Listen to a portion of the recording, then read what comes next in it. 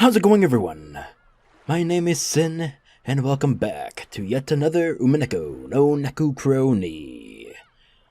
We're still within episode 5 entitled End of the Golden Witch. And if you would like to get caught up before watching this video onwards, please, as always, there is a link down in the description down below, so go ahead and check it out, and let's go ahead and just continue from where we last left off. Now, some comments, I think one said that I was pretty close to the climax of the ending here. So, don't know if that means this is the last chapter. If it is, obviously, I'll have in the thumbnail entitled Finale. If not, well then, the next video, or maybe the next one after that, will be the finale. Case in point, pretty much close to the ending, so I'm very excited, and I hope you all are too. So let me go ahead and shut my mouth, and not do that because I gotta read this. Okay. All of the pieces from the game board were gathered. All of the humans, furniture, witches, and the witches on an even higher level had gathered in one place.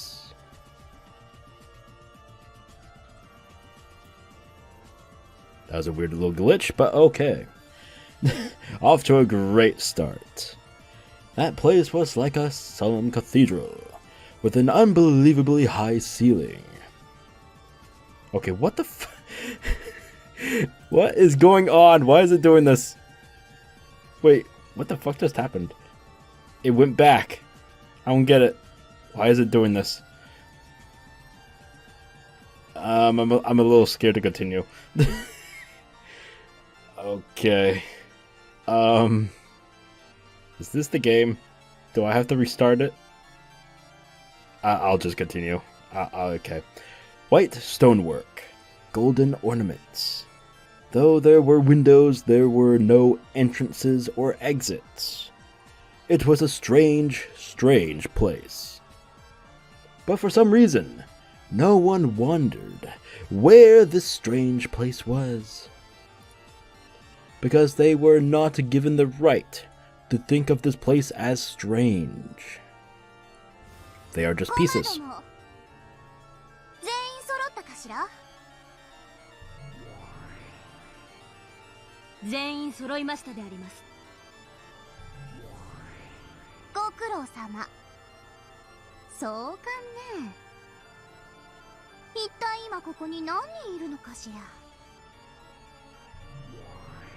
Nannin iyou tomo, 18人を超えた存在はすべて幻よ。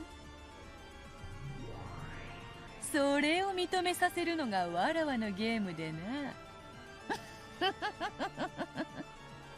The three witches were seated on special thrones, set upon a very high balcony. In the center sat the game master, Lambdadelta. And on either side of the symmetrical balcony sat Bernkastel and Beatrice, facing each other. Did I mess up that word? Probably did, sorry. Below them, Erika ran forward, lifted the corners of her skirt, and bowed respectfully. Why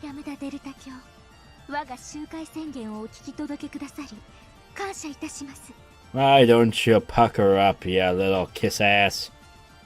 そして大ベルンカステル教我が主ご期待ください。必ずや主を苛む退屈の毒を一時であろうとも忘れさせてご覧に入れます。ええ、期待しているわ。それでこそ私の分身。Oh my god. 私の駒よ。What the fuck ever. Jesus, I hate her so much. I love how I grew to like her, but then hate her, and then... the game does that. And then you hated someone all the way through episode 5, and then you start to like them. Case in point, Beatrice and such. And anyway, it's just... oh my god. in one episode, things can switch on ya, and it's a fucking roller coaster of emotions. Anyway, I'm sorry, I'm rambling on. Erika and Bernkastel exchanged cruel smiles that would make anyone want to avert their gaze. お聞きなさい、魔女ども、人間ども。これより魔女集会にて幻想法廷の改定を宣言する。 Oh, that's a nice name. Court of Illusions. Sweet. The command of the game spoke with words of power. Though her words were spoken within such a vast space, they ran out with the force of a bell in a bell tower. お前たちのこのゲームにおける生と役割はおしまい。第5のゲームはこれにて閉じられ、24時を迎えての答え合わせとなるわ。 Wait, is this the final chapter? Oh, well, shit, okay. Oofa, alright. では早速と言いたいところだけど、その前にまずは軽く自己紹介から始めようかしら。これだけ大勢いるんだしね。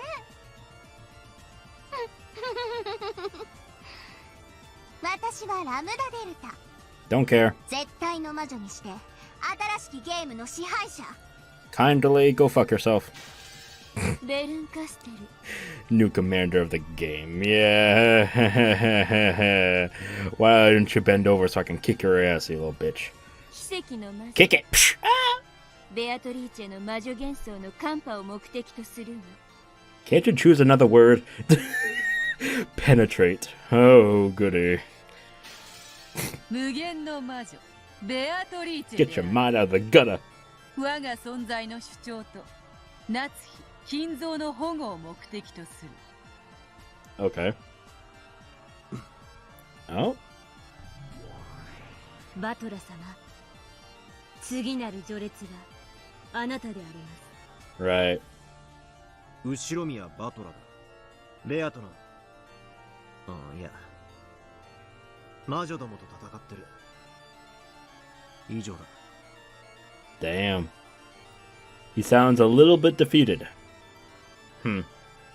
ご存知と思いますが、貴殿は今回のゲームは途中よりの参加となっております。 Yeah. 魔女集会開催のこの時点ではまだ未参加ということです。お分かりでありますか？分かってるぜ。しばらくは発言権がないってことだろう。ご理解感謝であります。 I speak whenever the fuck I want, bitch.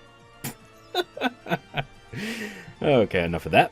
Even though Bachelor held a held a rank near that of witches, he sat on the foremost of the benches shared with the other relatives, all by himself at one end. He met the gaze of Bito, who was up on the balcony. わらわの宿敵であると一言言えばよいもの。お前だけの敵とは限らねえからだよ。取り返すぞ。これはわらわたちのゲームだ。 He does not want to hear you say that. You piece. ああ I want the real Bito, please. I almost said I was fighting against Bito's illusion of the witch. Since the beginning, Bito has been my only enemy. But right now, Erika and those witches who started toying around with Bito's tail are also my enemies. Who should I fight and how? Maybe it's a good thing I don't have the right to speak for a while. I'll calm down and coolly watch over everything. 魔女集会の開催発起人にして探偵フルドエリカです。この第5のゲームの犯人を暴き、この物語に愉快なピリオドを与えてご覧に入れます。 No. Erika greeted the witches above her and the humans behind her once again. 私私も期待してるわ。さあ、残りのコマどもも適当にザラーっと自己紹介なさい。人間ども、全員自己紹介を。When 45 urged him to introduce himself, Kinzo stood up. 後ろ宮金蔵だ。書斎の窓より抜け、六軒島のどこかに潜んでおる。後ろ宮クラウス。現在は囚われの身でどこかに監禁されている。後ろ宮エヴァよ、生きてるわ。ルドルフだ。この後もずっと後ろ宮だからな。名字ははしょるぜ。後ろローザです。第一の晩に殺されました。ジェシカ、同じく第一の晩に死亡だぜ。ジョージです。同じく第一の晩に死亡。マリア、死んじゃったけど私はこうして喋ってるね。死ぬことなんて大した問題じゃないでしょ。 Oh, would you shut up? Shut it! I'm slapping you with my mouse hand. 後ろ宮夏日です。生きております。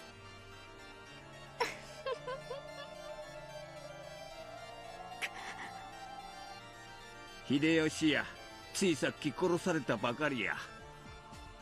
桐江よ、まだ生きてるわ。南條です。私も流れておりますな。源氏と申します。第一の晩に死亡でございます。Genji! シャノンです。生存してます。カノンです。同じく生存。ゴーダです。よろしくお願いします。皆様方。熊沢でございます。よろしくお願いします。続いて魔女ども、全員自己紹介を。I noticed something with these two just now. I don't think it's relevant, but anyway. Maybe it is, I don't know. Anywho. Damn. Alright. Okay. Virgilia's group could also be seen. Unlike the floor Bito's group was on, the second floor had a balcony that looked like raised audience seating. And they sat there, looking down as though they were at a theater. ワルギリアと申します。ベアトリーチェの師匠です。ガープよ。 Damn, she just fell through, huh? Hello. Hell yeah. 死体を消す役担当。炉の上、紅茶を入れる役担当ですな。煉獄の七姉妹を代表してご挨拶 Oh, come on. This is going on a little bit too much now. Can we just get on with it? 秀吉殺人を担当しました。Yeah, hi. 煉獄の七姉妹、ここに。続けて、エリカ教の家具どもは自己紹介を。ガートルード、異端審問補佐官なり。コーネリア、異端審問補佐官なり。 The two of them could also be seen on the second floor audience seating. They sat apart from Virgilia's group. I saw a lot of you like her, the laner. So, I'm actually happy to see that. I don't know if she's gonna end up being, you know... anyway. Then Delana, who was seated between the two, slowly stood up. She had a presence and dignity about her, as though she was overseeing everything from that place. ドラノール・エノックスであります。エリカ教の首席補佐を務めます。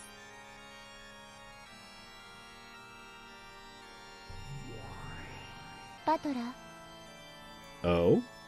あなたには期待しています。Oh shit. What's with that face? 私を失望させないでください。 I shouldn't say face, I should say expression, but anyway. What'd she say? Okay. お互い全力でぶつかるだけだ。 Hell yeah. ドラノールの出番は本来なら必要ありません。 Yeah, you want the spotlight. Got it. しかし魔女側が醜く言い逃れをもてあそぶとき、それを断罪してもらわねばなりません。Uh-huh. 書斎での奇跡は二度と起こりませんから。 We'll see about that.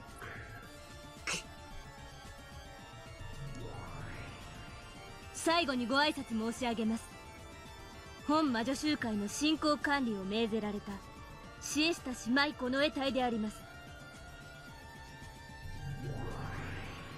ろしくお願いします。以上で全ての駒の自己紹介を終了するであります。 How long did that take? 16 bloody minutes. Oh my god. 一同に会するは全38名。 Yippee. This is gonna be chaotic. There are 38 characters in the 5th game, but if you added all the pieces from previous games too, it would probably rise even higher. This game, which has so often been likened to chess, now has far more pieces than a chessboard. いいわ。では始めようかしら。発起人、始めてちょうだい。ああ、悪いけどそこのヤギさん。ジュースのおかわりお願いね。 There's even the goats. 私にはポップコーンを。 Okay, you two can kindly go fuck yourselves. ああ、そうだったわね。悪魔の感激はポップコーンと相場が決まってると、あんたが決めたんだもんね。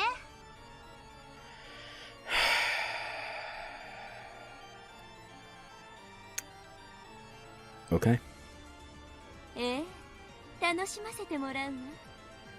あと、紅茶とからし味噌をもらえる？エリカ、始めなさい。私の退屈はもう始まってるわよ。 These sons of a bitches, I swear to God, they're pissing me off. はい、我が主、お任せを。 You're trailing behind, bitch. 静粛に沈黙を。 Okay. At the sound of her voice, the Chester sisters' corpse straightened up, lifted their right knees, and stomped down hard on the floor with their heels. Well, shit, here we go. It became a low, deep rumble in the ground, and all chatter in the cathedral disappeared instantly. At their eyes and expressions became even more hollow and empty. The room fell back into silence, almost as though they were a collection of wax models. And here we go. Amidst this heavy silence, there was the sound of footsteps, as Erika walked out into the center, where she could catch everyone's attention. When she signaled with her chin, a goat attendant appeared from behind a pillar and carried a single plain chair out into the front and center of the room. Oh my god. Okay. Alright. It must have been the defendant's chair. Really? エリカは告発します。 We'll make an... Okay. 第5のゲームの殺人犯は What's the accusation? What is it? What is it? No! 後宮夏日さん。 Oh my god, who would have thunk? あなたが犯人です。 Uh-huh. Alright, here we go. Here's the real here we go. Alright. Erika pointed at Natsuhi and spoke. The Natsuhi wax doll alone shook and regained its expression. It was an expression of panic. シエスタ姉妹、被告人を席へ連れてってちょうだい。了解であります。ちょっと何をするのです。話しなさい。 Damn, so they actually don't have any controls over body. So they can't run or do anything unnecessary, I guess? I mean, maybe that's not the reason, but whatever, I don't care. 45 and 410 both pinned Natsuhi's arms behind her back and led her to the chair in the center. Natsuhi resisted, but the Chiesta sisters were surprisingly strong, and she couldn't do anything. She turned to the relatives for help, but they just remained silent like wax dolls. これよりフルドエリカはなぜ後宮夏日にだけ反抗が可能か再構築してご覧に入れます。ベアト、もちろん受けるでしょ。当然よ。後宮家顧問錬金術師黄金のベアトリーチェだ。フルドエリカ、受けて立つぞ。我が主に着せようと企むその濡れ衣、引き裂いてくれるわ。ベアトリーチェ。安心せよ夏日。そなたはわらわの主だ。そして心に片翼のわしを刻んだ真の当主よ。身に覚えなき罪に怯えるでない。 At those words, Natsuhi jerked back and gulped. Her panic finally disappeared, and she stood up straight. そうですとも。私は後宮夏日、後宮家を冒涜するあらゆる挑戦を受けて立ちましょう。どうしてこの状況にそのような虚勢が張れるやら。あなた本当にどこのかけらでもいじめられっ子ね。ではベルン、主張どうぞ。ベルンカステルは主張するわ。このゲームの犯人は人間、後宮夏日。ベアトもどうぞ。ベアトリーチェは主張する。このゲームの犯人は人間にあらず。わらわこそ犯人であるわ。Bernkastel, who smiled daringly, and Beatrice, who smiled firmly, crossed gazes. Oh boy. お聞きね、魔女ども、人間ども。一つの真実に二つの主張が現れたわ。犯人は人間、後宮夏日か。犯人は魔女、ベアトリーチェか。魔女が勝てば第5のゲームの真相は闇に消える。エリカが勝てばゲーム版より魔女幻想は打ち滅ぼされる。つまりベアトにとってのみ負けることの許されない勝負だけれど、覚悟は大丈夫？何の覚悟が必要だというのか。もとより望むところよ。If Erika wins, the illusion of the witch will be destroyed. That means the existence of the witch will be denied. Bita was fighting for her life. However, this wasn't the only time she had been fighting for her life. It had always been a life or death struggle, even when she fought with Battler. Because if Battler had won and destroyed the illusion of the witch in the previous games, Bita would have been destroyed. 汚ねえな。エリカのやつだけ負けても何も失わない。それはどうでしょう。ベルンカステル教には情けの心がありません。彼女は自分の望んだ活躍をしなかった駒に温かい処遇を与えるとは思えません。It was inconceivable that the ruthless Bernkastel would place no blame at all on a piece who had suffered defeat. Erika was probably fighting for her life just as much. The two claims would clash, and one would be weeded out. One would fall, and would not leave this place alive. The only ones who truly had nothing to lose were those witches.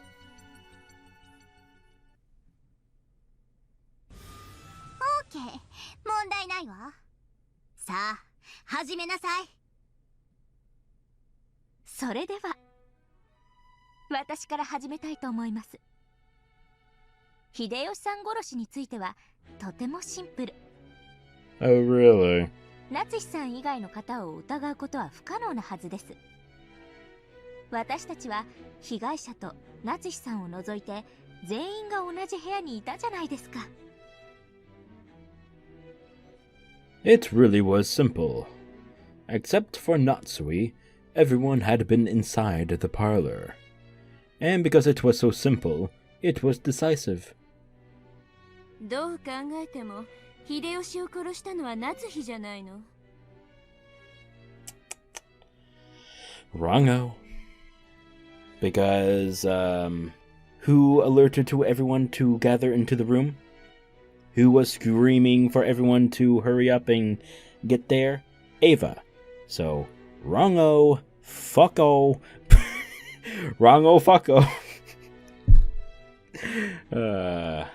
Okay. Anyway. 逆だわ。Anyway. どう考えても夏日以外に秀吉は殺せないじゃないの。But the door, true. Yeah, the door, yeah. Could be a trick behind it, but I doubt it, but I don't know. I guess we'll find out and see. 議論も反論の余地もないわ。ですから誤解です。確かに私にはアリバイがないかもしれません。しかしアリバイがないことはすなわち犯人であるとの証拠にはならないはず。夏日にだけアリバイがないのは分かった。だが待て、殺害現場は密室であったぞ。夏日に限らず誰であってもあの部屋での犯行は不可能だったはずだ。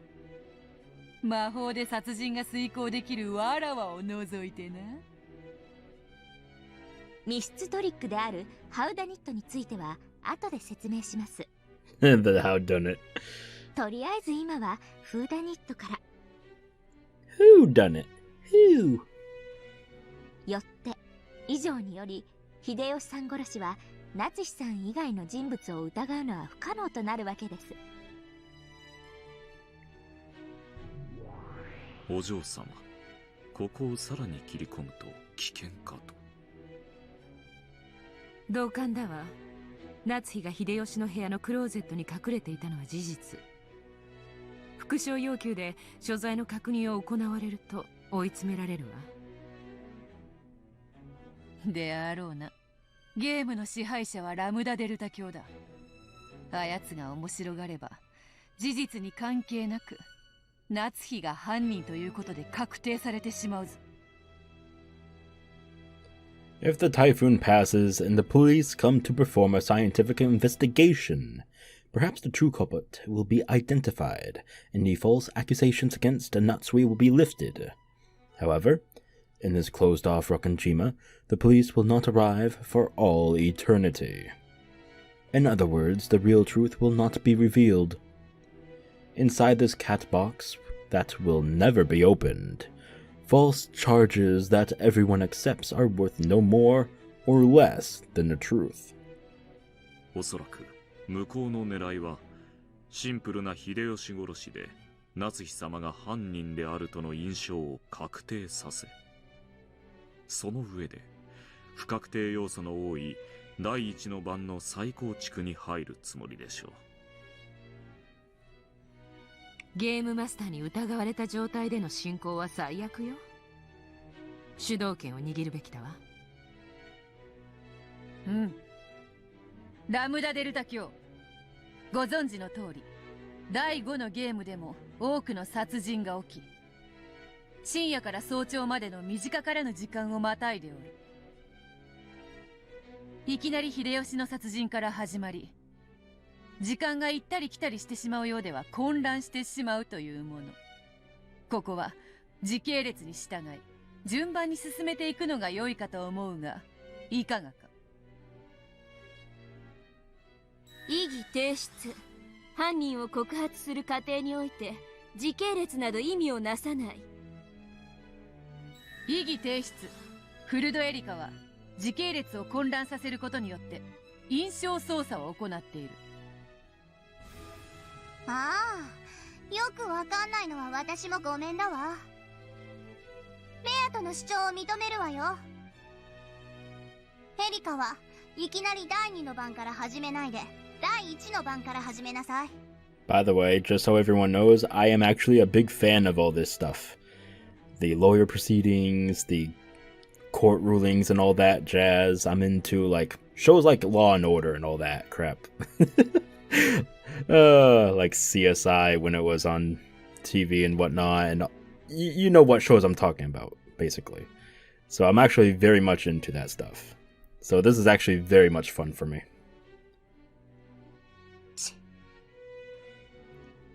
I definitely saw Erika click her tongue. I understood. So this is a way of telling Rokkenjima's tale. I was guided by Virgilia, met Beatrice, reached a peak from which you can see everything below you, and finally understood the truth of this world. これが以前にワルギリアが話してくれたことなんだな。Mm-hmm. ええ、そうですよ。ここでは真実など脆い。両者が主張する限り、異なる真実が同時に存在できる。Yes. This really is a trial. Hell yeah, baby. Both sides put forth their own truths. This here truly is the Braun Tube trial that Virgilia once used as an analogy. Oh yeah. ではラムダデル What タ a 教 pickle. のご命令に従い最初の第1の番の事件から話を始めます。ご存知の通り10月4日初日の24時、親族会議の小休止の後、夏日さんは先に休むと一人退席しました。よってその時刻から翌朝まで完全にアリバイは消失します。 Okay, so she's still painting her as the culprit for that. Oh, what the fuck? The only one without an alibi. Huh. はてそうかな。夏日以外にもアリバイの怪しい人物などいくらでもいるはず。Right, right. それら全員の疑いを晴らさぬ限り、夏日を犯人呼ばわりさせるわけにはいかぬぞ。Didn't Bachelor at one point leave early to go to bed? Did he? I do not recall. Shit. I have bad memory, by the way. As I've stated before, so... I believe he did. I believe he did. We cannot conclude that Natsuhi is the culprit as long as there are other people without alibis. Mm-hmm. Oh, what? Oh, please. I need... Pause, please. Fuck. Yes, stay here for about 20 minutes, please. Oh, okay, thank God. That's actually very helpful. Yeah, obviously pause and read at your own guidance here. I'm skimming through everything right now, talking to further the time before I click onwards. Again, pause and read because I am done skimming. Got it. 確かに夏日が怪しいとそこまで言い張るなら、エリカは夏日以外全員のアリバイを示してみせるべきだわ。ねえベル。ええ、無論よ。エリカはそれを完全に説明しきるわ。Oh, really? The culprit is Ushiromiya Natsuhi because Okay. 当然です、我が主。では順にご説明していきたいと思います。源氏殺しは一度忘れ、ゲストハウスの事件のみに絞って進めます。Oh, wonderful. となればゲストハウスにいた使用人を疑いたいですよね。あの晩は郷田さんと熊沢さんがゲストハウスにおられました。そうですね、お二方。When she turned to face the direction where those two were seated, those two wax models alone came back to life. They probably weren't even granted souls until they were allowed to speak. In that case, it would have been better if Natsuhi's soul could have disappeared as well. Natsuhi, who was in the defendant's chair, kept her soul the whole time, and was constantly hanging her head looking nervous. Goda hurried to his feet and answered Erika's question. はい、そうです。私はあの晩、一人でゲストハウスの使用人室におりました。私はこの老体ですからね。夜は答えますから、ゲストハウスの控え室に戻って、お先にすぐ休ませてもらいましたとも。では郷田と熊沢もアリバイを失うではありませんか。一人で控え室で休んでいたと自称する熊沢、一人で使用人室にいたと自称する郷田、そのどちらにもいとこ部屋へ行き殺人を行う余地があるはずです。めっそうもない。どうしてそんなことを私たちが。 True. Motive. そうですともそうですとも。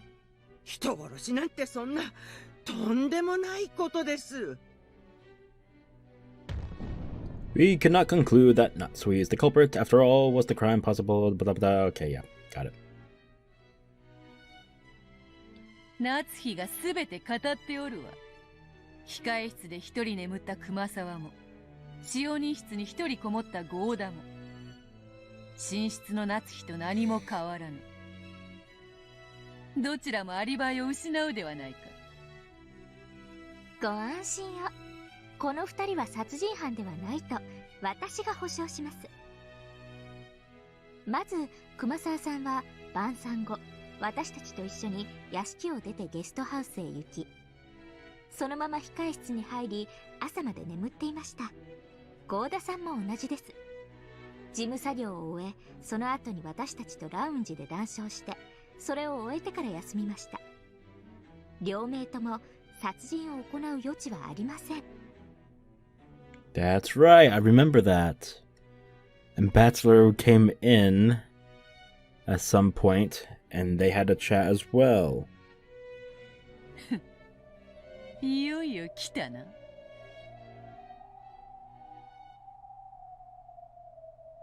それではわらわも腰を上げるとしよう。Oh shit. もはやそなたの出番は終わりだ、エリカ。そなたの頼れる用心棒を呼び出すがいい。Ooh. Okay, here we go. Bito glanced at where Delena sat on the second floor audience seating. However, Delena just stared back with those usual expressionless eyes. 副将要求。郷田と熊沢のアリバイについて完全な証拠がある。副将拒否。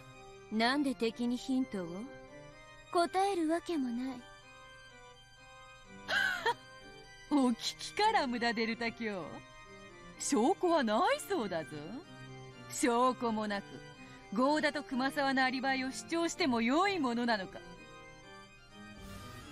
道理だわ。どうなのよ、ベルン、エリカ。どうして郷田と熊沢のアリバイを主張できるわけ？引っ込めエリカ。わらわの相手はそこのドラノールよ。貴様ごとき人間に魔女の相手は務まらぬわ。Damn. いいえ、ドラノールの出番は必要ありません。あなたの言う人間ごときが魔女を打ち破るからこそ魔女幻想が否定されるのです。 Oh shit. Alright. ならばどうぞ。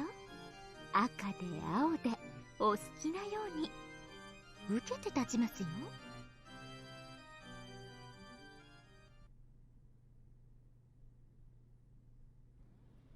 In response to Erika's challenge, Beetle smiled boldly yet gracefully and slowly stood up. And they glared at each other between the floor and the balcony. ゴーダにも熊沢にもそれぞれアリバイがない。二人はゲストハウスにおり、いつでもいとこ部屋へいたり犯行を行うことができた。それが否定できぬ限り、夏日を犯人呼ばわりすることなどできぬぞ。Beetle's Bluetooth struck out rapidly. The curtain had finally dropped and the battle had begun. 人間であるエリカに使える赤はない。ドラノールを呼ばずにどう切り返してみせると？エリカに使えずとも、その主のベルンカステル卿は使えます。油断はできませんぞ。青き真実有効だわ。どうするのベルン？あんたかドラノールが相手を変わる？まだ私の出番ではありません。そしてベルンカステル卿の出番でもありません。ええ、そうよ。この程度じゃ私たちの出番にはならないわ。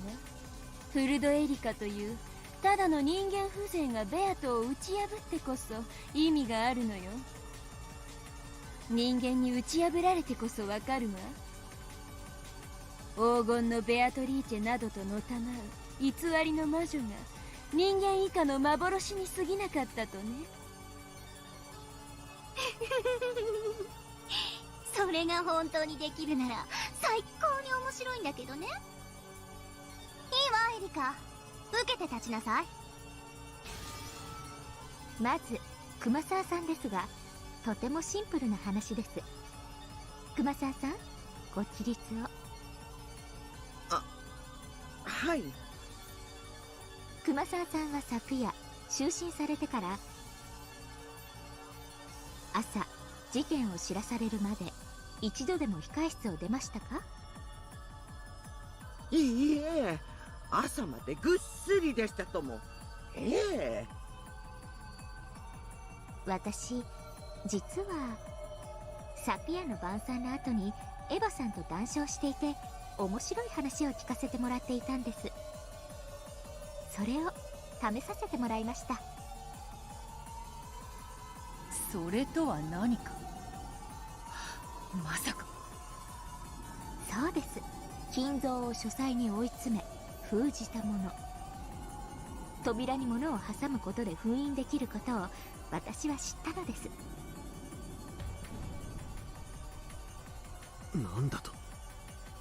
あいつまさかそれを熊沢さんの控室に？エリカはゲストハウスにいたのですから、それができたとしても何も問題はありません。 Damn. 何しろ莫大な黄金が発見されてどんな事件が起こってもおかしくない不気味な夜でした。探偵あるところ事件あり。私は何かの事件が起こることを予見して、あらかじめアリバイを失いそうな人物にこれで封印をさせていただいたのです。私はこれを一緒にゲストハウスに戻った熊沢さんが休むと言って控室に入ったのを見届け。 Damn. Alright. Erika held a small folded piece of brown paper high in the air. これを使って扉を封印したのです。 Okay. そして朝、事件が発覚し大騒ぎになった時、そして封印が健在であることを確認しました。 The music distracted me. 以上により私は熊沢さんのアリバイを証明できます。 Therefore, I can prove Kumasawa-san's alibi. She has an alibi.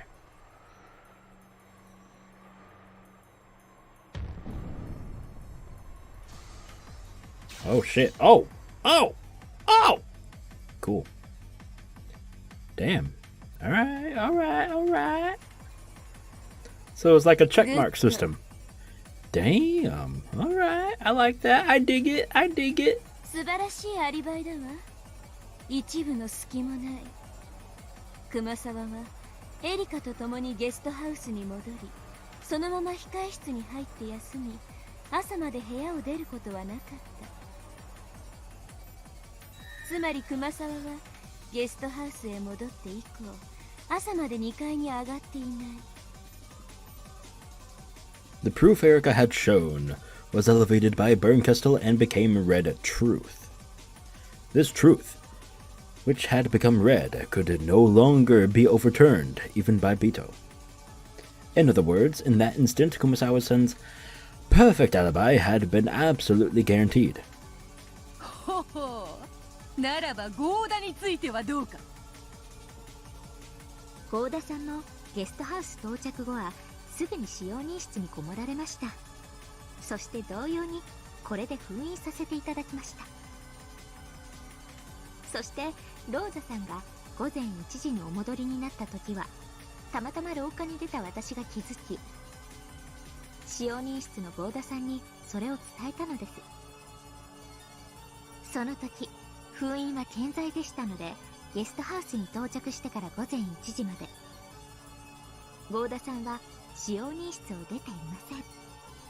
そしてその後はラウンジで午前3時まで私と一緒にいました。 Okay. そして午前3時以降は私は2階にいましたので、ゴーダさんが2階に上がってこないことを保証できます。エリカの封印がゴーダが午前1時まで使用人室にこもっていたことを証明するわ。そして午前3時までのアリバイを一緒にラウンジで過ごしたエリカが証明するわ。そしてそれ以降の朝までに2階へ一切立ち入ってないこともエリカが証明するわ。つまりゴーダはゲストハウスへ戻って以降、朝まで2階に上がっていない。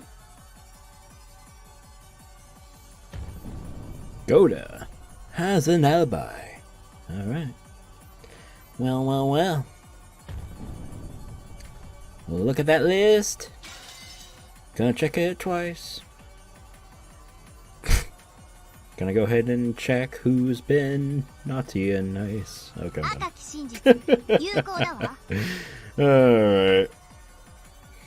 That was a far stretch. お見事よ、エリカ。あんたのその扉の封印によるアリバイがベルンに認められて赤き真実に昇華されたわ。ありがとうございます、我が主。我こそは探偵、人間でありながら赤き真実を行使することのできる人間を超えし者。 Yeah, whatever. Get the fuck out of here. 人間を超えただと。この思い上がりめ、口走るには1000年早いわ。 Oh, snap. Oh, the music. Why? おかしな追求があると面倒なので先にはっきりさせます。 Oh? というか、むしろこれは最初にするべきでした。 What is it? 前後したことをお詫びします。24時の時点でのゲストハウスの状況です。 Okay. 黄金が発見され、緊急の親族会議になり、バトラさんと親族たちは屋敷へ。ゲストハウスには私といとこ3人、南條先生、郷田さん、熊沢さんが残りました。郷田さん、熊沢さんのアリバイについてはすでにご説明の通り、ジョージさん、ジェシカさん、マリアさんの3人はいとこ部屋でトランプで遊んでいました。実は私、ほんの少しだけ混ぜていただきましたので、この時刻に生存していたのをはっきり確認しています。我が主、以上の復唱を要求します。ええ、応じるわ。ゲストハウスには24時の時点でジョージ、ジェシカ、マリアは生存していて、2階のいとこ部屋にいた。南條、郷田、熊沢は1階にいた。あともうもったいぶることないから、これまでに出ている犠牲者の死亡も確定させとくわね。ジョージ、ジェシカ、マリア、ローザ、ゲンジの5人はちゃんと死んでるわよ。あのばっくりいった首で死んだふりなんてできるわけないでしょ。 No murder occurred before 2400. Gotcha. We guarantee that George's group is dead.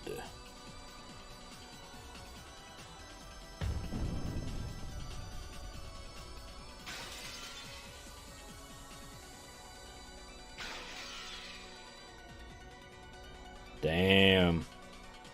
Getting closer. Alright. 副将を感謝します、我が主。これをはっきりさせないと、私がアリバイを保証した以前の段階ですでに殺されていたとか、実は死んでなかったとか、いろいろ言われかねませんので。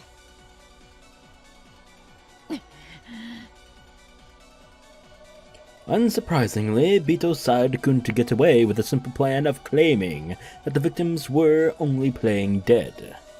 But in order to overcome Goda and Kumasawa-san's alibis, it should have been possible to suppose that the crime occurred before those doors were sealed.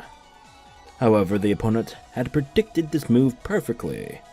It had been shown in red that the crime did not occur before the time period covered by Erika's alibis. そうそう、犠牲者の確認されてる最後の生存時刻、それを最初に言ってほしかったわね。これで24時以前の話は無視していいことになるわ。さらに言うと、24時の時点で屋敷の2階廊下には夏日とクラウス、源氏がいたわ。残りは全員親族会議の食堂よ。もちろんこの時点ではまだ殺人は起こってない。源氏も健在よ。 Okay, that clears that up.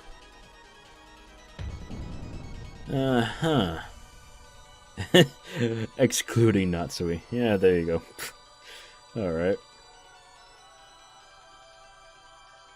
それはエリカが観測したことじゃないけれど、それが確定してないとゲームが進まないものね。いいわ。その赤き真実を認めるわ。 Good. 赤き真実、ありがとうございます、我が主。 Since Erika had been in the guest house, it was only natural that she could explain the situation there. However, since she hadn't been in the mansion at that time, explaining the situation over there would have been extremely difficult for her. Bito would normally have attacked there with the blue truth, saying that the people in the dining hall had all agreed to keep to the same story, that someone had snuck out of the dining hall and that they might have committed murder in the guest house. However, because Byrne had instantly settled that matter with the red text, it's not saying truth, but okay, Bito had completely lost her chance to strike back.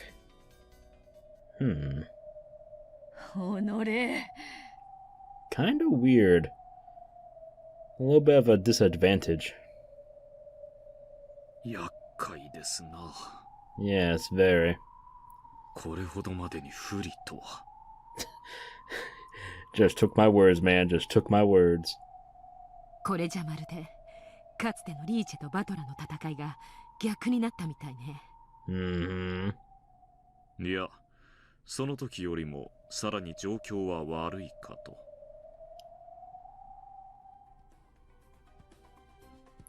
At a glance, the fight between the two of them resembled our previous fights. However, there were some vital differences. The first was whether or not Bito was the game master. The Bito who fought against me was the game master, so she knew all the truth. That's why she was able to use the red text as well. At will, sorry. However, the current Bito isn't the game master. She's just a single piece on the game board. In other words, even Bito doesn't know the truth. So you could say that Bito is now in the same position I once was in. Also, though Erika may seem to be in the same position I once was, the situation for her is totally different. She's connected to the witch called Bernkastel. Even though she isn't the game master, she's capable of elevating Erika's statements to become Red Truth. Because of this, Erika can use the Red Truth, even though she's neither a witch nor the game master. Bito, who's supposed to be the witch, possesses no truth nor red she can use. And yet, the detective Erika can use the Red Truth. The advantage has completely flipped over to the other side. Perhaps you could say that the current Bito is in a much worse position than I was in when I fought with her. After I got used to the game, Bito stopped responding to my demands that she use in red. But in the beginning, she had responded to almost all of them, giving me quite a few hints. That's why we were able to fight on par. However, Bernkastel is different. She fully understands the rules of this game, and is prepared to corner Bito without even a hint of restraint. And because of this I knew. In the past, Bito went easy on me so that we could fight on par with each other.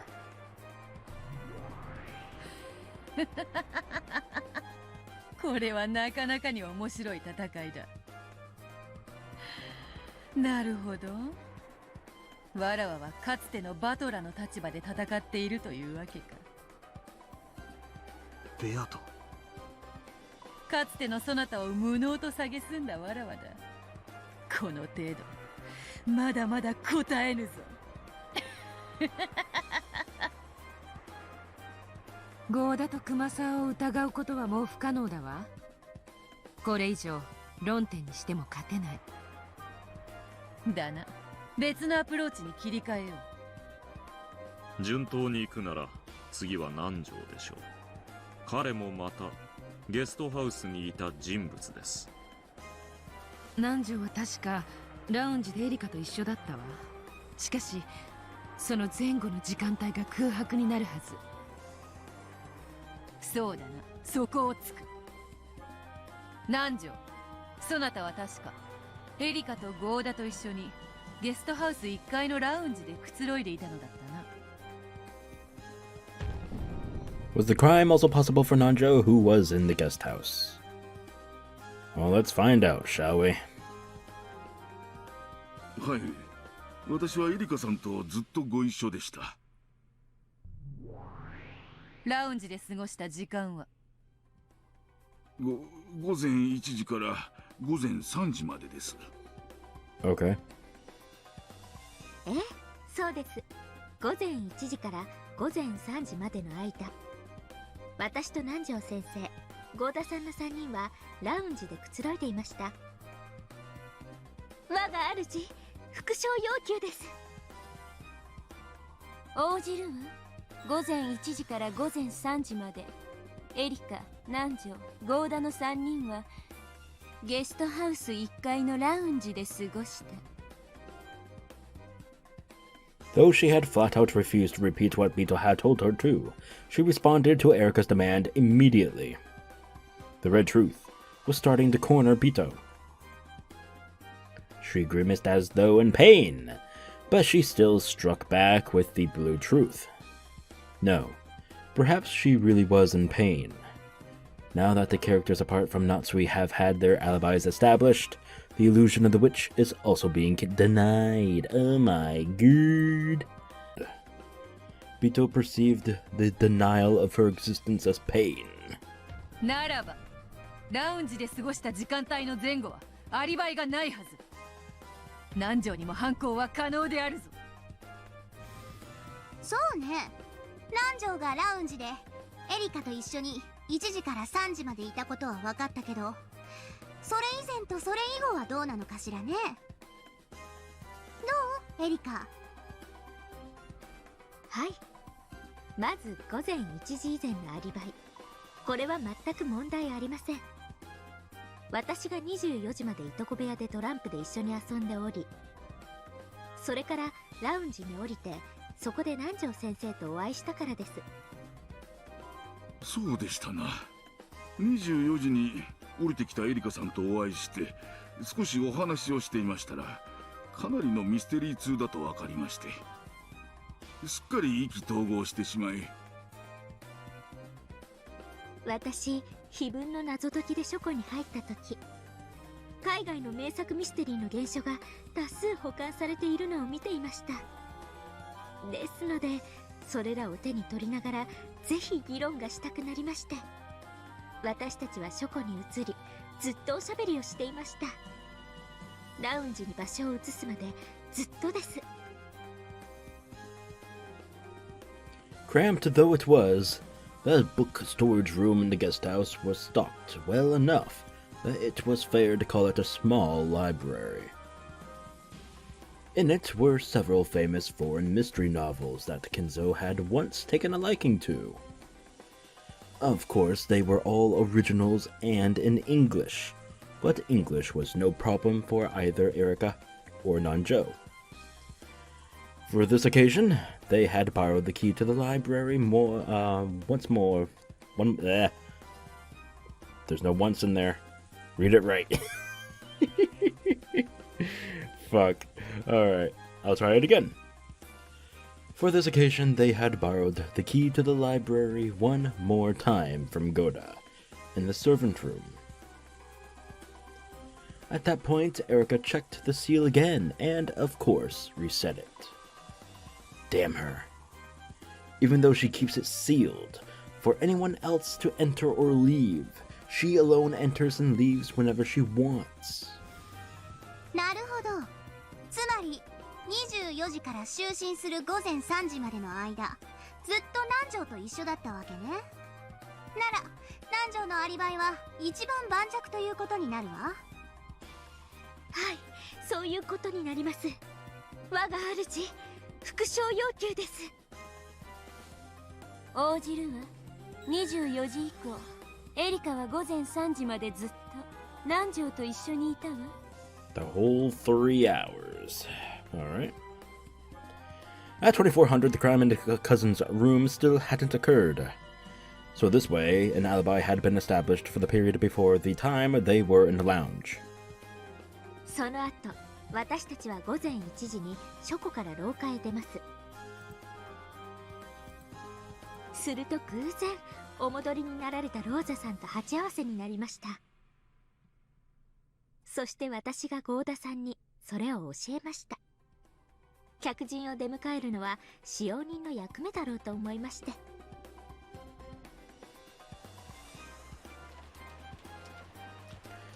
Goda asked if he should bring a towel, but Rosa refused.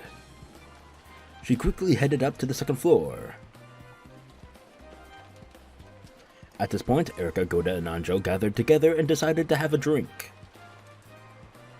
Their alibis in the lounge up until 3 a.m. have already been proclaimed in red, so there are no problems there. 続きまして、午前3時以降。お開きになった後の南條先生のアリバイです。午前3時にバトラさんがお戻りになり、ラウンジは解散。私と南條先生、バトラさんの3人は2階へ上がりました。そして南條先生はお休みに。その際、もちろん先生のお部屋の扉にも封印をさせていただきました。あとは事件発覚まで同じです。私はバトラさんの悲鳴と同時に部屋を飛び出し、南條先生の部屋の扉に封印がされていることを確認しました。よって南條先生のアリバイは午前1時以前、午前3時以降、ともに完璧なのです。Nanjo has an alibi. Alright.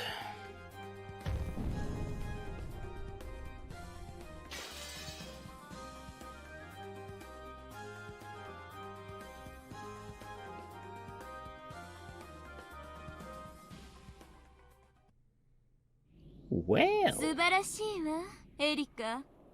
あなたの封印も赤き真実も完璧よ。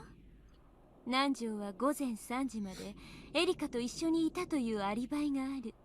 そして午前3時から朝まで自室を出ていない。Erika made use of the seals on the doors, and was granted red truce from Bernkastel, one after another. For me, demanding that Beatrice repeat something had been about maneuvering and tactics. But it's totally different for Erika. For her, it's like having a trump card that can make red whenever she wants. これでゲストハウスの容疑者全員のアリバイ証明を終えました。問題はありませんね。問題はあるぞ。Oh, what is it? それはだな。その。Yes? Speak, Beetle. Beetle racked her brains to find some point to latch on to, but Erika's red had been ruthlessly perfect. There was no point she could take issue with. Beetle kept thinking hard, trying to fault Erika on something. But her expression was so wrought with desperation that anyone could tell by looking. ベアトを却下するわ。Bow wow. 私は何も問題を感じない。極めてポップでキュートでパーフェクトだわ。これでゲストハウスの人間全員のアリバイは証明された。待ちな、エリカ。Oh? 俺を抜く気か。後宮バトラにだって反抗のチャンスはあるはずだ。何しろ犠牲者たちと同じ部屋で一夜を共にしたんだぞ。Right. その俺を差し置いて議論を先になんか進ませねえ。What? What happened? Why? Excuse me? Wait, what? At that time, an arrow twisted like a golden snake and hit me. It didn't pierce through me, but it slapped me hard on the cheek like a whip. Oh yeah, whip me hard, daddy. What? バトラ様の発言権はまだ認められておりません。Settle down! No. Alright. God damn it. I am so sorry for that. Alright. Okay, alright. Did you really have to whip me like that? Come on. A good old slapping is fine. But a whipping? Come on. A little harsh. 分かっておるぞ、バトラー。そしてすまぬ。許せ。エリカ、まだバトラーのアリバイを示していないぞ。How did she not? I think it's because she didn't want to bring it up. Because, well, you've all seen it, right? Obviously, if you watched the previous episodes. But, they've grown a little closer. Indirectly and directly. But anyway. Yeah. I had a feeling she didn't want to. She tried to find other ways. But, unfortunately. Let's see how this plays out, though. And why Erika didn't mention anything either. バトラーは犠牲者たちと枕を並べて眠った男。誰よりも一番に疑わなければならぬのではないのか。Was the crime also possible for Battler, who was in the guest house? That's the first one of the checkmark list. ベアトの言う通りだわ。ダメじゃないよね、バトラーを飛ばしちゃ。これは失礼しました。I don't know who the fuck I'm rooting for. It's actually very difficult. Oh my god. It's like a twisting little bitch. What? すっかり失念しておりました。そなたは午前3時に帰ってきたバトラと共に2階へ上がる。そしてそなたも自室に戻って眠ったはずだ。24時にいとこ部屋を訪れたかもしれぬが、午前3時以降には訪れておらぬはず。まさかその後バトラのベッドに潜り込みに行ったとでも言うのか？ Okay, that's... Nope. Beatrice, shut up! 一晩中バトラの寝顔を見ていとこ部屋でのアリバイを確認していたとまで言うなら Creepy. 認めてやってもいいがな。 Don't accept it, no! That's creepy as fuck! ええ、一晩中寝息を聞いていましたが、何か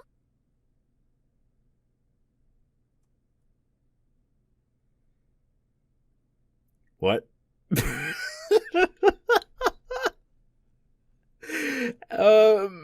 Excuse me, what? なんだと？ Don't you copy me? God damn it, what? 私、フルドエリカはバトラさんが午前3時にいとこ部屋にお戻りになり、すぐにそのままベッドに潜り込み、すぐに就寝してしまったことを証明できます。 Oh my god, she was hiding under my bed all this time. そして起床され、部屋の惨状に気づき悲鳴を上げるまで、部屋で何も起こらなかったことまでも証明できます。ですのでご安心を。 Oh god, okay, this is getting a little creepy. I don't like this. Help! Somebody said help! バトラさんは犯人ではありません。殺人現場にそうとは知らずに入り、朝まで寝てしまったただの愉快な第一発見者です。バカな。お得意の封印でもそれを証明することは不可能なはず。どうしてそれがそなたに証明できるというのか。ふざけるな。あの時俺は自分だけ部屋に入ったんです。 Right. エリカだって自分の部屋へ戻ったはずだ。どうしてそんなさも見ていたかのように断言できるんだ。見たとは言っていません。エリカさんに割り当てられた部屋はどこですか？エリカ、教えてちょうだい。どうしてあなたはバトラのことがそこまで証明できるの？さすがよ。それでこそ探偵だわ。私の部屋はいとこ部屋の隣です。 Okay, but depending on how thick the walls and the insulations are, then, truth be told, how are you supposed to exactly prove on how much noise you can actually hear? 薄い壁が1枚あるだけです。 Single thin wall. Okay. So then you would be able to simply hear someone, I don't know, cough or something? That's not a good wall then. まさかそなたは壁に耳をつけ All bloody night? いとこ部屋の様子を伺っていたというのか。 Now that's what I call dedication. Hell yeah. はい、私の耳は完璧です。 Okay. バトラさんが入室後、直ちに私は部屋の壁に耳をつけ、何か異常が起こらないか監視していました。あんた、バトラが悲鳴を上げる朝まで何も起こらなかったと証明できると言ったわね。 That's not exactly proof, though. That's just hearsay, basically.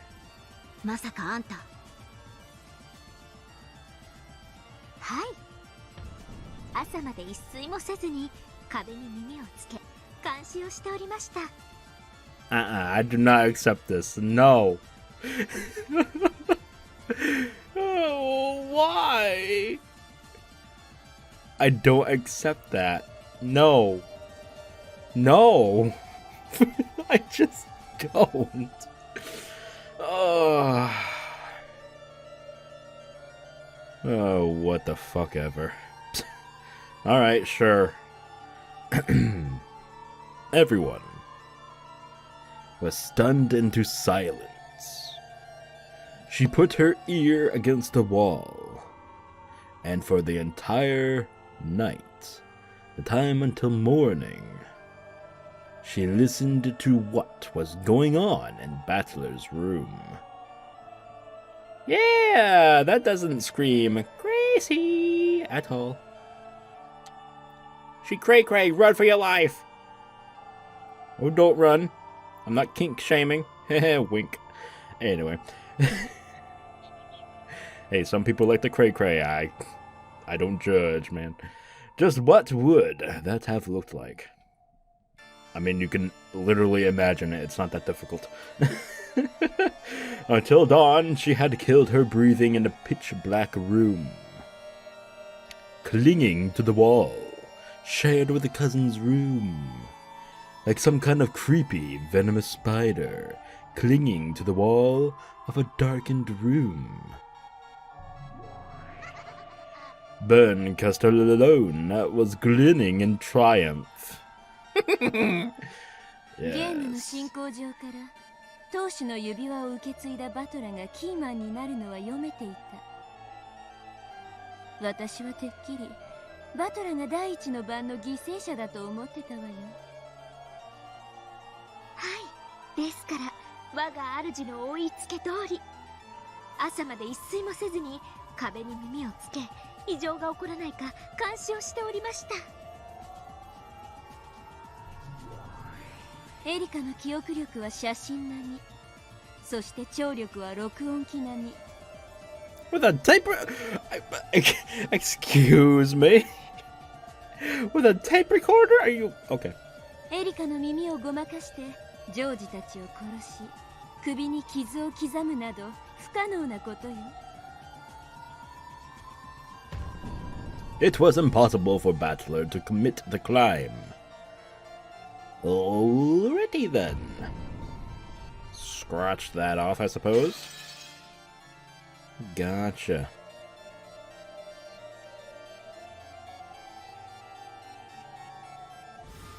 探偵権限で認められた能力ね。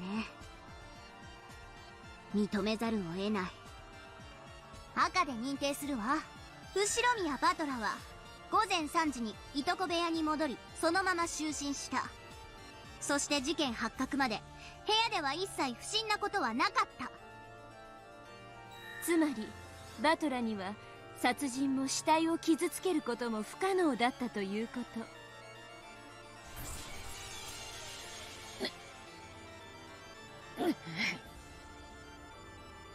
The red from the pear forced Bito to show an expression of considerable anguish.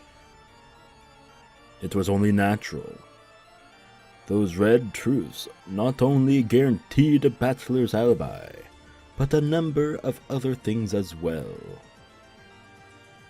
First off, it meant the murder was impossible for anyone after 3 a.m. And since the cousins were confirmed to be alive at least as for 2400 midnight, the time period of the crime automatically became between 2400 and 3 a.m. That meant the alibis for all people who weren't in the guest house before 3 a.m. had also been guaranteed automatically. It is impossible for the crime to have occurred after 3 a.m. Check that off. Damn. There's only 6 left.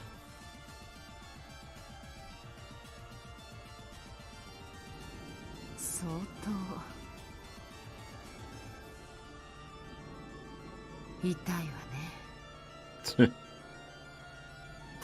エリカは24時以降はずっとゲストハウスにいます。つまり屋敷にいた人物のアリバイを証明することが難しいはずだった。エヴァたちの動向についてのアリバイ証明は困難を極めたはず。それが逆に簡単に彼らが24時から午前3時までの間ゲストハウスに訪れなかったことを証明するだけでアリバイが可能になってしまった。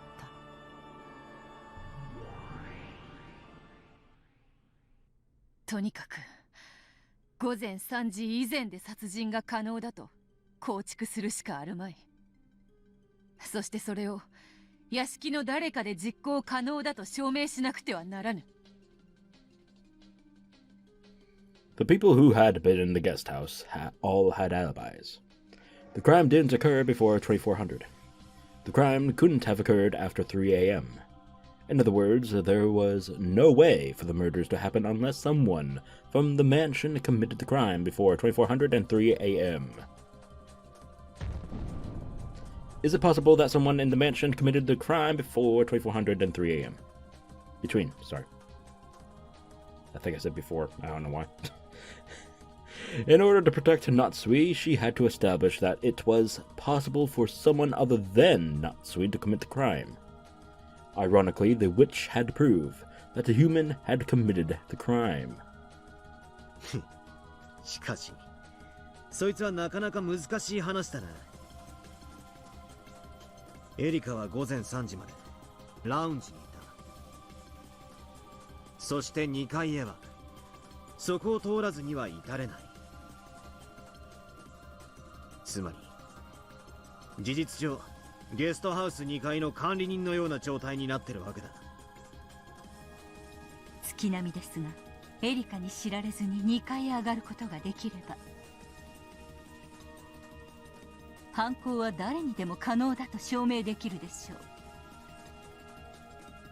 う。人間、その気になりゃ2階の窓までよじ登ることもできるかもしれねえぞ。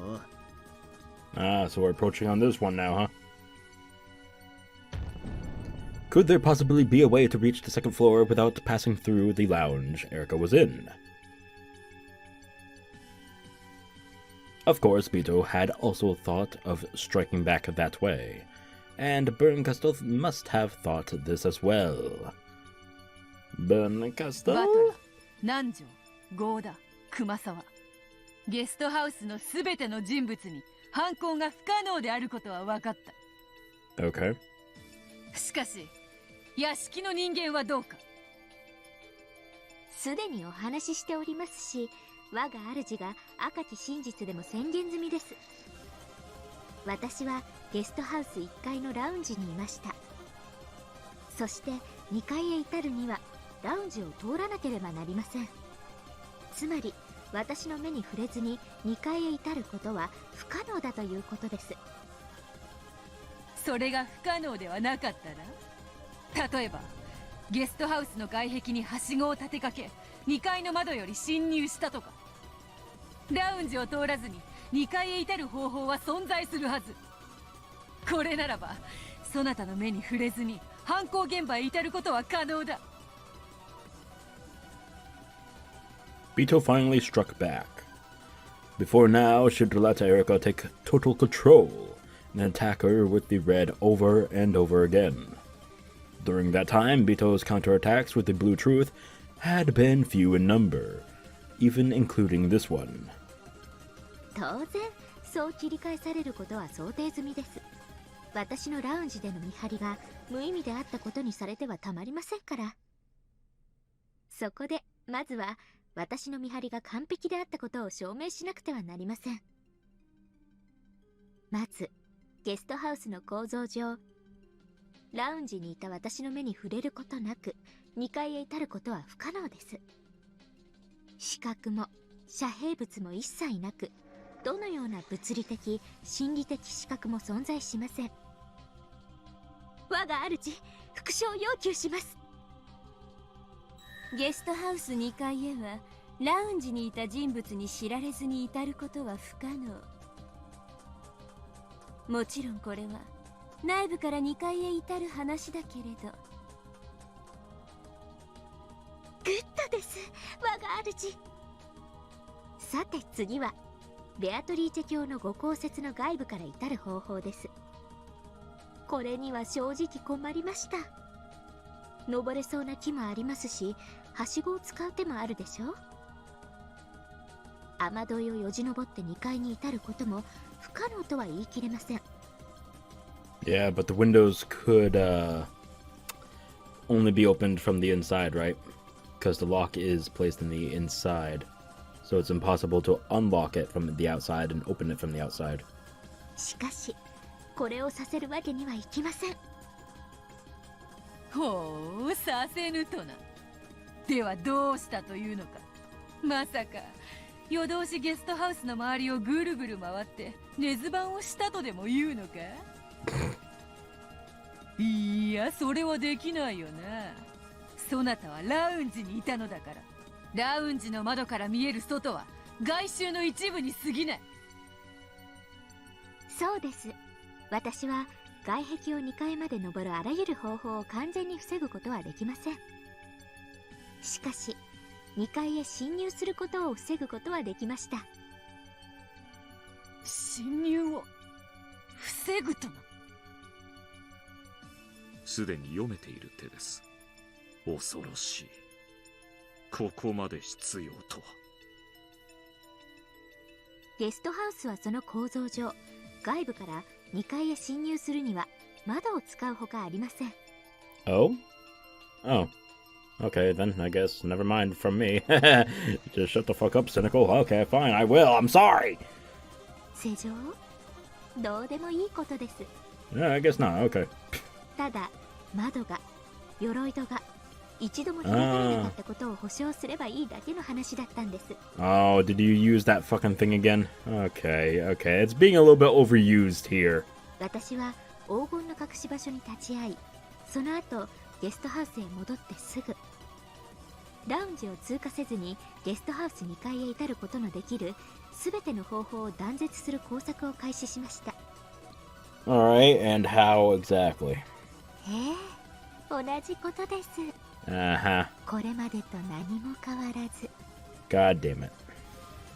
あんた、まさかゲストハウスのすべての窓にお得意の封印をしたって言い出すの？ Okay, that's being a little bit overused. I don't give a fuck anymore. That's a little overpowering. Like, what the fuck? あの天気の中、その格好で。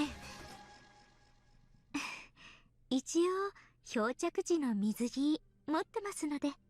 You had a swimsuit too? Oh my lord. イカれてやがるぜ。 This is getting a little bit ridiculous. I just... come on. 客人として迎えられた家で、まだ何も起こってないのに、あの雨の中、そんなことをして回るってのか。普通の人間なら絶対にありえない不審な行為です。ですが、彼女は魔女の駒ですか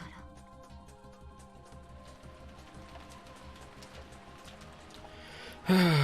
Oofa. In the middle of all that rain, Erika sealed all the windows from the outside to create an alibi showing that no one could have snuck into the guest house from the outside. She climbed up all the wall herself, and did that to all the windows on the first and second floor. No, to all things that could possibly have permitted entry. Although, after hearing that she had listened to the cousin's room all night long, without even sleeping a wink, this new bizarre action didn't seem quite so impossible. This had probably also looked like a venomous spider. A disgusting spider crawling over the outside guest house wall during a storm, no less. あなたという人は我が後ろ宮家を My gosh, you Spider Woman! 何だと心得ておられるのですか。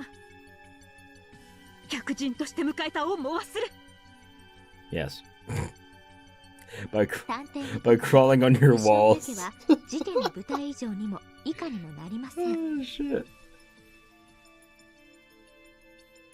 私にとって事件発生前に重要なことは登場人物の名前を覚えることと地形構造を覚えること、来たる事件に備え各種アリバイの取得準備および工作に専念することです。事件発生前に何の準備もしない探偵は私から見れば三流かと。逗留先で人が死ぬと私たちは知っているのだから。そしてエリカは事件発覚と同時に全ての封印が破られていないことを確認したわ。エリカが死体発見時に一番にいとこ部屋に到着しなかった理由はそういうことよ。死体なんて見分しなくても赤き真実でいくらでも確定が取れる。それより重要なのはアリバイ構築のための封印の確認だった。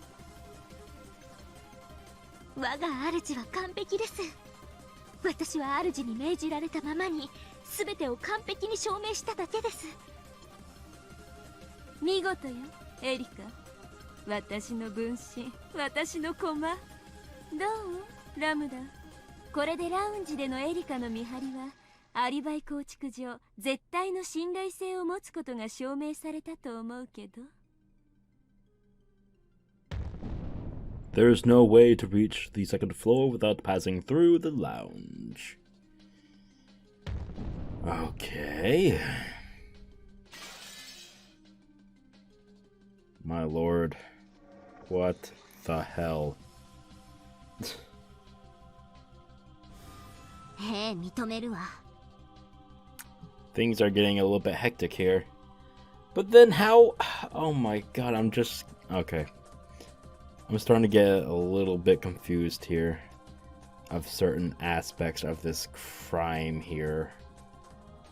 But I'll hold off. エリカ、あなたの封印は完璧よ。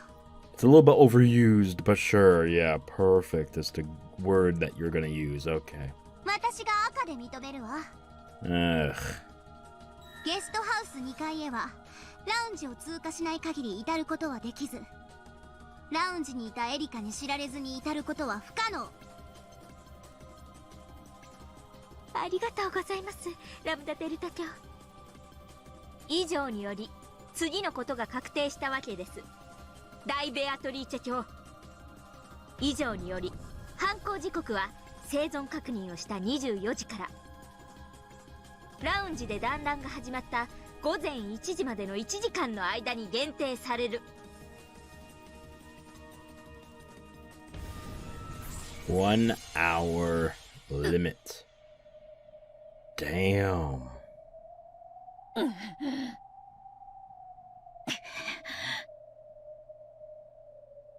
すでにお話ししていますが、私は24時にラウンジに降り、そこで南條先生と意気投合し、午前1時まで書庫でミステリー談義にふけっておりました。お恥ずかしながらすっかり熱中してしまっていたため、その間廊下を誰かが通り抜けても私は気づけませんでした。探偵にあるまじき痛恨のミスです。After doing all of that maneuvering and setting up seals to guarantee a perfect alibi, she became too engrossed in the mystery discussion and left an opening. Her relaxed smile was completely shameless, the total opposite of her words. It almost seems like it's the other way around. It's enough to make you think that this was an intentional trap, to make it clear to all that only Natsuhi didn't have an alibi between 2400 and 1 a.m. つまり逆説的に申し上げるとこういうことです。いとこ部屋に至って犯行を行えるのは24時から午前1時までの間にアリバイを失う人物だけということです。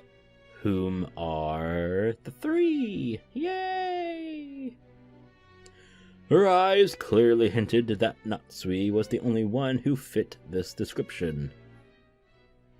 Well, is there any proof that Genji was with Cross the whole hour as well?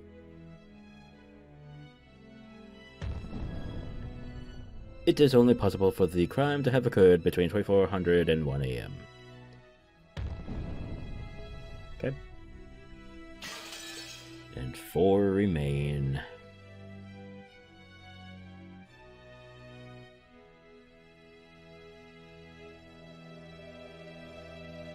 It should have been a crime whose time and location were completely unknown during that long night. But because of the alibis Erika had constructed, it had been limited to the time period between 2400 and 1 a.m. Erika left the cousin's room at 2400. That marks the last confirmation that George and the others were alive. And after the party in the lounge started at 1 a.m., it was impossible to reach the cousin's room by any method. 人間のくせになんてやつ。まずいですな。一夜が1時間にまで封じられ、残す容疑者の駒もこの調子ではあとわずかでしょう。ベルンカステル共鳴、やるではないか。私、バトラと違ってバカじゃないの。Go fuck yourself. こんなゲーム、5度も繰り返せば手の内は十分だわ。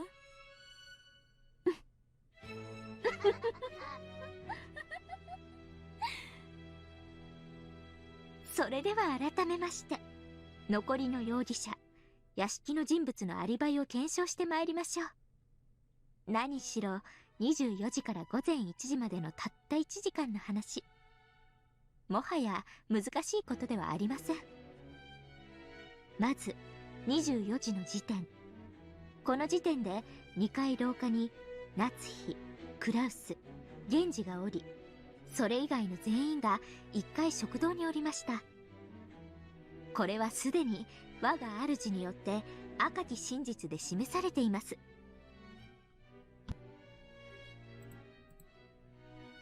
そうよ。24時の時点で屋敷の2階廊下には夏日とクラウス、源氏がいた。残りは全員1階の食堂。そしてご存知の通り、謎のノックがあって片翼の紋章の手紙が現れ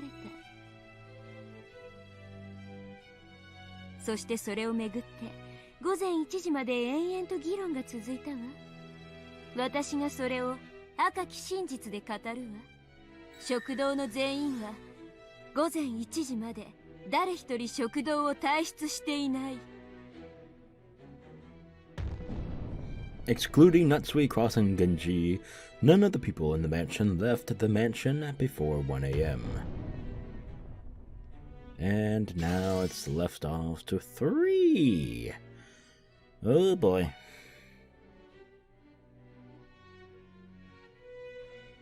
Since the possible times for the crime had been limited to between 2400 and 1 a.m., the adults in the family conference, who were confirmed not to have left the mansion between 2400 and 1 a.m., all had proven alibis. それをどうやって証明するのか。エリカはゲストハウス。誰かが食堂の扉にお得意の封印でもして証明したというのか。納得のいく証拠も証明もないぞ。赤き真実はただ真実であり、証拠も証明も議論の余地も必要ない。あんたが作ったルールよ。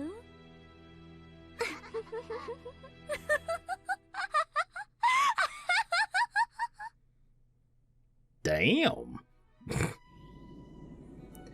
This overbearing red truth hadn't only given alibis to the adults in the dining hall. It also gave alibis to Shannon and Canon, who had come to serve tea, and even guaranteed that they never left the dining hall. In other words, the only ones who didn't have proven alibis were those 3, Natsuhi, Cross, and Genji. No, there were only 2 left. If Cross and Genji had their alibis proven, It proves that no one but Natsuhi could have been the culprit. Alright, let's see the proof. では次に源氏についてです。 Here we go. 彼は犠牲者ですが、いとこ部屋での犯行に及んだ後、自らも殺された可能性も否定できません。そして何より24時に2回廊下にいましたが、その後夏日の電話の取り次ぎのため使用人室に戻り孤立します。Ah, yes. Was the crime also possible for Genji, who was in the mansion? ということは源氏にも犯行は可能なはず。赤で語るわ。源氏は電話の取り次ぎを終えた後、そのまままっすぐ控え室に戻っている。証拠も証明も封印もアリバイもなく、ただ冷酷に真実をね。 Damn! That hurts! Shit! そして午前1時、親族会議は再び小休止となり、ローザがゲストハウスへ戻ります。この時、本当に協力に感謝します。後宮エヴァさん、ご起立を。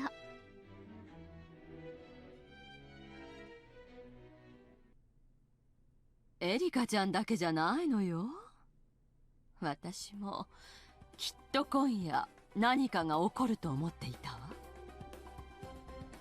彼女こそは私に封印を教えてくれた方。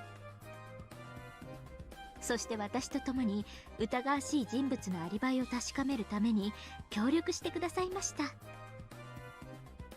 私は午前1時の小休止の時、源氏さんの控え室に行き、エリカちゃんと同じ封印をしたの。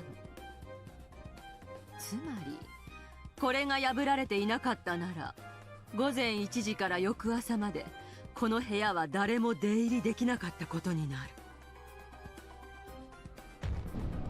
The murder of Genji is also limited to the span between 2400 and 1 a.m. 続けてカノンさん、熊沢さん、ご起立を。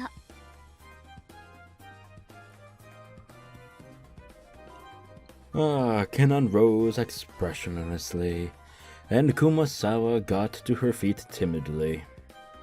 お二人は朝、起きてくるのが遅い源氏さんを起こしに行きましたね。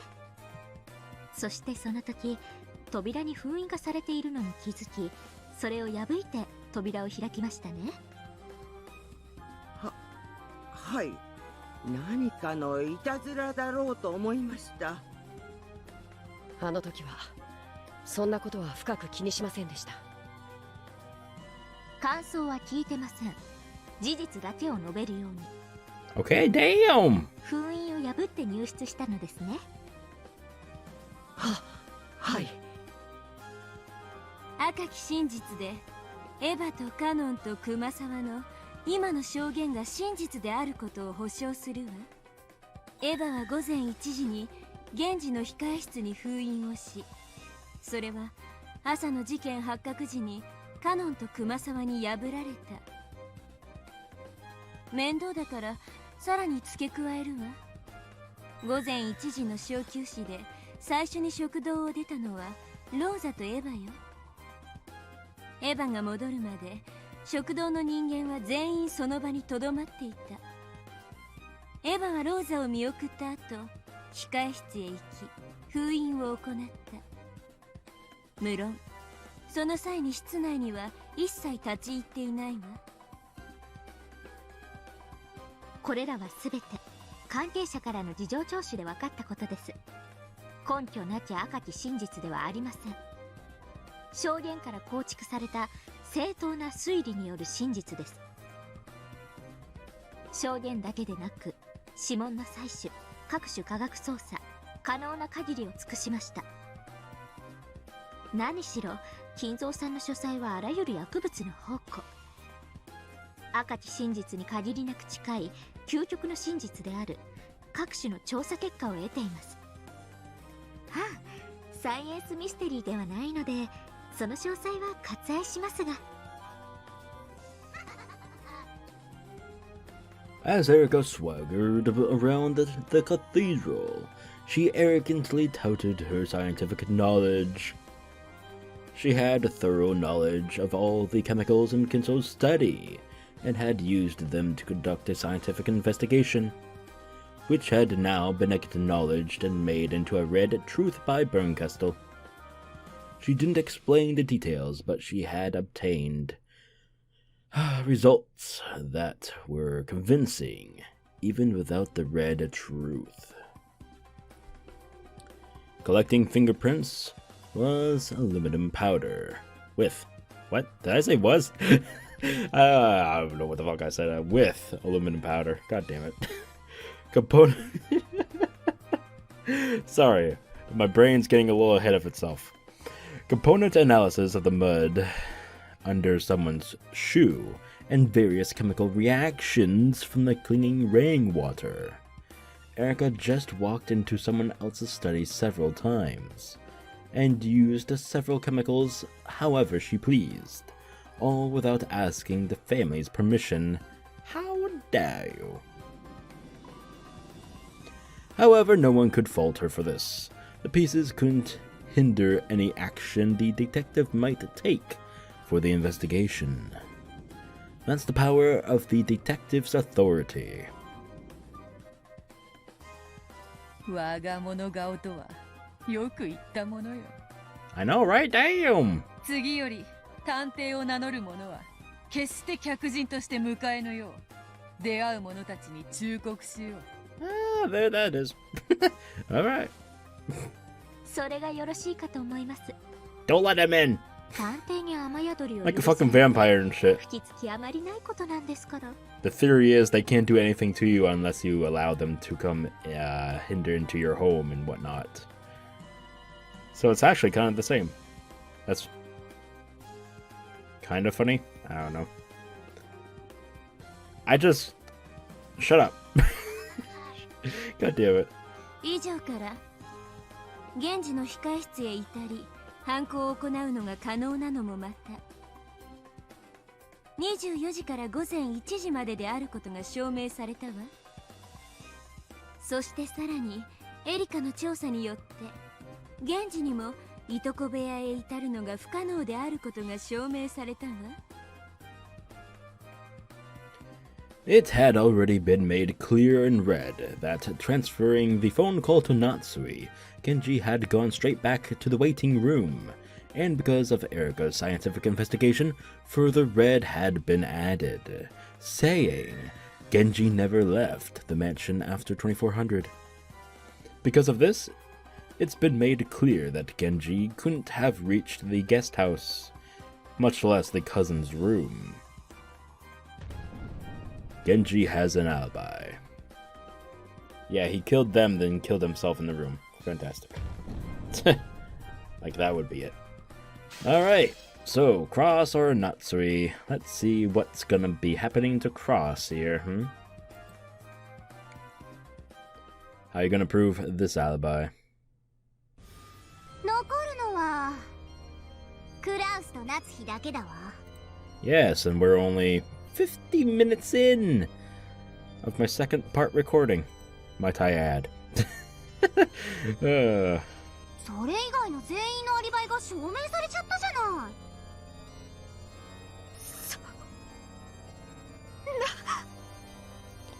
Oh my god, impossible! Cross, why? Natsuhi's mouth flapped open and shut like a suffocating goldfish. Rude. To the goldfish. Hey! What? And that's an accurate analogy. Natsuhi's mind was blank and spinning out of control, and she felt as though she really would suffocate. 後宮夏日、最後にチャンスをあげるわ。すべての犯行はあなたの夫の仕業だと自ら告白なさい。 Oh shit! バカな。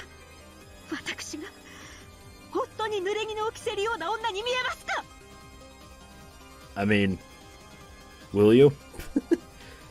ベアと Oh shit. 夏日は拒否したわ。そしてあなたにも同じチャンスを。 Oh shit. 分かっているでしょ。それともまさかクラウスが行方不明であるのをいいことに悪魔の証明でごまかしきれるつもりじゃないわよね。So what if she will? Oh shit, here we go. Was the crime also possible for Cross, who was in the mansion?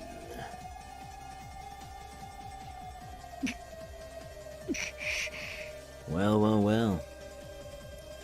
Bito realized that they were rapidly approaching the end of this battle. Normally, Bito should have been able to argue against these alibis of Erika's in several ways, using the blue truth. However, all of those alibis had been accepted by Bernkastel and Lambdadelta in red truth, and Bito no longer had any room to argue. まるであの魔女どもがそうなるように曲解してるみてえじゃないか。そうですね。ゲームマスターのラムダデルタ教が納得したなら、その真実の真贋は問われない。最後に残った真実に基づかれ、続く世界が紡がれる。その最後の真実が本当の真実とどれほどかけ離れていようとも。クラウスおじさんが犯人のわけない。おじさんは何者かに監禁されてるんだぞ。いや、そうと夏日おばさんを電話でうまく騙した可能性も否定できないな。バトラ君は夏日とクラウスを疑っていますか？それはエリカの真実は卑劣な構築ですが正当です。魔女と結託しているとはいえ赤き真実で認められています。Damn, the music's getting epic right now. Fuck. つまり嘘だけで構築した偽の真実では断じてありません。つまりエリカの真実でも筋が通るのです。夏日やクラウスが犯人という真実も全くありえなくはありません。それが虚構であろうとも筋は通る。真実と同じ価値を持った虚構なのです。その二つの真実のどちらを信じるか、それはバトラ君自身が自ら決めることです。いや、俺は夏日おばさんとクラウスおじさんを信じるぜ。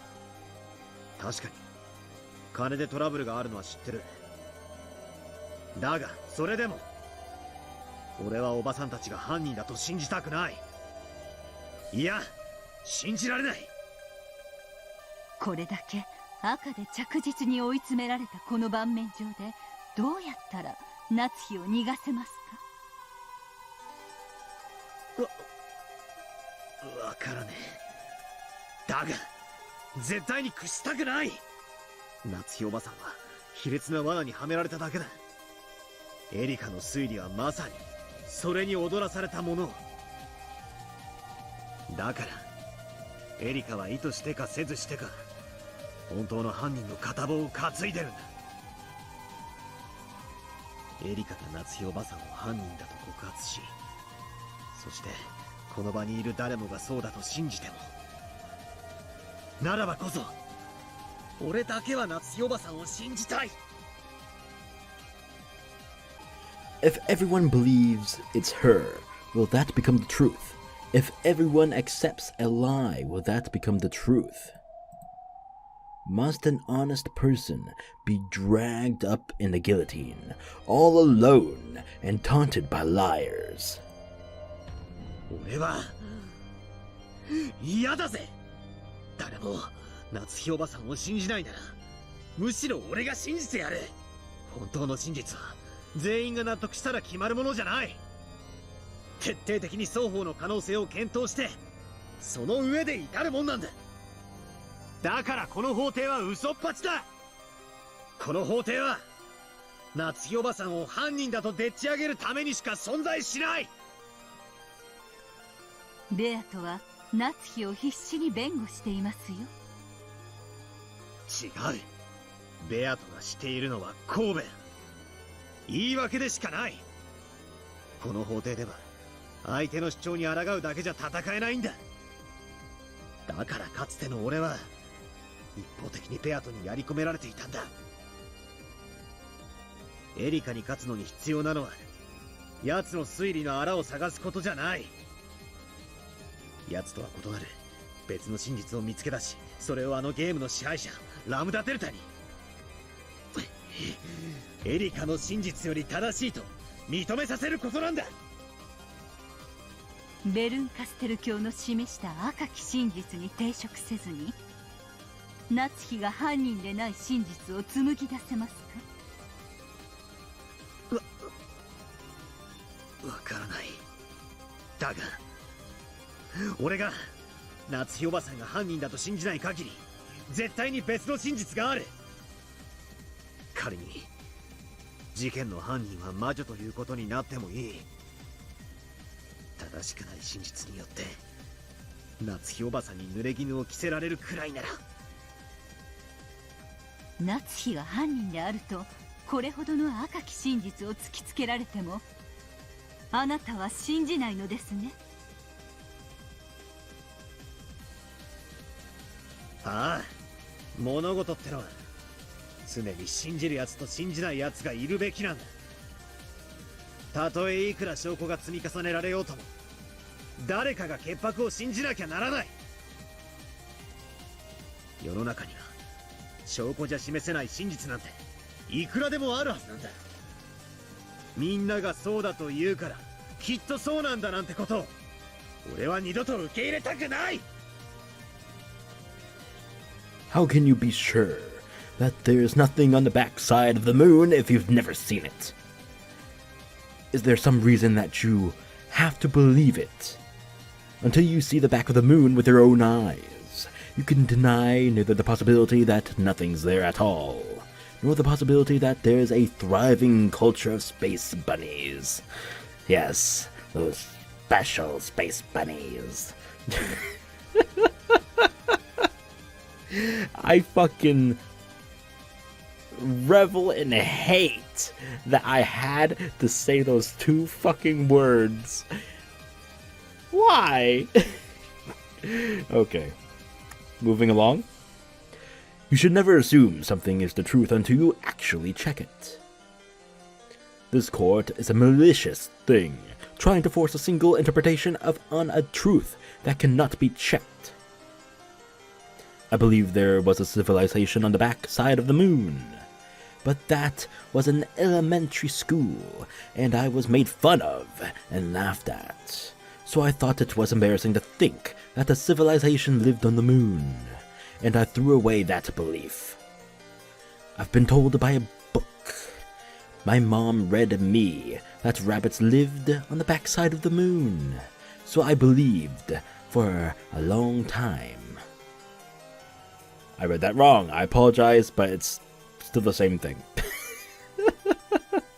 But when everyone said it was wrong, I abandoned that truth without even trying to check it. Even without evidence, I abandoned the truth I believed in. And now, everyone is starting to believe that Aunt Natsuhi is the culprit, even though no decisive evidence has been shown. Even without evidence, Erika's words sound reasonable, so they are probably the truth? Is that why you're throwing away your belief that Aunt Natsuhi is innocent, despite the lack of proof? 誰も信じないなら俺が信じる。本当の真実は否定と肯定の2つの目で同時に見た時にしか浮かび上がらないと俺は信じる。奴らが夏日おばさんが犯人だといくら信じさせようとも俺は犯人じゃないと信じる。それを捨てない。わかりました。ではあなたに私から一つだけ赤き真実を授けましょう。 Yes, yes, yes, please. What is it? 私が真の意味で戦う意志を持ったあなたに送るたった一つの力です。 Oh my god, I'm jumping up in my chair right now. What is it? What is it? What is it? What is it? Oh, please. Let it be good, man. 有限の魔女、 Oh. ワルギリアの名において。 Oh shit. Alright, alright. いえ、先代の魔女ベアトリーチェとしてあなたに赤き真実を託します。 Oh shit, what? 後宮夏日は犯人ではない。 Yes! Okay, okay. Damn. How's that gonna work though? 司法取引。 What the fuck? クラウスが犯人だと認めたなら、エリカは夏日に対する追及を中断。以後は所在不明のクラウスが犯人ということで追及を。どうするベアト？ My mind is fucking racing right now. You'll have no idea. Holy shit. Okay. このままじゃ夏日やばいわよ。司法取引を受ける？ Plea bargain my ass. 後宮家の名誉とやらを放棄するなら、今回はドローにしてあげようっていうベルンの甘い配慮よ。 Cross is currently missing, and it's unknown whether he's alive or dead. Like a Kinzo, he's no different than a cat in a box that has disappeared into the mists of the island. A cat inside a box is unfixed, and no interpretation of it can be denied. It is the root of endless interpretations, the true source of the endless witch's power. In other words, no matter how much Bernkastel claims that Cross is the culprit, she can't make that the sole truth. In other words, the Cross culprit theory and the witch theory can be in almost perfect balance. It would mean making the game a draw. Oh my god, this is fucking epic, man. Jeez. Okay. I don't know how long this chapter is. It's probably gonna be... Because this is my second part of the recording. We're already past an hour. Oh my god, this is... Is this gonna be a... Oh my god. Another 3-hour finale? Oh my god. Alright.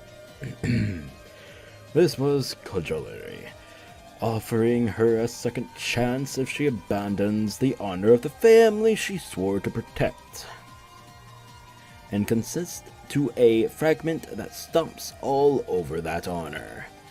There's no room for false confidence. For Bito, no less. No, sorry. I fucked that up, I'm sorry. For Bito, to lose is to die. In this game, she should always choose a draw, unless she has an overwhelming advantage.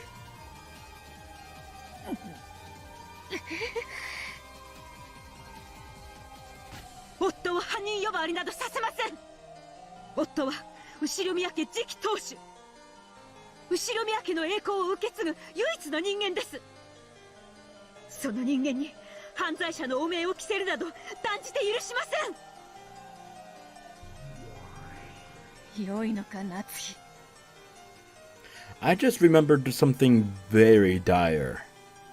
And I don't think it's gonna be the actual, truth in this, because obviously we know he's not alive since the beginning of the game.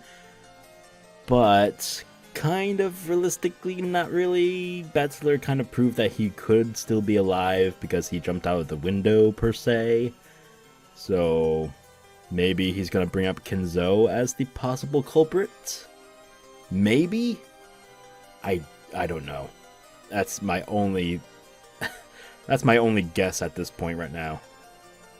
Because that would wave off the theory of it being Cross or Natsuhi. But how could he possibly pull that off? クラウスを疑ることを放棄するならもうそなたしか残らぬぞ。そなた以外の全員のアリバイの証明、すなわちヘンペルのカラス、何の証拠もなくそなたを犯人だと断定できてしまう。私しか残らなければ何だというのですか。私は後ろ宮夏日、逃げも隠れもしない。私は潔白です。そして心に片翼のわしを刻む高潔なる当主代行です。私を罵りたければ罵りなさい。あざけりたければあざけりなさい。誰にも虚実で私の名誉を傷つけることなどできはしないのです。 With a dignified voice, Natsuhi stated her case openly before the witches above her. However, this response of hers might have been actually what Bernkastel had intended. Oh boy. 夏日は取引を拒否。ベアとは分かってるわね。夏日が特定された瞬間にラムダは判決を下すわよ。その瞬間に魔女幻想は否定され、あなたは露と消える。 I swear to God. Bachelor better fucking not pull a Phoenix Wright on this bitch. I swear to fucking God. That will be hilarious. I will laugh my ass off. Goddamn. 夏日のくだらない意地に地獄の底まで付き合うつもり。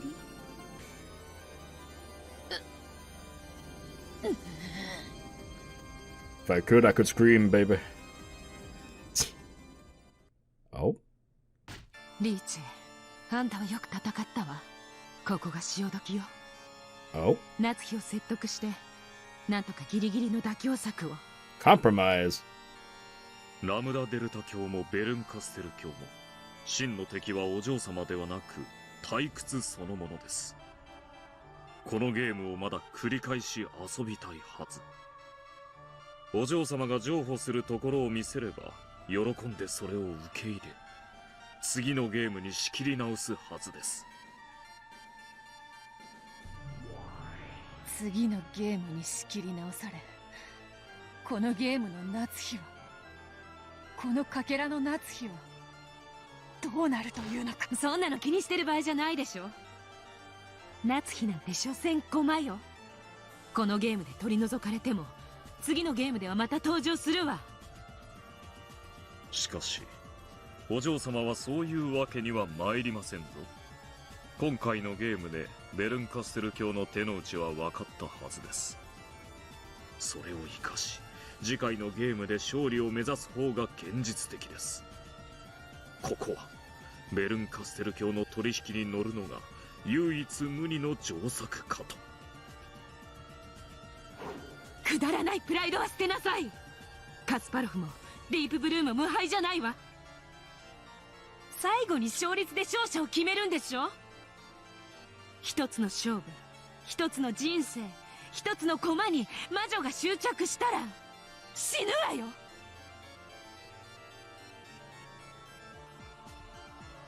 すまぬが、そういうわけにはいかなくてな。誰もが違うと言っても自分だけは信じる男の強さと、それを捨てなければならなかった男の悔しさをわらわは知っている。わらわは夏日を見捨てぬ。なぜか誰もが夏日を疑うのなら誰かが夏日を信じねばならぬからだ。真実とは疑う者と信じる者の狭間にこそ見つけ出せるからだ。わらわは見捨てぬぞ。誰もが夏日を犯人と信じるなら、それでもわらわは魔女が犯人であると主張する。それが主張できぬなら、わらわの存在価値などそれまでよ。負けられねえんだよ。真実ってのはさ、誰かが否定するもんじゃねえ。自分が疑って捨てた時に消え去るんだよ。それがベアとの返事？ああ、当然拒否よ。後宮クラウスは犯人にあらず。Ushiromiya Cross is not the culprit. And then there goes that one. And when there was one.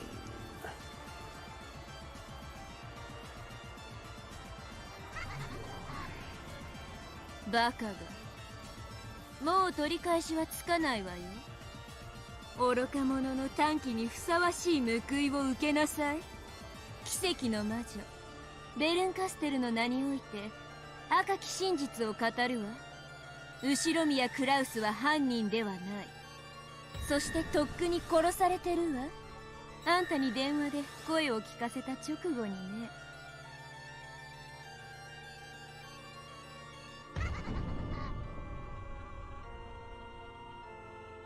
そんな。 Damn.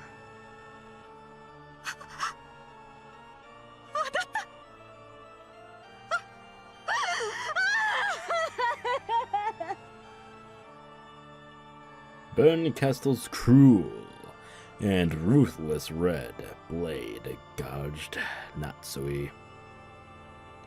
It was totally merciless.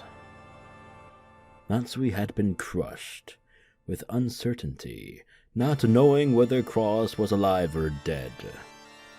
But she had still been capable of believing that he was alive.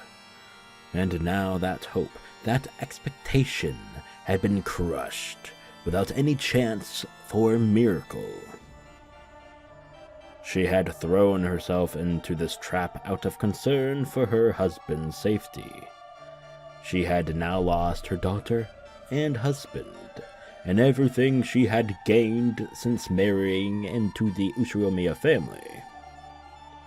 No, even after all this, one thing still remains. If her husband has been lost, then right now, she is the last person who can protect the honor of the Ushiromiya family. She still couldn't let it end here. Even wrapped up in so much sadness, Natsuhi would do all she could to protect that honor. With this final bit of strength. Yes. いいえ、これで終わりよ。 Oh, okay. 残りの食堂の人間は全員1時まで食堂を出ていないことは赤き真実で確定してる。つまりもう夏日以外全員のアリバイは証明されてる。 Everyone in the mansion besides Natsuhi has an alibi. Whew. Well, well, well.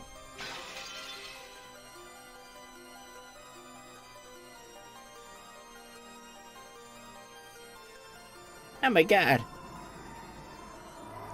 That was creepy. Alright. 見事だったわ、エリカ、ベルンカステル。あなたたちは後宮夏日以外に犯行が不可能であることを証明しきったわ。主文から読み上げようかしら。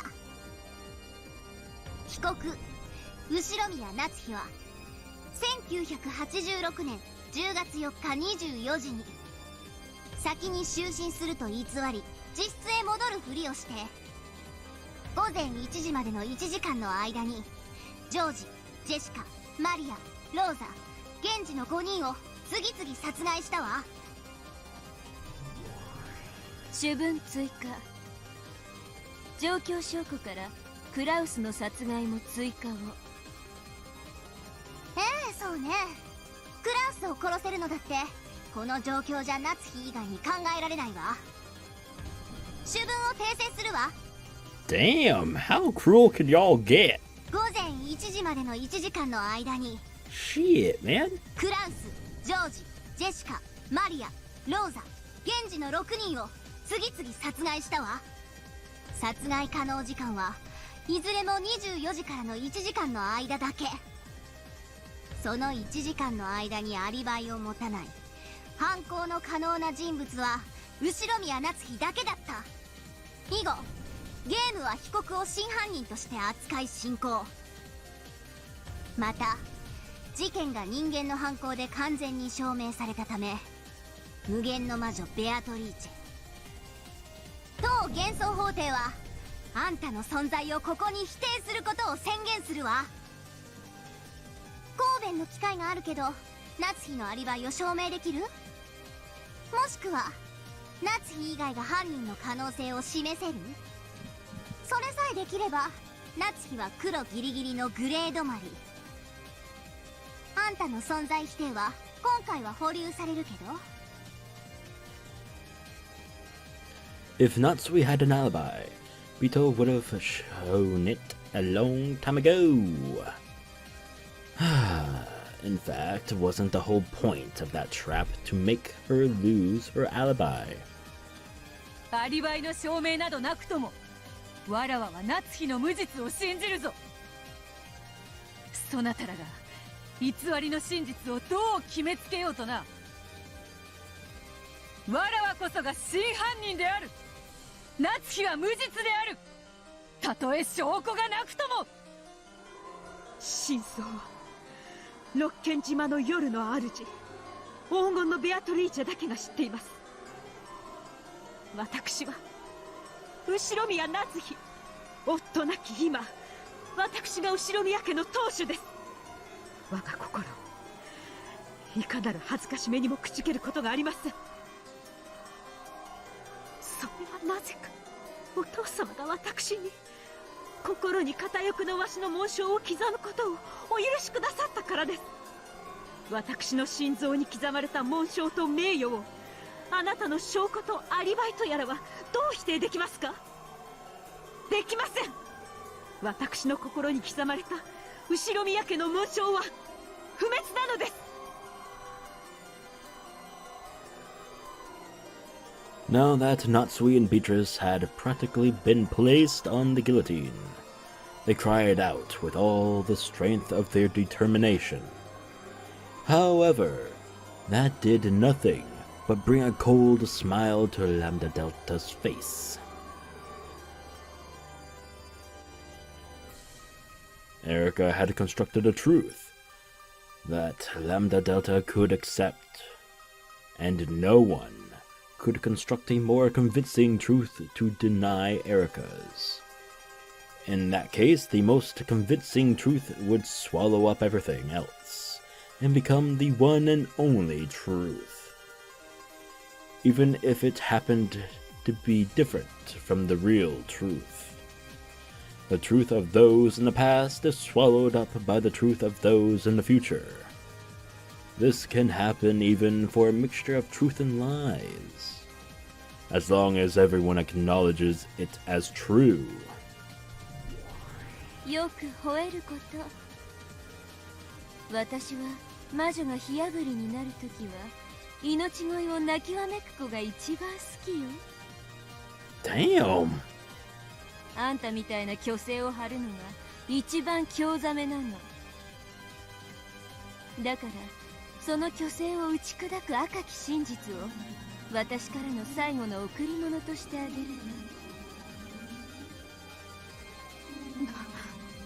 何ですか？よせ、ベルンカステル卿。もはやそなたの望んだ真実で上書きされるであろうが、その真実と夏日の真実は相入れるはず。汚さないでやってくれ。頼む。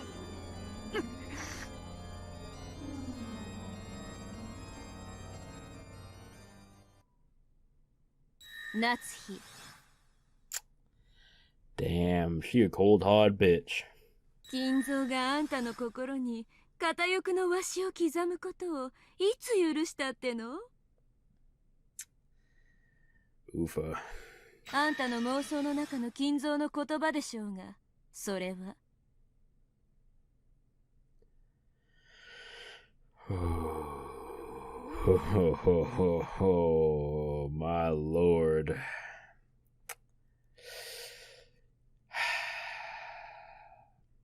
There it is. Delusions. 本当の金蔵はね、生涯ただの一度もあんたを心の底から信頼したこともないし、あんたに紋章を許そうと思ったこともただの一度もないわ。When that heartless announcement was made, Kinzo stood up. 夏希、耳を貸すでない。そなたの心に刻まれた紋章は誰にも汚されぬ。そなただけのものだ。後宮家の最後の当主としての誇りを永劫に忘れるな。夏日。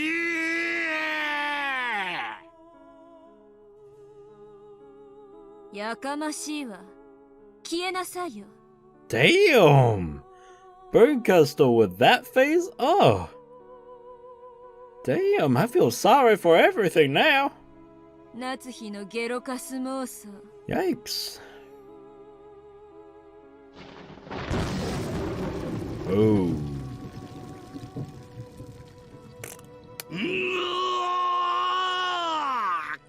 Well? 消せぬ、消せぬぞ、我が魂は。夏日が心に紋章を刻み続ける限りな。この嘘つき幻想が。本当の金蔵はそんなことを言わないわ。消えなさい。夏日によって美化された、夏日にとって都合のいい夏日の中の妄想の金蔵。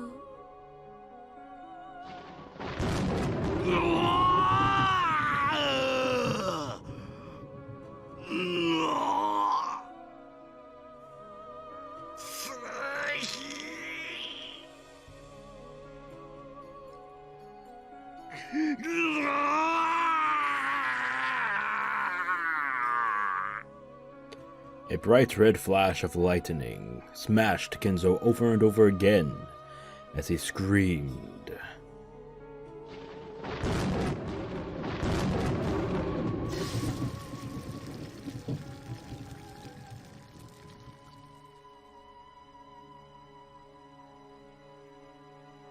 Then he crumpled like a doll and sat back down in his chair as though nothing had happened. The fierce emotion had left Kinzo's face. He had truly become like a wax model, and so he would never again share kind words with Natsuhi. That's right. The true Kinzo never once trusted Natsuhi during his entire life. The true Kinzo never once considered allowing Natsuhi to bear the one-winged eagle. Because, of course, Kinzo had already vanished before the start of the game. The Kinzo that appears in this game is nothing more than Natsuhi's delusion. Every part of this Kinzo, who believed in Natsuhi and entrusted her with protecting the family honor, was a phantom created by Natsuhi. 哀れな女。後宮金蔵の信頼を生涯得られなかった真実を今こそ正視しなさい。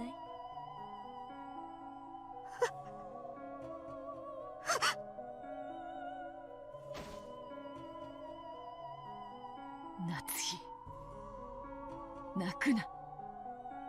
そなたは金蔵に後宮家を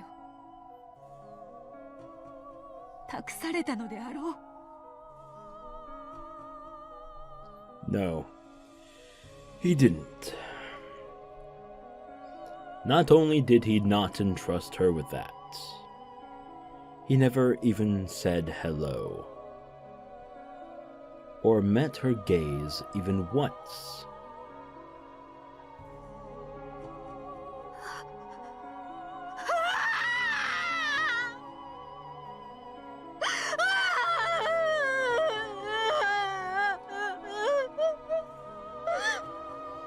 Natsuhi's cry was a mixture of sadness and many other emotions, and it echoed throughout the cathedral. Natsuhi could no longer stop her tears. Some last, faint element that had cheered her up until today. That had allowed her to endure as an Ushiromiya, as the wife to the head's representative, and as the final family head, had been torn to bits. Natsuhi no longer had anything left. Natsuhi could no longer allow herself to even call herself an Ushiromiya.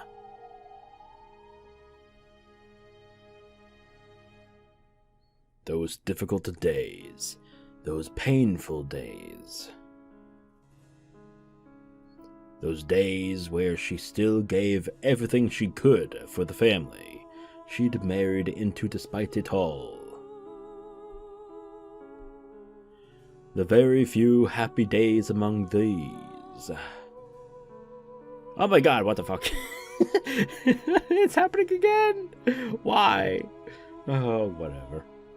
All of these flitted through her mind, one after another.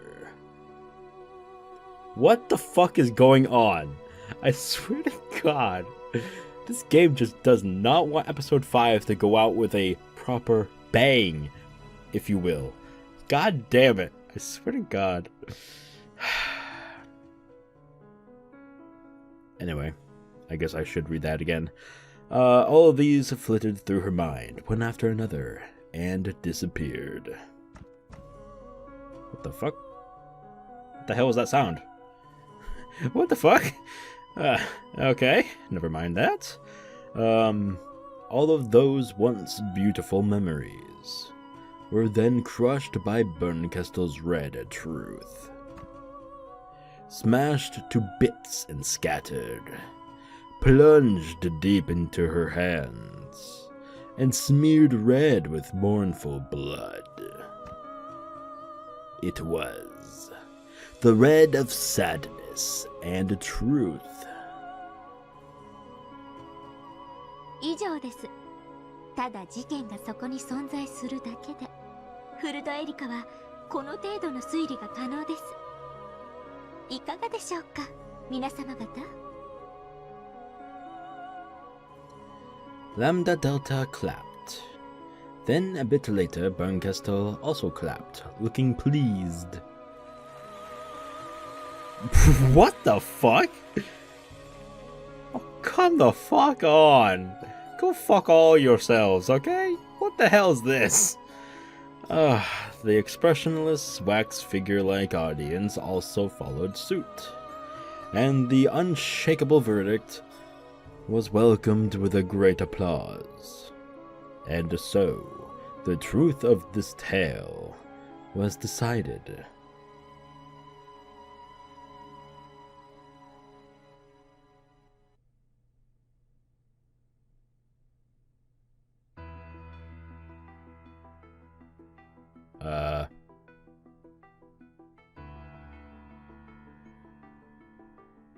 I feel like the game is breaking. I'll pause the recording and I'll be right back and fix everything. Hold up. Alright, I am back. Don't know if that helped. I guess we'll find out as I continue. If not, well then I guess I can go fuck myself. Anywho. Right now, no humans exist on this island except for those in this parlor. Wait, what? Wait, what? Excuse me? And with one exception, it has been shown that none of them have committed murder. And the culprit is amongst these people. Oi, oi. となると、決定的じゃねえか。魔女が犯人で魔法で殺人を犯したわけでない限り。 Why the fuck did it say parlor? Fuck it, I don't care. If the background is broken right now, fuck it, I don't care. Anyway. あんたなの？あんたがジョージを、主人を殺したの？どうしてよ？どうして？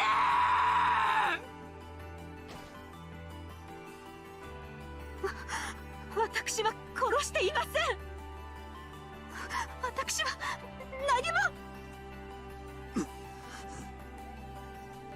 In a panic, and with a voice that was far from calm, in a manner that was, to put it coldly, unsightly, Aunt Natsuhi denied the suspicion placed upon her. However, there was no longer any way around it. She stood up, brushed back her long hair, pointed at Aunt Natsuhi, and said it one more time.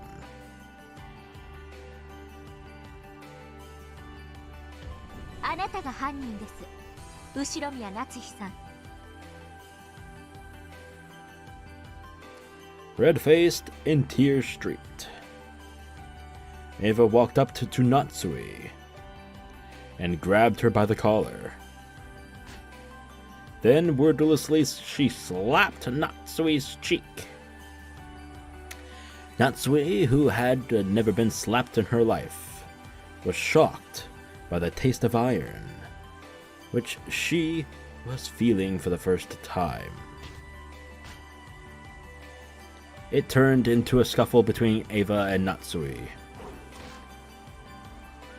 Battler immediately tried to stop them, but Eva planted a sharp knee into Battler's gut, and he doubled over.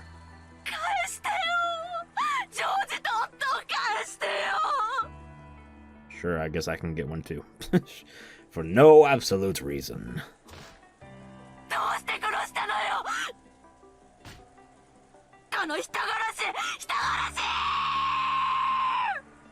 That's a good question. Why? As in, what's the motive? I wonder. I wish they would actually touch on that, but I guess motive has no bearing in such of these trials here. That's just a little stupid, but okay. Anywho. Sobbing, Eva kicked Natsuhi, who had fallen to the ground over and over. Ah, my lord. Battler tried once more to cut in and stop them, but he was brushed aside. Get the fuck out of the way! And after that, no one tried to stop them. Repeating her son and husband's names over and over, Eva kicked Natsuhi and kicked her. Then she started grabbing whatever her eyes fell upon and throwing it. Natsuhi was hit with a screaming teacup. Screaming! Yeah, can you imagine? With a steaming teacup.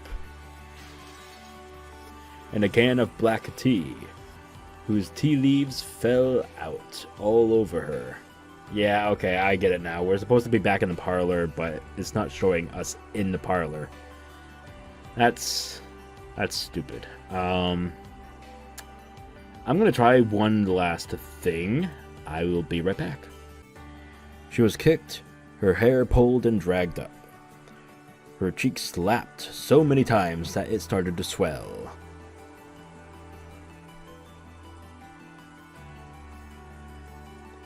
No one tried to stop it. It wasn't because they were worried about Eva kicking them too. It was because they thought it an appropriate act of retribution, for a person who had lost her beloved son and husband. A proper retribution. A proper truth. Everyone in the parlor accepted that Natsuhi was the culprit. They accepted the truth Erika claimed.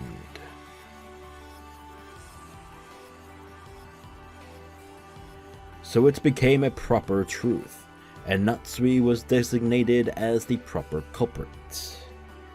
She had already lost the husband and daughter who might have protected her. And even Kinzo, who should have given her a final bit of strength, had already vanished like a bubble in the ocean of illusions. No longer would anyone protect her. No longer would anyone believe her. So she was now the true culprit. Ava's shoulders heaved with her heavy breathing. Apparently, her anger still hadn't abated. Erika patted her shoulder and made Ava take a step back. Of course, this wasn't to protect Natsuhi from violence. It was to further humiliate Natsuhi, now that she had been branded as the culprit. 夏日さん、私は3つの謎の2つを解きました。フーダニット、ハウダニット。そして最後の謎、ホワイダニットは犯人が自ら告白しなくてはならないと決まっています。Here we go, the why. どうかミステリーのルールに従い告白を。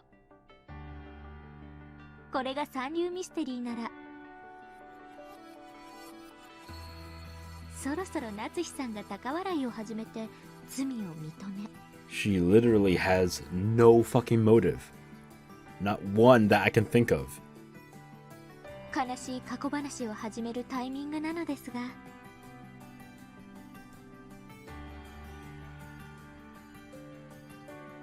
まさかそれまで私がしなくてはなりませんか？私は犯人じゃありません。誰か信じて。私は何者かに夫を人質に取られ、脅迫されて罠にはめられただけなんです。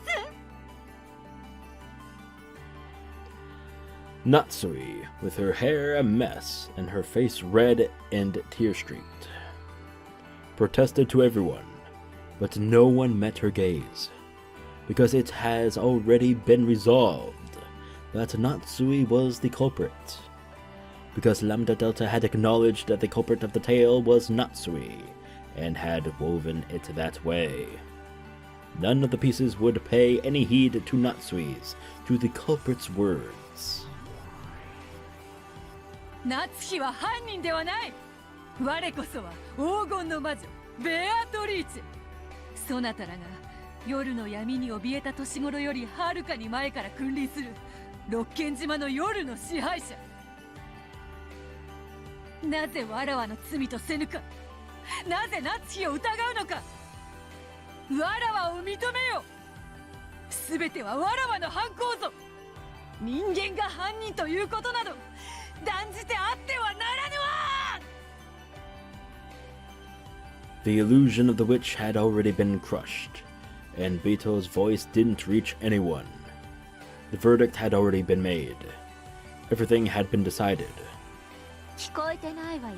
誰あんたは幻、ただの幻想。お帰りなさい、ただの肖像画に。Damn! 金像の幻想を親族が共有することによって生まれた儚い幻の魔女。それがこの世界の選んだ真実なのよ。さあ、大ラムダデルタ教、この魔女を語るおこがましき愚かな幻想を今こそ葬り去りたまえ。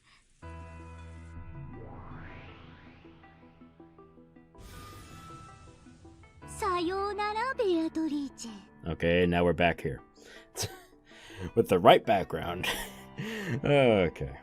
あなたを魔女にしたのは私のお友達になれるか、私の退屈を紛らわしてくれるか、そのどちらかを期待したものよ。そしてあなたは期待に応えてくれたわ。後者のね。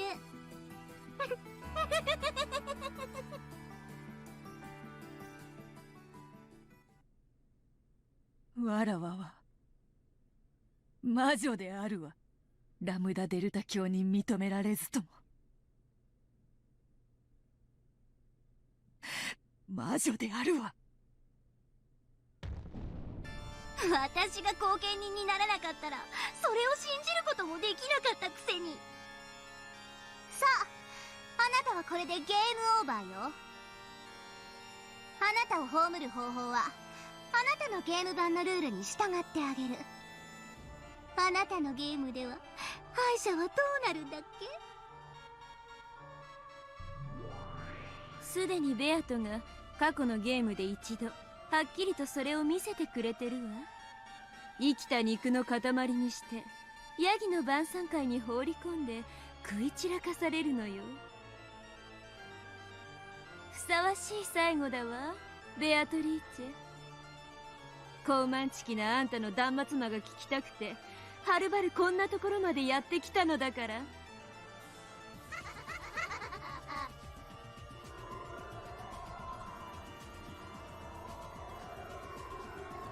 One by one, a massive number of goat attendants slipped out from the shadows of the pillars and began to fill the cathedral. The goats paid no attention to Natsuhi, who was seated in the center, but the crowd completely enveloped her. From Bito's point of view up to the balcony, it probably looked like a huge boiling pot of goats.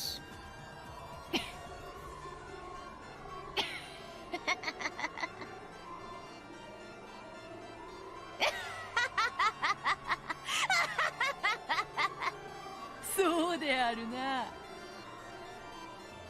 もとよりそういう契約であったな。そうよ。あなたが私を楽しませることができなくなったら、その身をもって私の退屈を慰めるのが私たちの契約。さあ、その女から魔女の座を奪い、ヤギの釜へ放り込みなさい。Suddenly there were goats standing right behind Bito. They lifted her up roughly. 良い悲鳴を聞かせてね。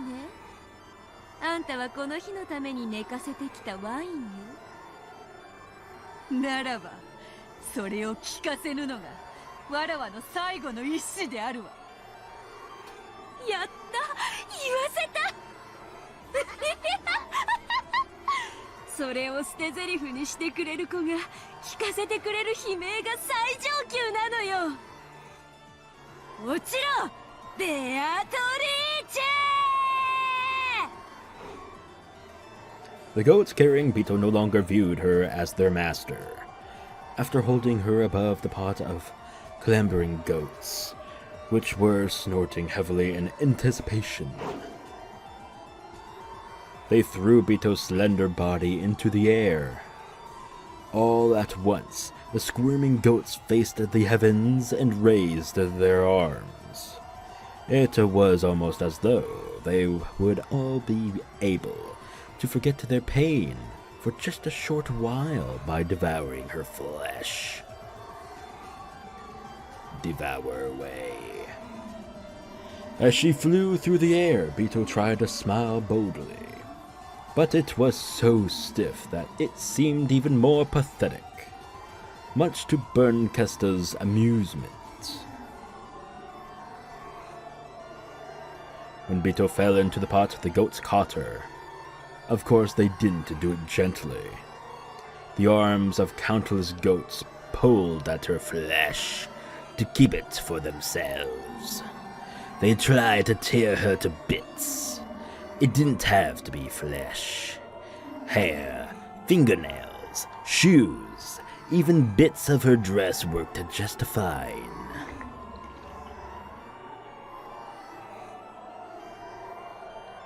The mouths of those goats were the gateway into hell. However, Bito was too big to enter into that gateway, so they had to chew and tear her into bits small enough to fit into it. Bito let out a bold laugh. She laughed from inside the pot of goats. However, her expression was very different from the one she had wanted. It was an expression not of a witch, but of a single human yelling in her death throes.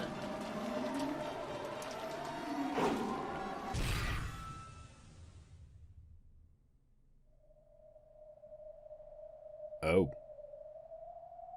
Then, the sea of goats parted.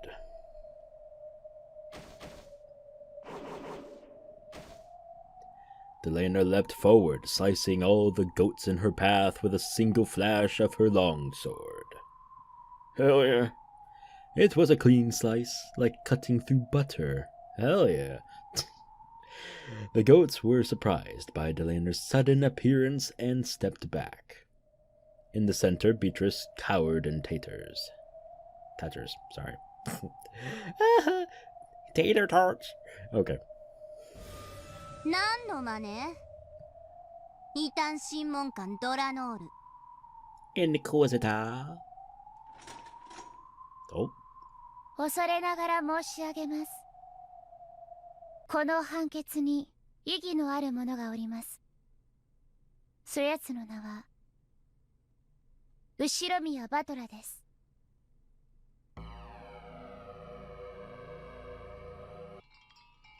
All of the goats stared at Battler.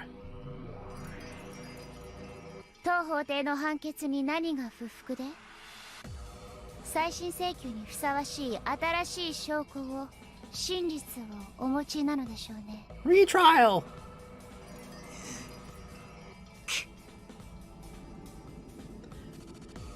I get it. Delena's offering me a helping hand. If she hadn't jumped in there, it'd all be over. And now I finally understood how I'm supposed to fight. But because I understand how, I am unable to fight right now. After all, I can't win by simply countering Erika's truth. If I want to deny her truth, I'll need to present a different one. And I still don't have a clue what that truth is. 時に癒せぬものはありません。Damn! What is this song called? Hell yeah!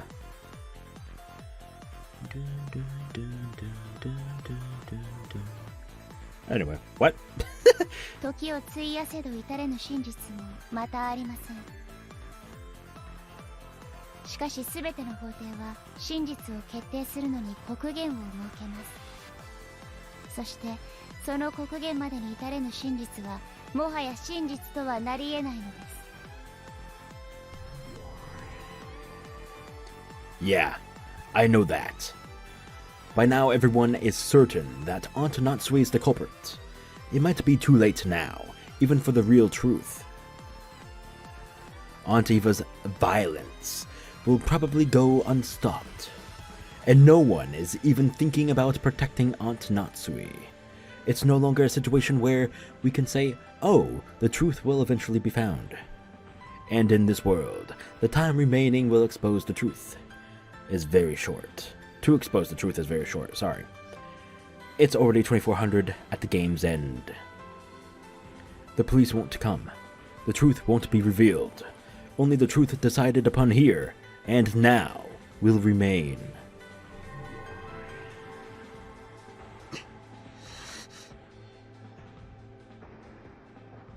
Hello? That was weird. Okay, here we go. I slowly stood up, walked in front of Bito, and faced Delena. I have no plan. I don't know the truth. However, if I don't jump in now, I won't get another chance to fight. The red used by Erika's group is mercilessly strict. I seriously doubt that I can put together a truth where Aunt Natsuhi isn't the culprit without violating that red. 何を頼りない顔をしているのです。情けない男です。Excuse me? くそ。バ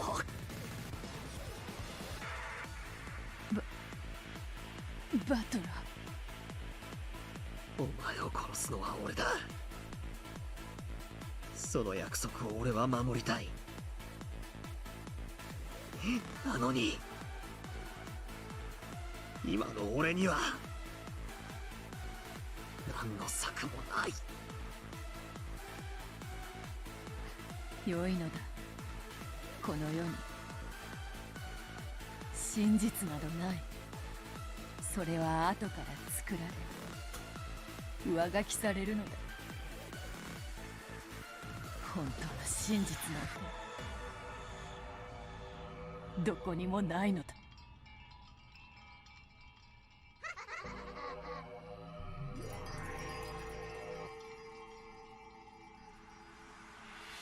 ドラノール、素敵なシナリオだわ。やはりお姫様の処刑にはナイトが現れないと面白くない。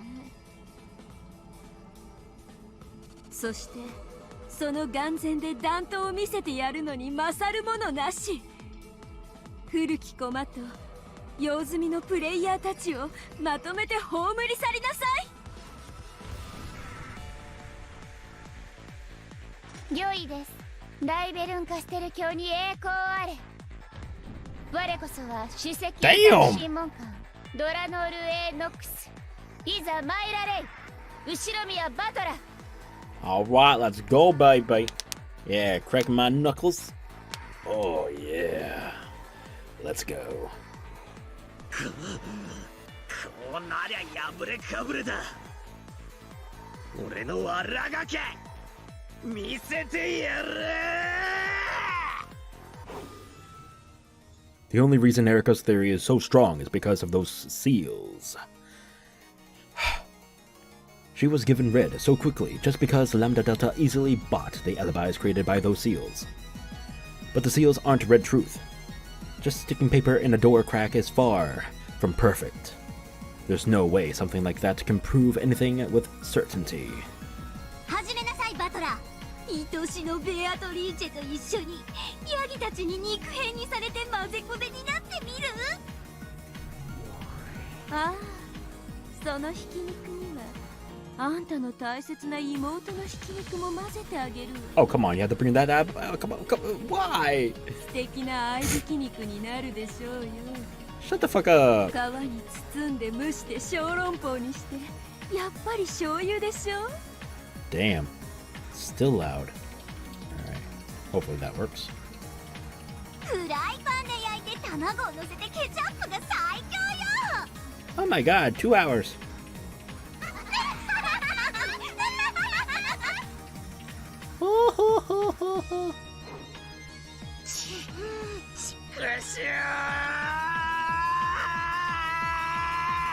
Oh, he's pissed. エリカお得意の封印の信頼性は疑えないのか。髪を挟むなんていい加減な方法で絶対のアリバイにはなりえないはず。偶然気づいた人間が元の位置に挟み直すことだってあったかもしれない。 The blade of my blue truth should have slashed diagonally through Delena's chest. However, Delena's expression didn't budge in the slightest, and there wasn't a single wound on her chest. 何が飛び出すかと思ったバカバカしい。 No! 私からご説明しましょう。 Damn. 私が扉を封印していたのはこれ。バトラさんはこれ紙だと思ってたんですか？ Erika once again held up the thing that looked like brown paper. これガムテープです。 Then why'd you call it paper? それも非常に粘着力のある。それにハサミを入れ切れやすくしてあります。それにさらに切れ目、扉と枠部の3箇所に模写不可能な私のサインにて割り印がしてあります。よって痕跡を残さずに剥がすことも貼り直すことも一切できないわけです。抜刀申請石剣承認。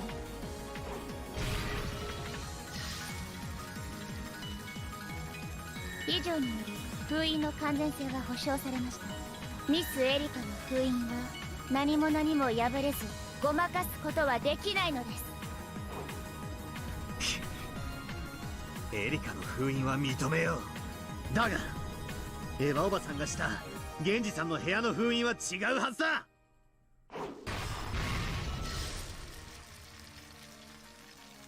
エヴァの封印もミスエリカの封印と同一のものです。この封印方法はミスエリカとエヴァが晩餐後に共同で考案したものだからで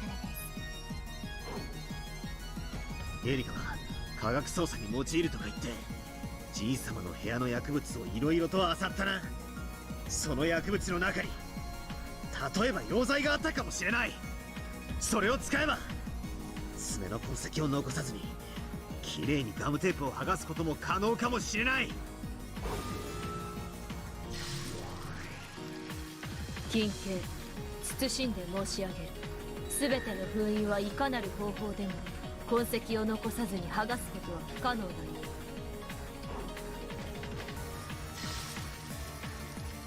金系謹んで申し上げる。全ての封印には不審な一切の痕跡はなきにける。以上により封印に何らかの工作が行われたことがないことが証明されます。復唱要求。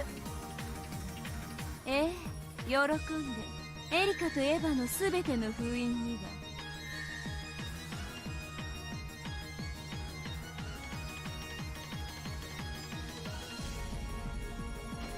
ちくしょー、跡が残るようなガムテープをあちこちベタベタと貼りやがって。 Delana isn't my only enemy. There's also her subordinates Gertrude and Cornelia, and also Erika and her master Bernkastel, and even Lambdadelta, the one who hijacked Bito's game. Everyone in this cathedral is my enemy.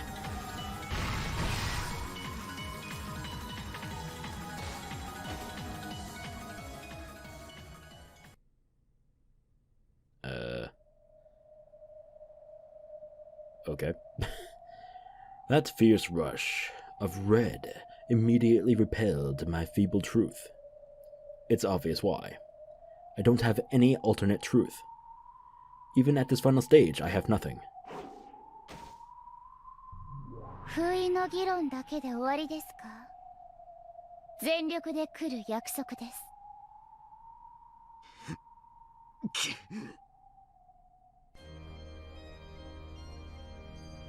If I only knew a truth that could prove Aunt Natsuhi's innocence. If I could only make a theory that weaves its way through Erika's red. Damn it, I don't know anything. 勝ち目はあるのか。家に忘れてきた。取りに戻っていいか。わらわはすでに負けた身。覚悟はできている。お前を殺すのが俺の約束だ。だから俺以外の奴がお前を殺すことを許しはしない。俺は約束を絶対に破らない。 Whoops, wrong way. 嘘だな。そなたの約束など。Ouch! わらわはもう二度と信じぬぞ。何？俺がお前に何の約束をして何の嘘をついた？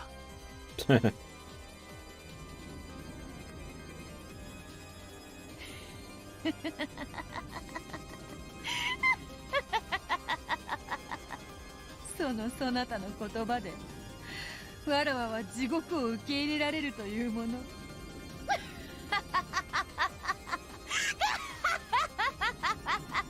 殺せわらわたちを。ベルンカステル、ラムダデルタ。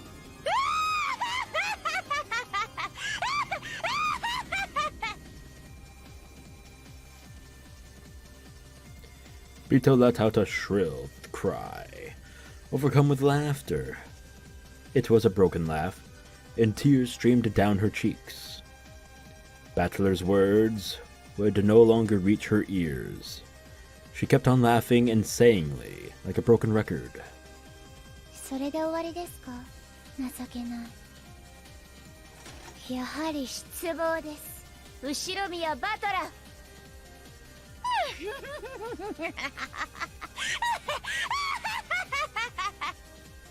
殺してくれドラノール。わらわをバッサリとその赤きたちで真っ二つに。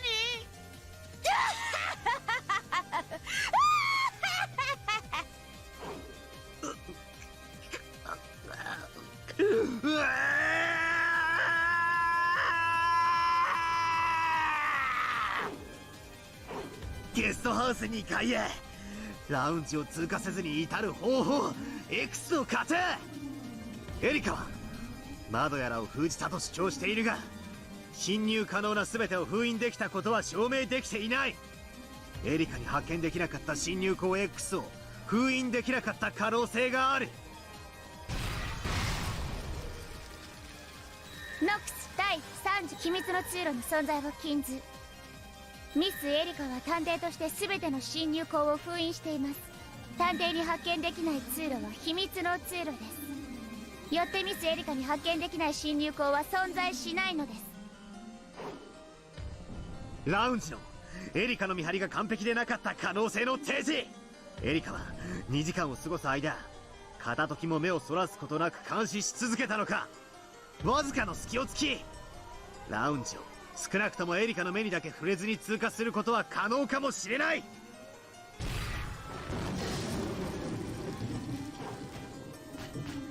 金系、謹んで申し上げる。ラウンジでのエリカ卿の見張りは完璧なりや、わずかの隙も油断も1秒の見落としもなきにけり。金系、謹んで申し上げる。よってラウンジでの会合中、2階へ上がりしはローザのみなり。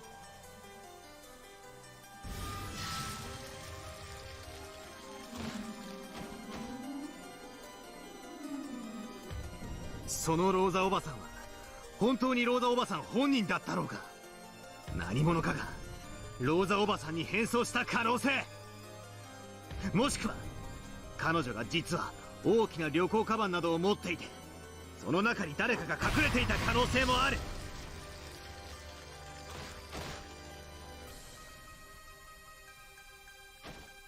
ノックス第10条、手がかりなき他の登場人物への変装を禁ず。何者かがローザに変装することを示唆する伏線は存在しません。また彼女が人間を隠蔽できる荷物を所持していなかったことをエリカは確認しています。夏日おばさんは何者かに脅迫されていた。招かれざる未知の客人 X が真犯人なんだ。どうしてこの島には俺たちしかいないと断言できる。真犯人は俺たち以外に存在するんだ。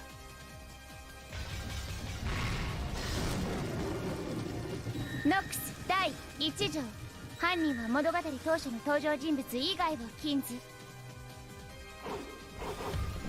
毒物での遠隔殺人かもしれない。その死ぬと首に切れ込みができるような不思議な薬だ。それは遅効性でアリバイがありながらも。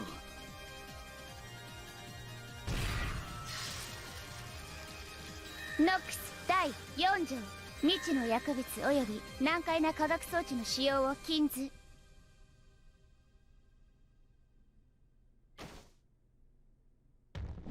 いとこ部屋や源氏さんの控室に遠隔殺人の可能な殺人の仕掛け X が存在する可能性もある。それは未だ発見されていない秘密の仕掛けで。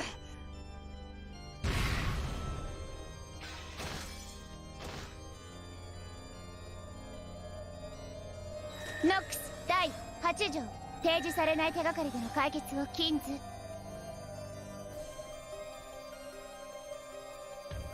とにかく夏日おばさん以外に真犯人がいるんだ。それを否定するなら登場人物全員について赤き真実で犯人でないと復唱してみろ。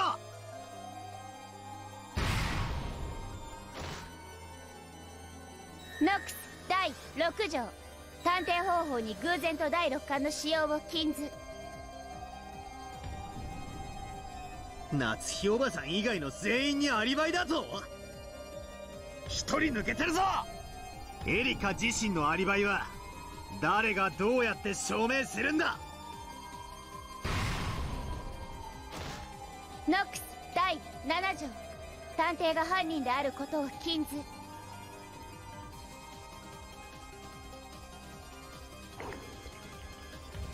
現行犯でない限り夏日おばさんが無実である可能性は常に否定できないはず。エリカの未発見の証拠 X によって無実が証明できる未来の可能性までを否定できるのか。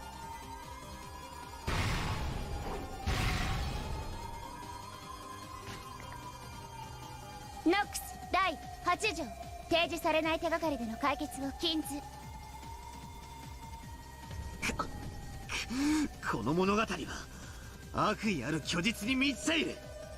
夏日おばさんを陥れようと物語自体が罠になっている。公正な真実だけで物語を再構築するべきだ。ノックス第9条、観測者は自分の判断解釈を主張することが許される。俺が犯人で、例えば24時以降にジョージの兄貴たちが死ぬように遅効性の毒を盛り、その後午前3時に戻った俺が音もなく首を切断した可能性。聞き耳のエリカに聞かれないくらいに静かに。ノックス第8条、提示されない手がかりでの解決を禁ず。みんなは自殺なんだ。だから犯人は存在しない。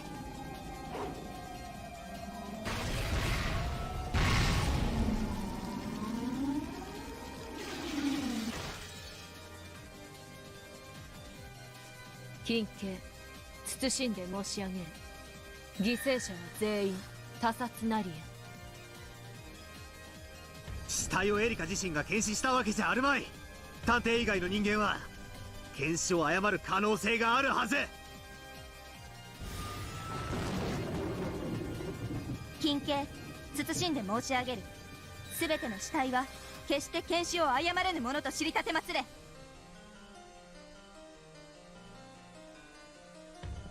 なら身代わりしたいということもあるかもな。犠牲者たちとよく似た死体をあらかじめ用意してあったんだ。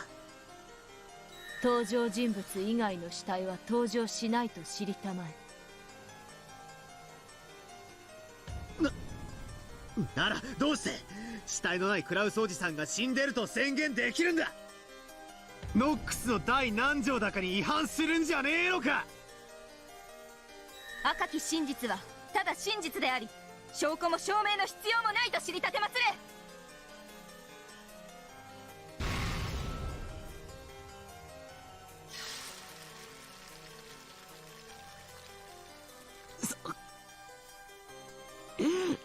そんな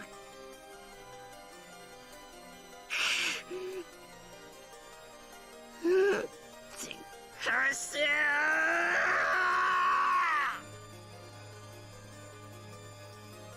In the face of these insane arguments, any attempts to overturn the truth where Aunt Natsuhi is treated as the culprit are completely meaningless.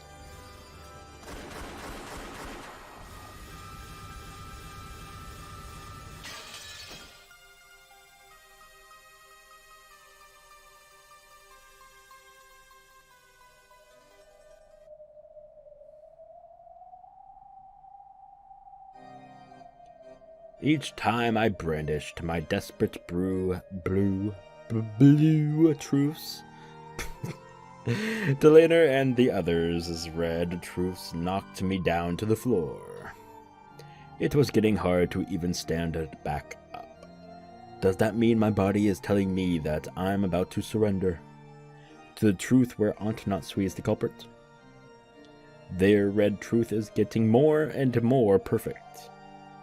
Each time I think I can slip through a chink in their armor. Clink. Delana smacks me down with a red longsword of Nox. Is she still laughing?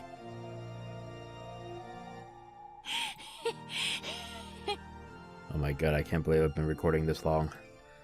Oh my god.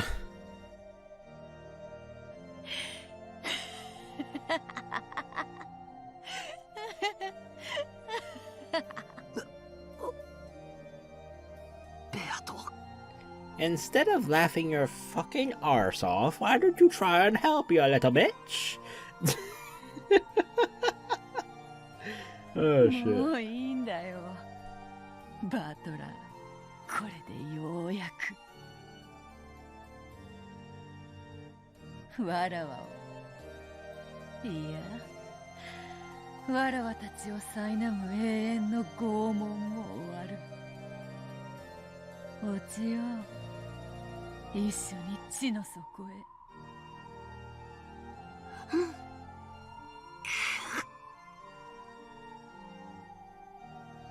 I don't want to see Beato like this.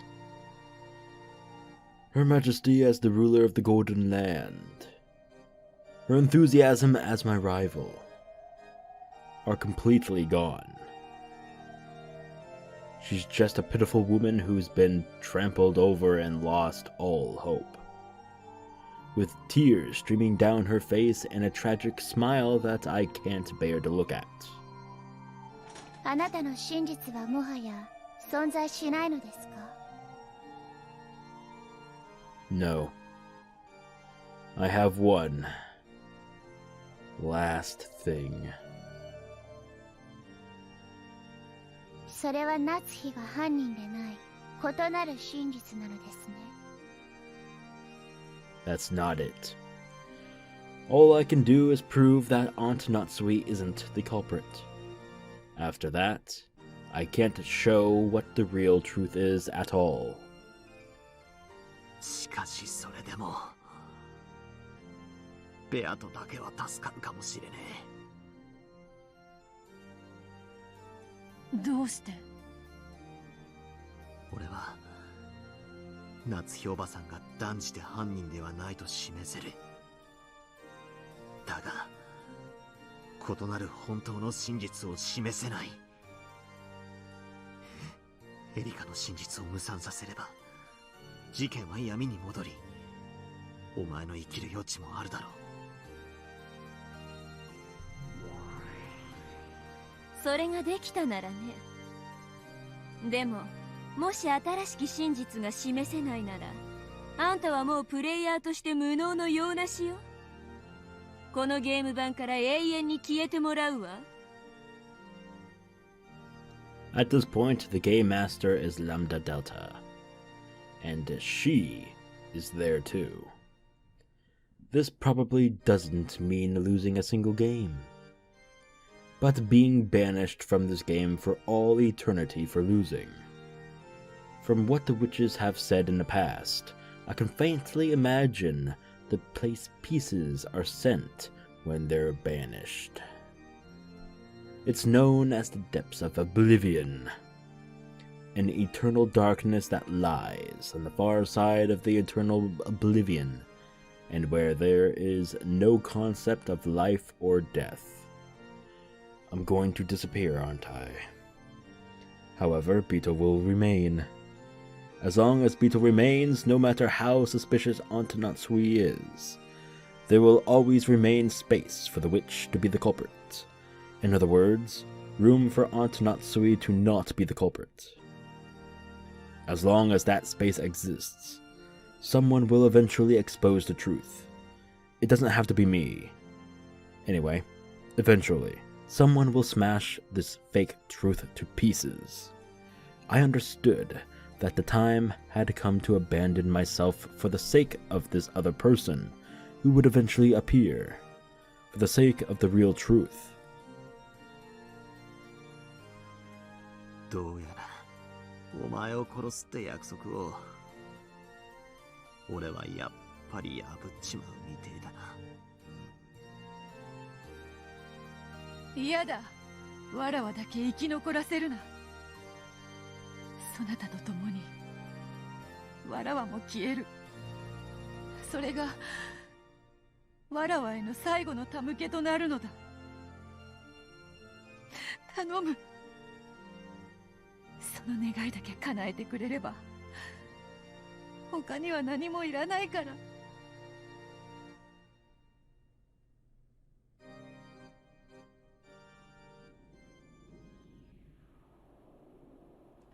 名残はつきましたか？やはりあなたには失望です。後ろ宮バトラー。とっとと引導を渡してください。夏日さんの罪を暴く私の独壇場が残ってますので。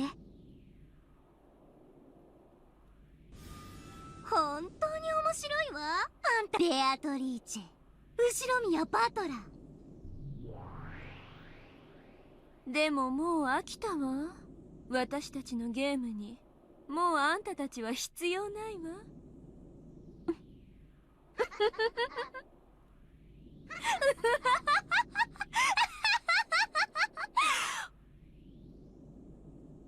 No, why? God damn it. Everything is happening in this fucking episode, and the ending right here where it's most needed to be fucking not fucking up. Everything is fucking crashing on me. Why? Do it to Delena. Alright. これでおしまいです。最後の力がまだあるなら、せめて最後にそれを振り絞って見せてください。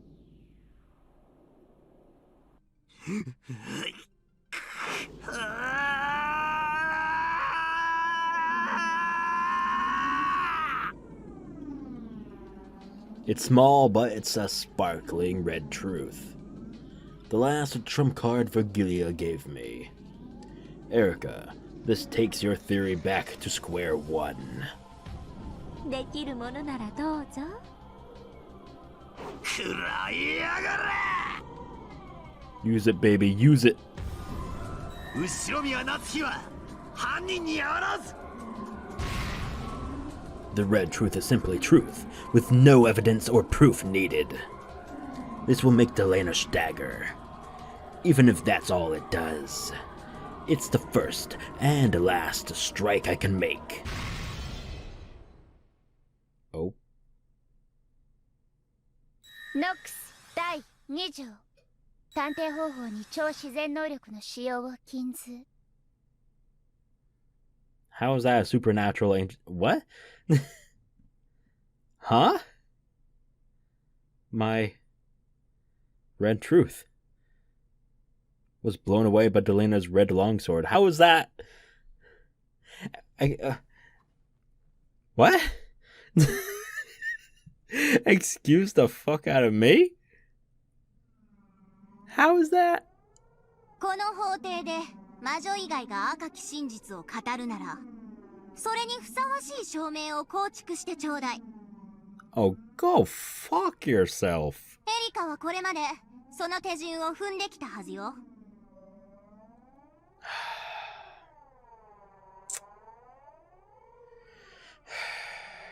True. Erika hadn't used the red herself even once so far. She always had Bernkastel, a witch, repeat her statements. あなたのその赤き真実は、あなたが自分で手に入れたものではないわ。超常存在から授けられた超自然の真実よ。Go fuck yourself. I hate this so much. God fucking damn it.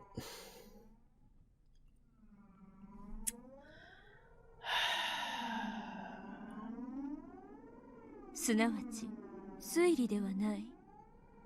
でたらめな思いつきと同じということよ。Well, I guess we're dead. Sayonara. End of chapter, end of episode. Bye bye. What the fuck? Come on. I'm actually very disappointed. I feel defeated myself. I don't know what to do. I don't know what to say at this point. Okay. I guess I can just shut the fuck up and read, huh? In that case, if I have Virgilia say the same red truth, where is Virgilia? Yes, where is あ she? なたがその赤き真実を掲げるにはそれにふさわしい構築が必要です。それが示せるのですか？ No, it's impossible. I just have the truth that Aunt Natsuhi isn't the culprit. Without any basis or evidence. なあ、本当の真実なんて儚いんだよ。 I guess it fucking is. 本当の真実なんて存在するのか。 I guess fucking not. そしてそれは必要なものなのか。なくてもこうして物語は進むんだよ。バトラー。さあバトラー、あなたの示した赤を証明するのです。それができないならお別れです。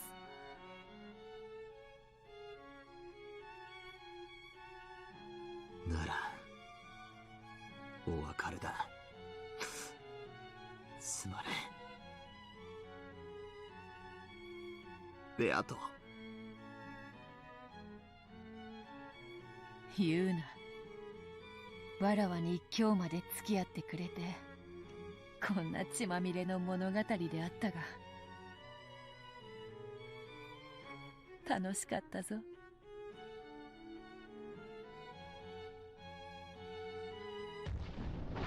それではこれにて当法廷は閉廷です。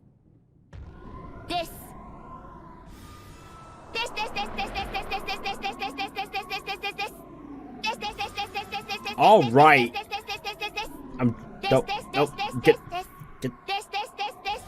Nope. Get the fuck off my screen. Get the fuck off my screen, bitch.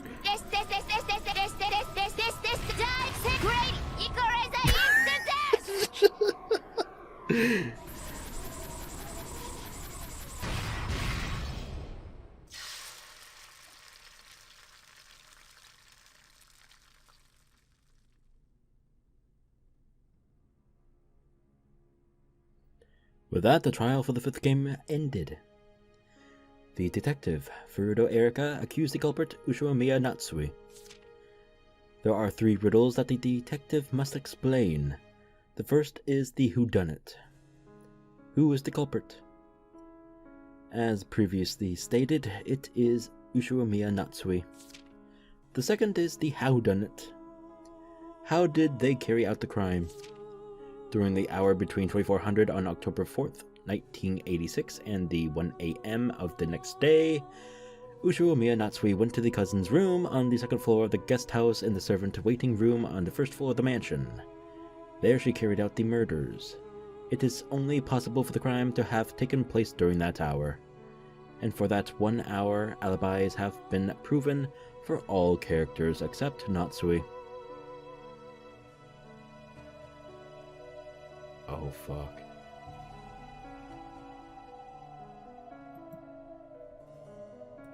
Damn. Thumbnail. Not the time, cynical. Shut up! From the sky, a massive red longsword, even greater in size, giggity, than the one Delaner held, came crashing down like a thunderbolt, piercing through Bachelor's heart and pinning him in place while he still stood. In that instant, Beatrice became a golden splash and faded away, and her former minions disappeared as well. Damn. As the heartless witches looked down at the cathedral center, laughing coldly, all that remained was Bachelor, with the red longsword sticking through him, and Delaner.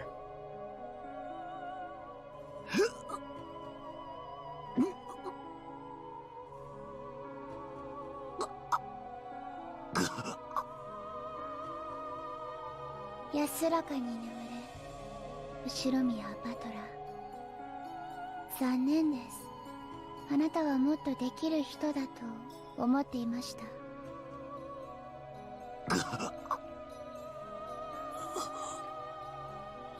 Bachelor blew bubbles of blood, closed his eyes slowly, and died.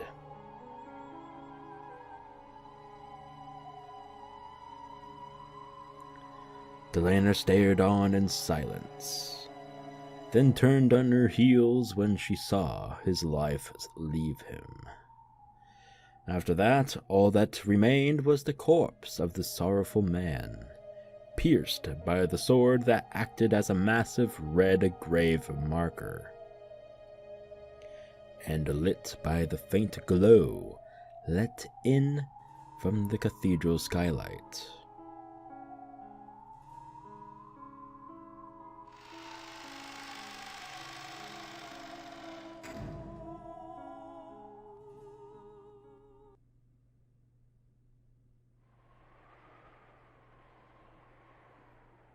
And then, there's the third riddle the detective must uncover. The final riddle, the why done it. Why did they commit the crime? The motive. In third-rate mysteries, there's no need to uncover this. After all, even if you don't expose the motive, the culprit will just confess it when all's said and done. However, Furudo Erika was first-rate, so she would expose even this. Here we go. Natsuhi was being confined in the parlor under everyone's watchful gazes. Then Erika made use of everyone to diligently and persistently search all places, even Natsuhi's room, for clues about her motive. さて、お集まりの皆さん、このような恐ろしい殺人に何が後宮夏日さんを駆り立てたのか。探偵フルドエリカの調査により、その輪郭が浮かび上がってまいりました。それをここにご報告させていただきたいと思います。Everyone remained silent, urging her to continue. Erika tossed some of Natsuhi's possessions that had been confiscated onto the table. まず、これらは夏日さんの部屋から発見された過去の日記帳です。近年ではほとんど書かれていませんが、後宮家に籍を入れたばかりの頃については詳細な記述があります。これらの多くは鍵付きの日記帳に封じられていましたが、事件の全貌を暴くために全員の承認を受けた私の権限により、これらの鍵をすべて破壊させていただきました。人でなし、人の日記を読むなんて。ならあんたは何よ、殺人鬼。お前ごときにプライバシーなんてあるわけないでしょ。この日記帳から浮かび上がったのは、夏日さんはクラウスさんと特殊な事情でご結婚なされたらしいということです。ここにいらっしゃる皆さんは私よりご存知なのでは？夏日さん、クラウスさんご夫婦は恋愛結婚でもお見合い結婚でもありません。いわば人質のような結婚でした。そのようなことはありません。この赤い日記帳の24ページに以下の記述があります。私は後宮家に嫁という名で軟禁された人質なのです。でも私が人質となることで全てが丸く収まるならば、夏日さん、あなたは自分が人質であったことをここですでにお認めになっています。熊沢さんは夏日さんがここに来られた当初からお世話をしていますね。当時のことを話してくださいませんか？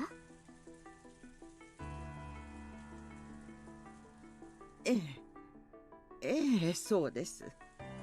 私にそうこぼされたこともございました。奥様のご結婚についての事情を知るのは、今は私と南條先生くらいのものでしょうか。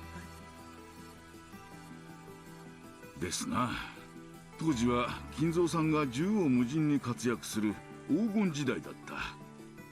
金蔵さんはあらゆる敵を打ち倒し、経済力を拡大していったのです。夏日さんの家もそんな敵の一つでした。As though the time to talk had suddenly come at hand. Sorry. Kumasawa and Nanjo openly delved into territory that should never have been touched upon again. This was concerning the period during which Kinzo was most feared for his ferocity. Oofa.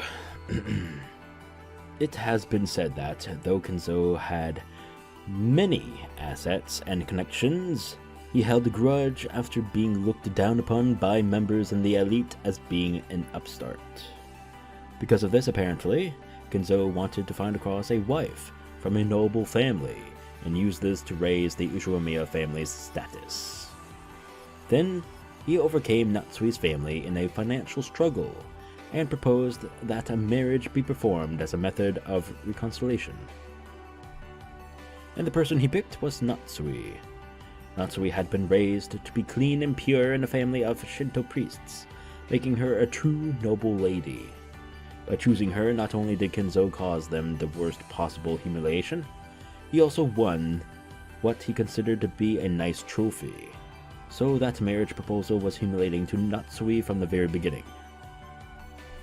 この辺りの経緯については、今、熊沢さんと南條先生がお話しくださったものと、日記帳に記されている内容が合致します。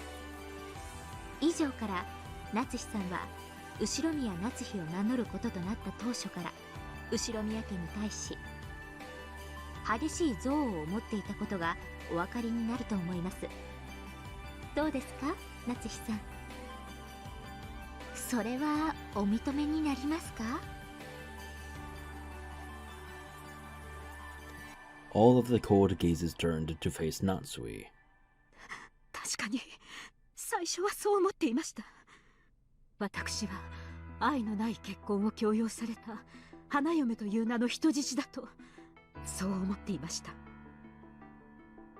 ですが夫は私を人質などと見下しはしませんでした。私の事情を理解し、同情と慈しみを与えてくれました。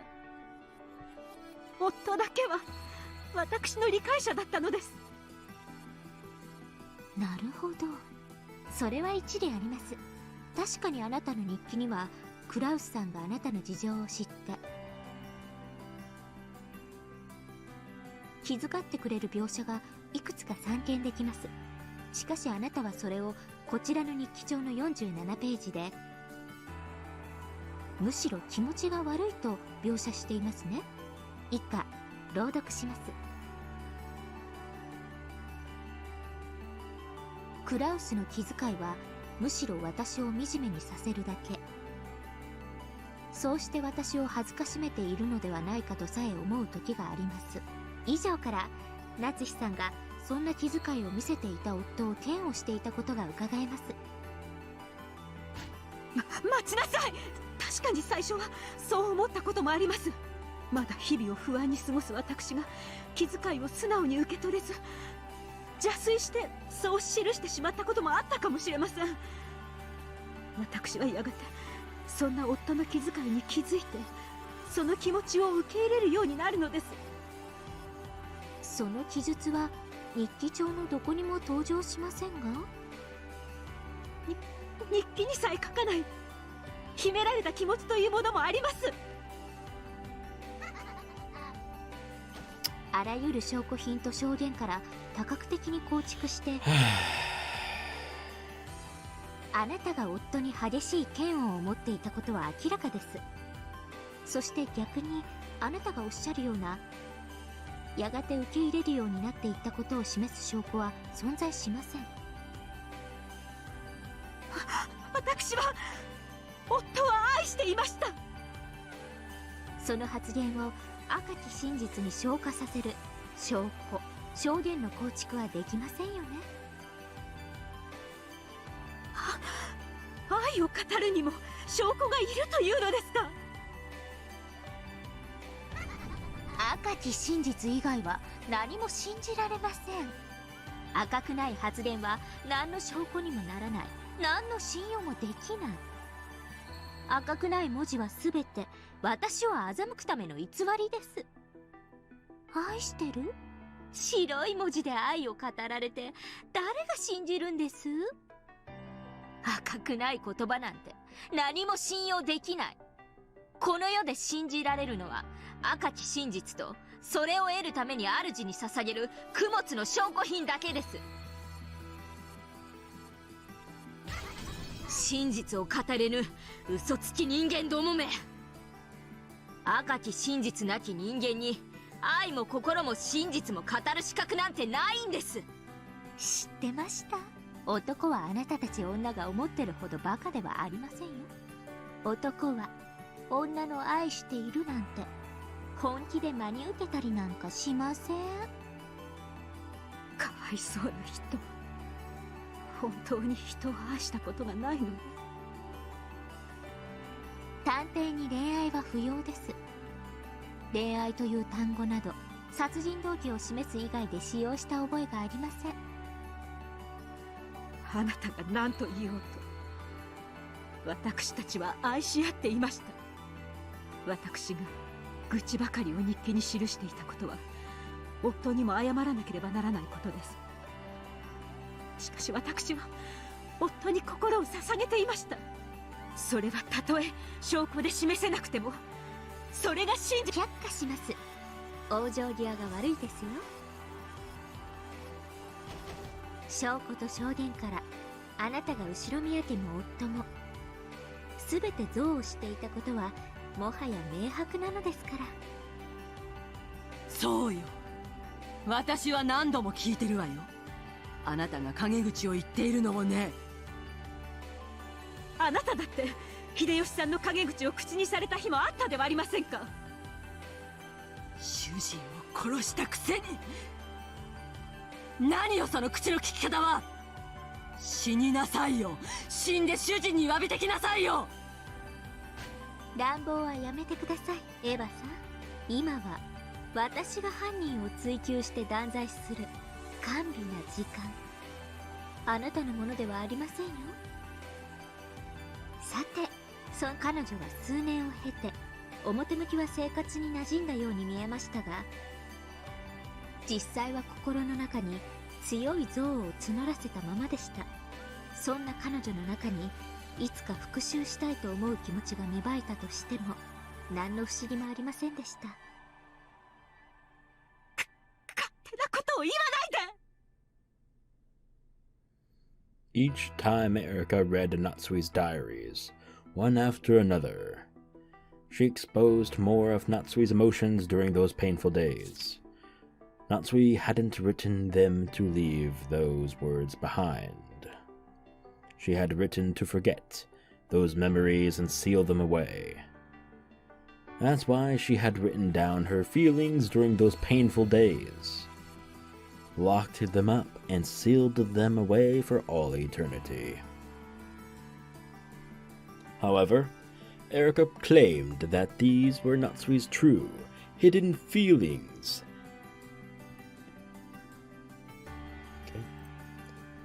244.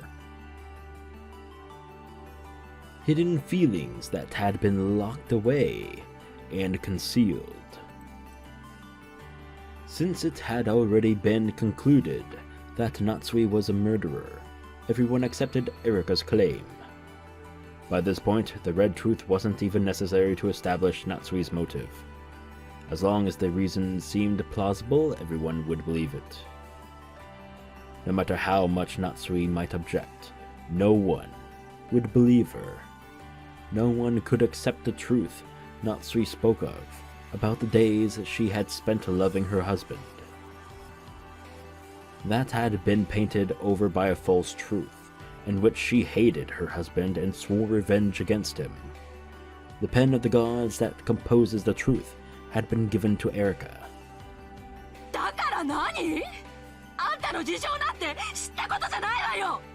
人殺し。人殺し。おやめなさい。私には夏日さんの気持ちもよくわかるのです。いつかこういう日も来るのではないかと思っておりました。おいたわしや、おいたわしや。親父のわがままな人生に振り回された気の毒な犠牲者の一人だとは思うぜ。私は奥様のその心の痛みを存じておりました。そしてその支えになりたいと日々思っていたのですが、力及ばずこのようなことに。僕には愛憎の気持ちなんてわからない。あなたにもいつかわかるわ。そしてそれは生きる目的にも殺す目的にもなりうるの。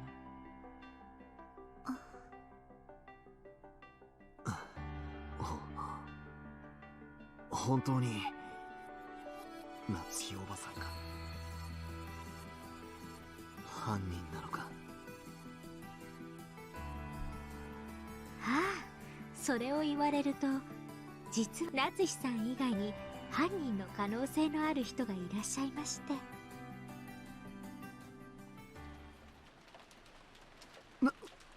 何？おい、ふざけるなよ。なんでそんな大事なことを早く言わないんだ。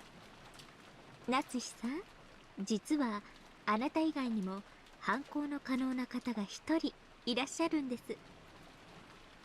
あなたがどうしても犯人でないとおっしゃるなら、その方が犯人ということになってしまうんですが。 What the fuck is this? My fucking chair, god damn it. What the fuck is this? What's happening right now? I don't understand what the fuck is why is she doing this? Why? それは誰だ？誰なんだ？後宮金蔵さんです。 Oh, that. Oh, okay. Oh, okay.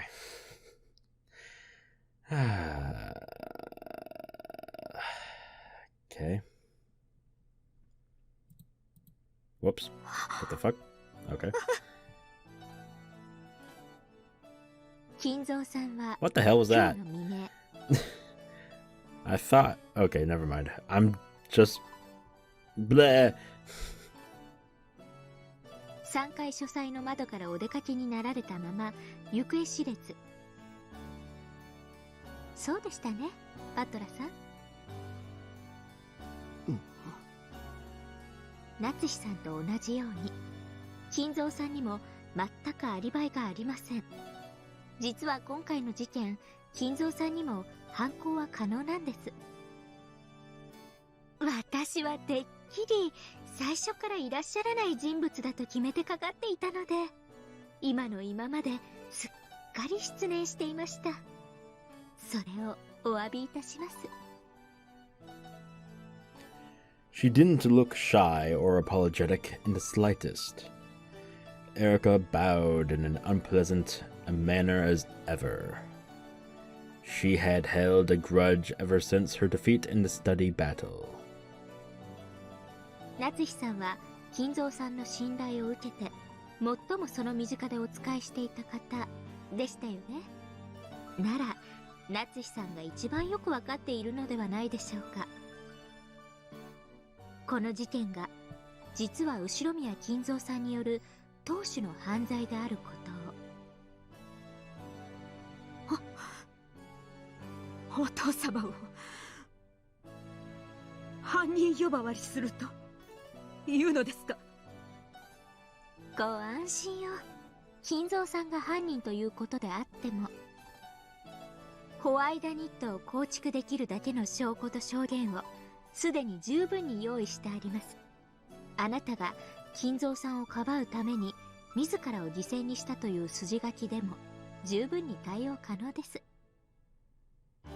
近年探偵の推理さえも筋書きに組み込まれている可能性がありますから。本当に油断ならない時代になったものです。お父様を犯人呼ばわりするなど、この私が許しません。夏日さん、頭を冷静にして胸に手を当ててよく考えてください。あなたが実は金蔵さんが犯人でしたと告発してくれれば、この事件は全て解決するんです。あなたの濡れ衣は晴らされ、名誉も回復されるでしょう。 In other words, by pushing the crime onto Kinzo, Natsuhi would be saved. However, 私はお父様より後ろ宮家の名誉を託されたのです。その私が濡れ衣を晴らすためだけにお父様の後ろ宮家の名誉を自ら汚すと本気でお思いですか？ of course, Natsuhi knew that she wasn't the culprit, and she also knew that Kinzo wasn't.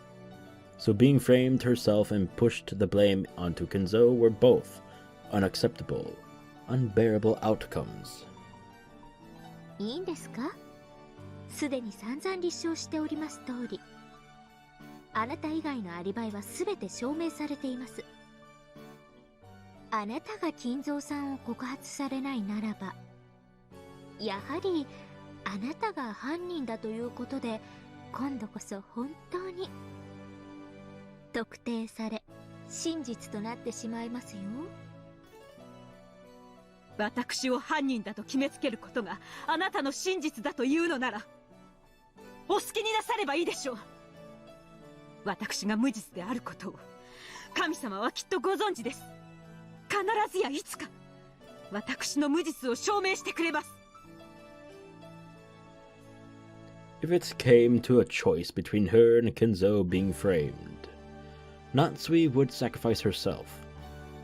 Perhaps that was her way of protecting the Ushiromiya family's honor. 夏井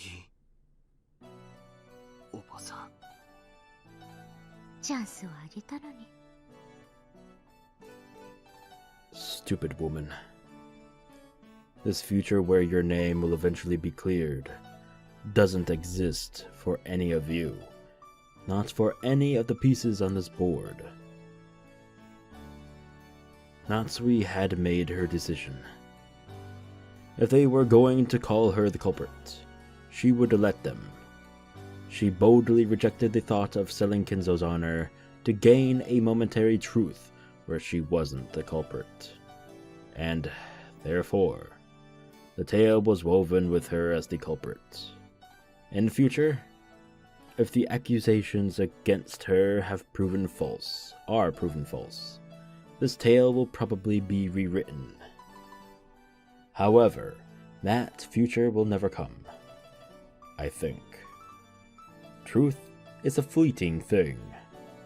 Even if I am a good person until my death, if some heartless person after my death overwrites the records and says I wasn't a good person, and if that is shared with everyone else, then even all the goodness in which I lived my life could be overwritten easily.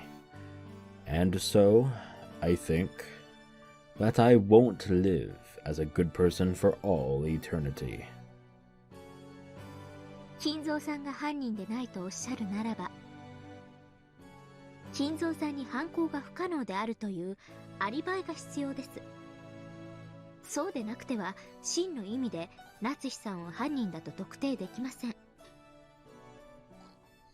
Erika has probably known for a long time. Kinzo is nothing more than an illusion to make the inheritance problem more uncertain. However, it would be very hard to prove that he was an illusion. The only way to do this would be to confirm Kinzo's death.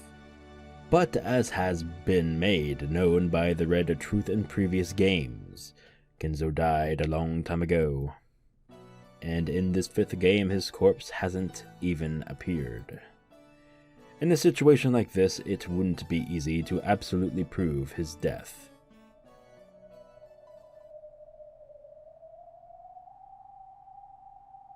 What the fuck? Okay. If Kinzo's death was confirmed, it would practically erase that defeat in the study. It was the only way Erika had of removing the humiliation of that loss. And there was something that could confirm Kinzo's death almost as certainty. as certainly as real proof. And that was the confession of the culprit. It would mean having Natsuhi herself acknowledge that Kinzo no longer existed in this world. That way, it would be acknowledged that Erika's reasoning in the study was correct. That loss would be painted over, and it would be rewritten as Erika's victory.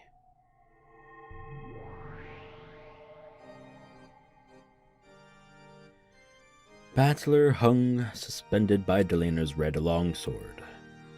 Bito had disappeared by having her existence denied, and her minions had gone too. In this cathedral that they had disappeared from, only Natsuhi and the witches convicting her remained. あくまでも金蔵は生きてて島のどこかに残っていると言い張るのね。そうです。お父様はご健在でおられます。誰が何と言おうと私はそれを翻します。過去のゲームの赤き真実で金蔵がすでに死亡していることは確定してるわ。でもそれじゃあベルンの気が収まらないわけでしょ。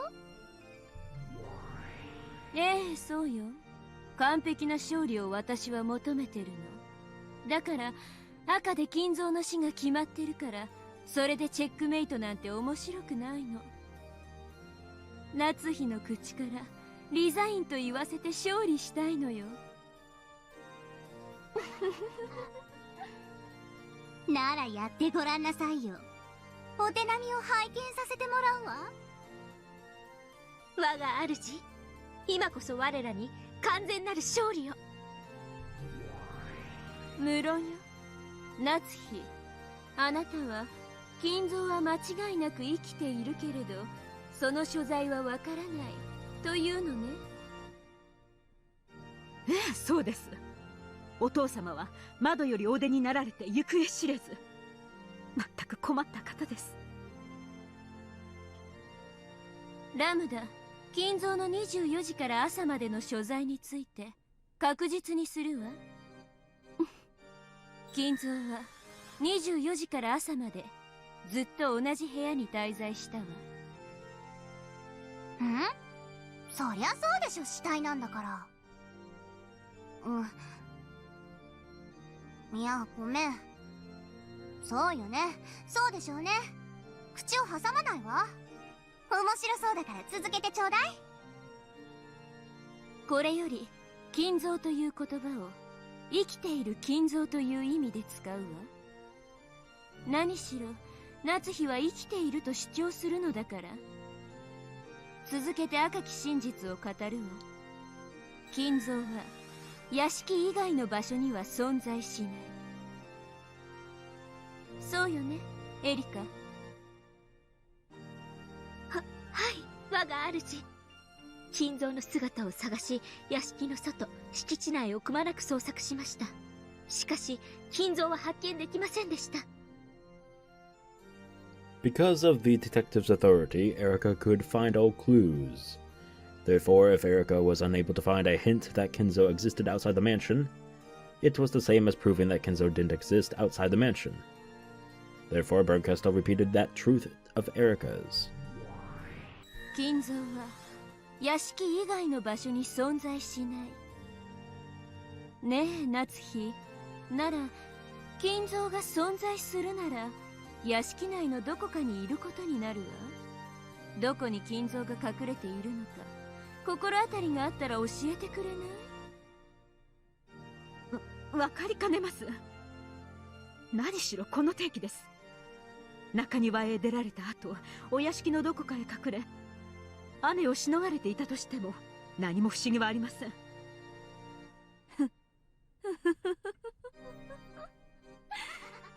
私はこれからも同じ質問を数度繰り返すわ。あなたに名誉ある幸福の機会を数度与える。痩せ我慢が過ぎると本当の名誉まで失うことになるわよ。いかなる脅しにも私が屈することはありません。あなたは本当にいじめがいのある駒だわ。では続けるわよ。以上の理由から金蔵さんが屋敷以外の場所にいることは考えられません。そこでまず書斎のあった3階を徹底的に捜索しました。だがどこにも隠れる場所はなかった。3階に親父の姿は影も形もない。ではどこにいるんでしょう、夏日さん。知りません。3階にいないなら地下にでも隠れたのではありませんか？ええ、地下ですね。ボイラー室、地下倉庫など怪しげな地下も全て捜索させていただきました。ええ、私も探したわ。お父様の姿なんてどこにもなかった。繰り返します。金蔵さんはどこにいるんですか、夏日さん。なら1階か2階にでもいたのでしょう。そうですね。消去法で行くならそうなります。そして1階を徹底的に捜索しました。結果は？いいえ、お父様の姿を見つけることはできなかったわ。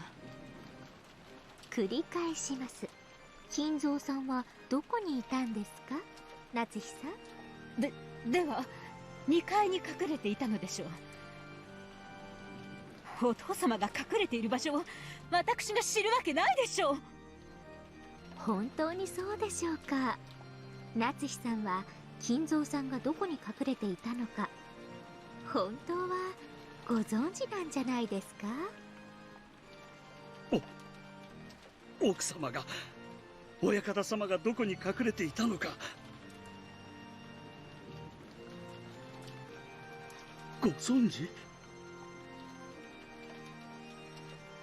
そんなバカな。そんなことあるはずありません。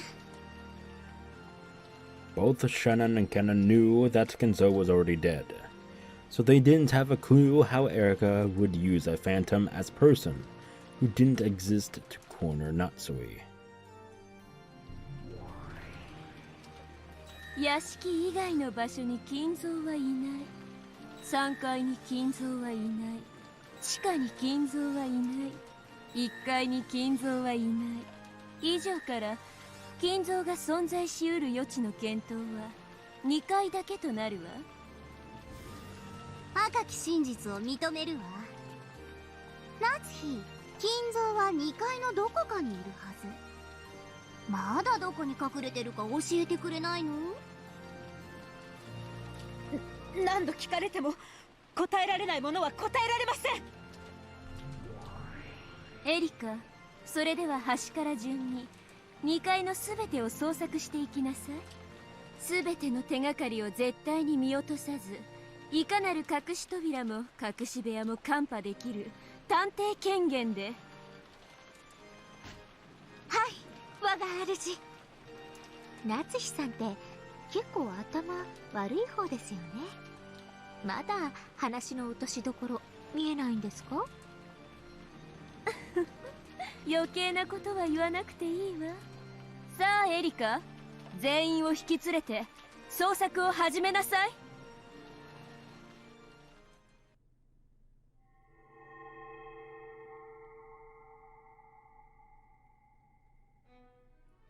Erika used her detective's authority to take everyone, even Natsuhi, and go up to the second floor to search every room, starting at one end. Even for rooms that were thought to have nothing at all to do with the crime. Erika did not relax her search in the slightest. Her search was thorough in every single room as they moved through them all. まだ金蔵さんはどこに隠れているか教えてくださらないのですか？いい加減になさい。私は知らないと何度口にすればいいのですか？夏日さん、このまま調べていってもきっと金蔵さんは見つかりませんよね。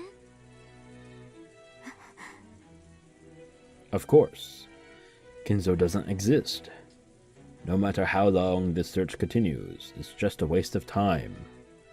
This was known by Erika, the witch's piece, and Natsuhi, the one who knew the truth.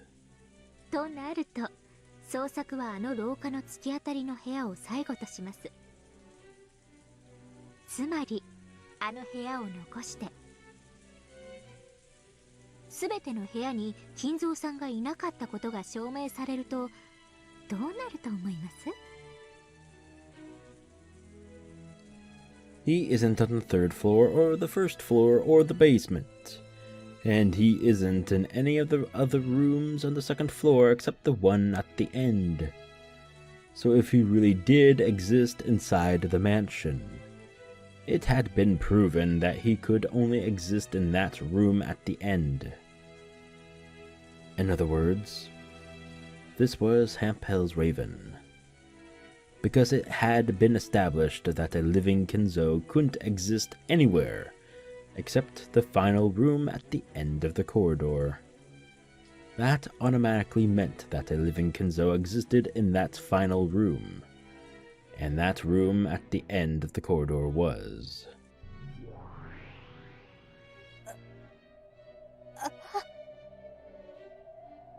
突き当たりの部屋って何の部屋だっけ？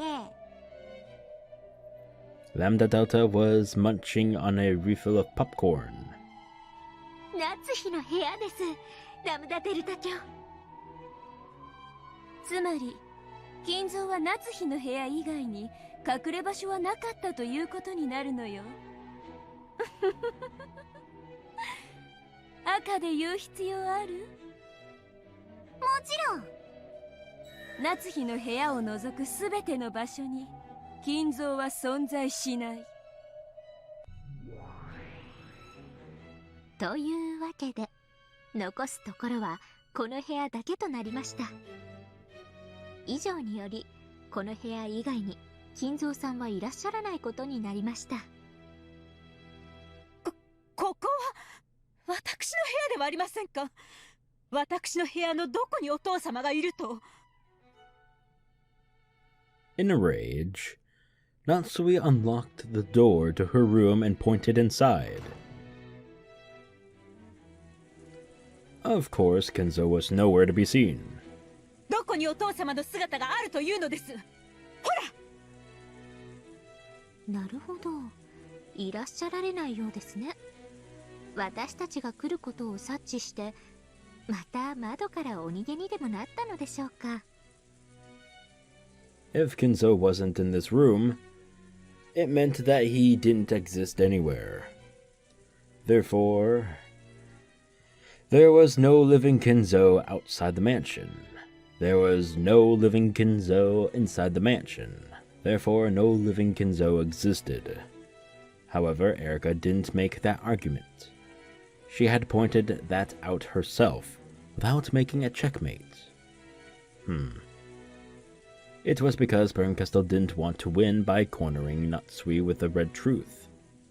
She wanted to force Natsuhi to accept a humiliating resignation. 私がこれまで捜索してきたのは金蔵さんの姿だけではありません。金蔵さんが24時から朝まで隠れていたことを示す痕跡です。そしてそれも存在しませんでした。つまり24時から朝までの間、金蔵はある一室にこもり続けたことになってて、そしてそれは夏日の部屋ということだわ。赤き真実によるチェックメイトがとうとう金蔵の幻という駒を夏日の部屋にまで追い詰めたということよ。ねえ夏日さん、つまりあなたは朝までこの部屋で金蔵さんとご一緒だったことになるわけです。それでもあなたは金蔵さんのことをご存じないとおっしゃられるのですか？私が赤き真実で認めるわ。24時から朝までの一晩、生きた金蔵は夏日の部屋を除く全ての場所に存在しない。その真実から夏日の部屋にしか存在しなかったと議論を進めることを許すわ。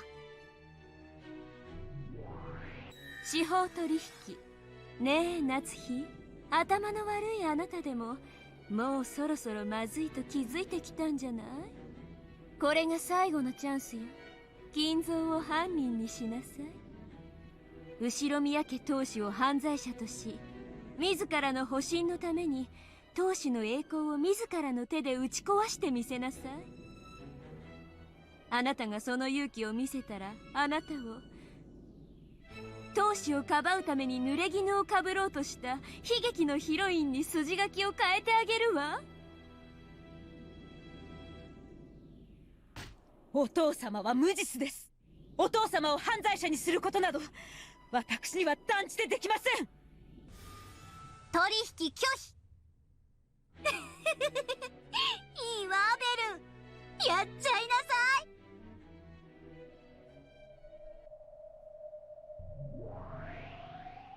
24時から朝までの一晩、生きた金蔵の存在する余地はあなたのベッドの中以外に存在しない。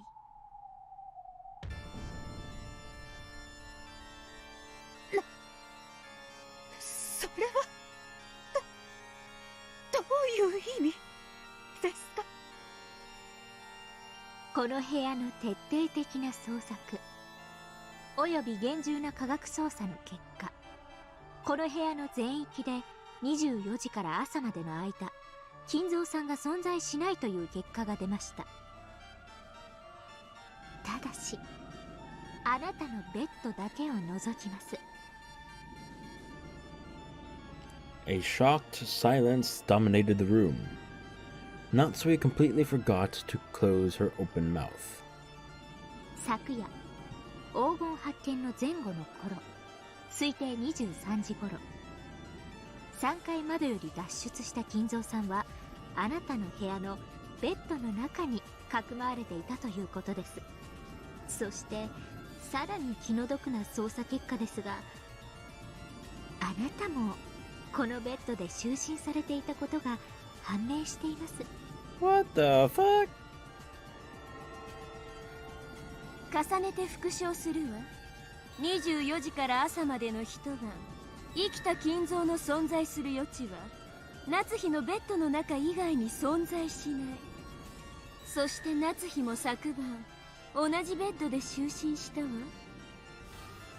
あら、仲良しさんたちね。二人で仲良く枕を分けっこして眠ったわけね。青き真実以上から後宮夏日と後宮金蔵には乗降の可能性があったと推測できるわ。Man, the lengths they are going, man. I need a drink. Oh my god.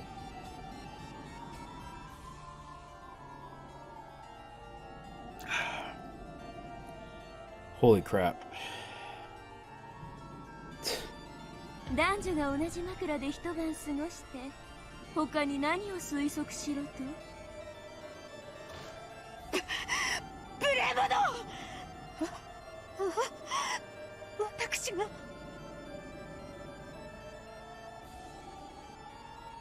敬愛してやまないお父様となんて。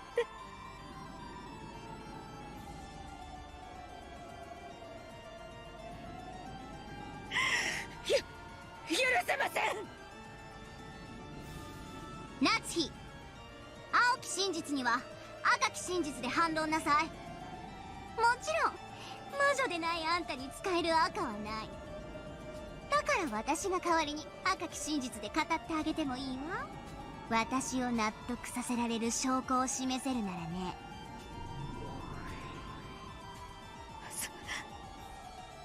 そんな証拠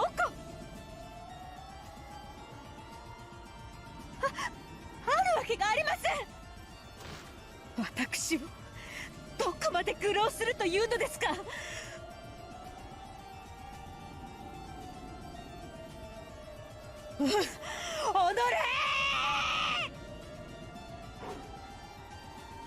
Natsuhi tried to attack Erika, but Eva pinned her arms behind her back so she couldn't do anything. なんというおぞましいことでしょう。夏日さんは後ろ宮家に復讐するためにまず後ろ宮家のすべてを乗っ取ろうと企てたのです。そのため夏日さんは体を武器に金蔵さんを籠絡したのです。Oh my god, how low can they go, man? Damn. They're just, oh my god, I just okay. そんなことはしません。私も自分の体を夫以外に許したことはただの一度もありません。否定されたい気持ちもわかりますが、あなたが金蔵さんと密会を重ねていたことはすでに複数の関係者からの証言で明らかです。 Oh, calm the fuck on.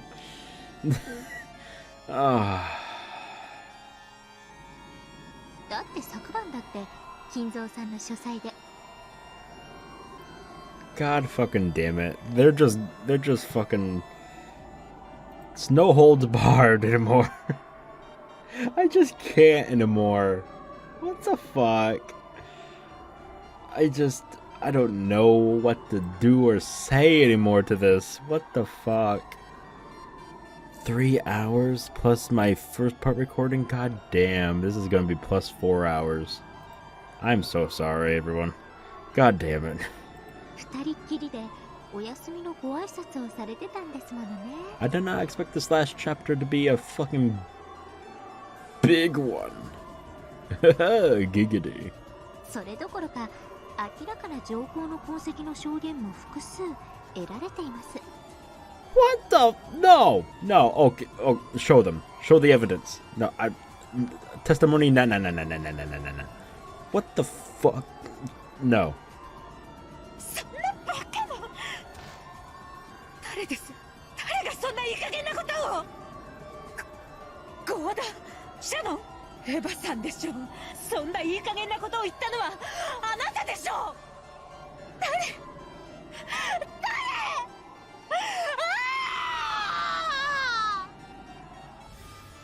関係者証言を受領したわ。これは致命的ね。 From those involved? Oh my gosh, shut the fuck up. もう疑いようがないわ。 They're just making shit up now. Actually, that's what they've all been doing this whole fucking time. Oh my god, I hate this so much.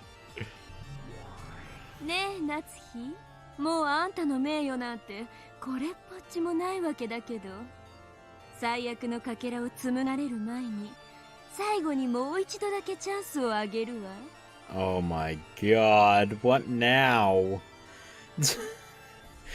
Oh, what's worse than what? Okay. 金蔵はいませんでしたって言ってごらんなさい。そうよね。夏日、あんた強情だわ。もう後ろ宮家なんてどうせボロボロじゃな。そんなにも金蔵がいることにして遺産問題をうやむやにしたいの？これは私がお父様に託された後ろ宮家の名誉を守る最後の試練です。夫の事業は必ず結実します。それによって借金を返済するまで後ろ宮家の家督を引き渡すわけにはいかないのです。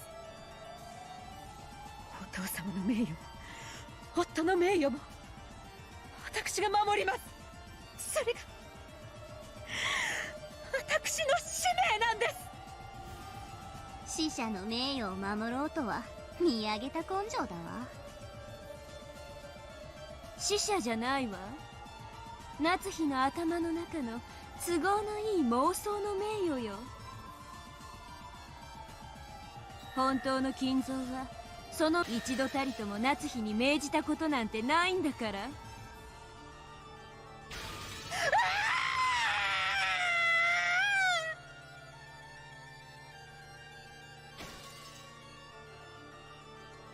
As Natsuhi screamed, she fell down to her hands and knees. She no longer had any way to reject the fake truth that Bernkastel and Erika had weaved. ゲームマスター、ラムダデルタの名において、本ゲームの勝利者がベルンカステル教であることを認めるわ。意義ある者は名乗りを上げよ。 Why ain't that in red?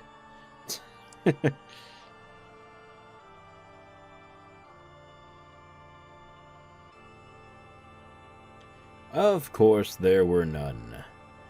All of those who might have objected had been erased. 意義ある者なし。ベルン、あんたの勝ちよ。見事な勝ちっぷりだったわ。真相のかけらをあなたが紡ぎなさい。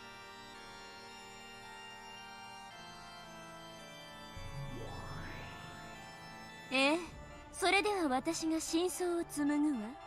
これがこの悲しく間抜けな物語の真相よ。本当は泣き笑いしながら罪を認めた夏日に自ら語ってほしかったんだけどね。それがお約束なんでしょ。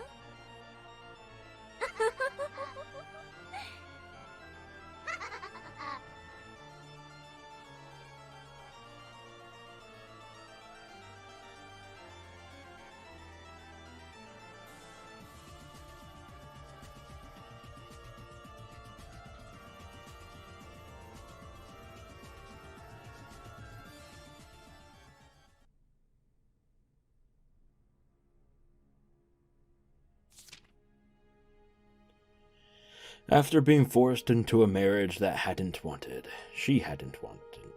Fucking Christ. Okay, yeah. Words. Please understand, I've been recording for so long. I'm gonna mess up a lot. I'm so sorry.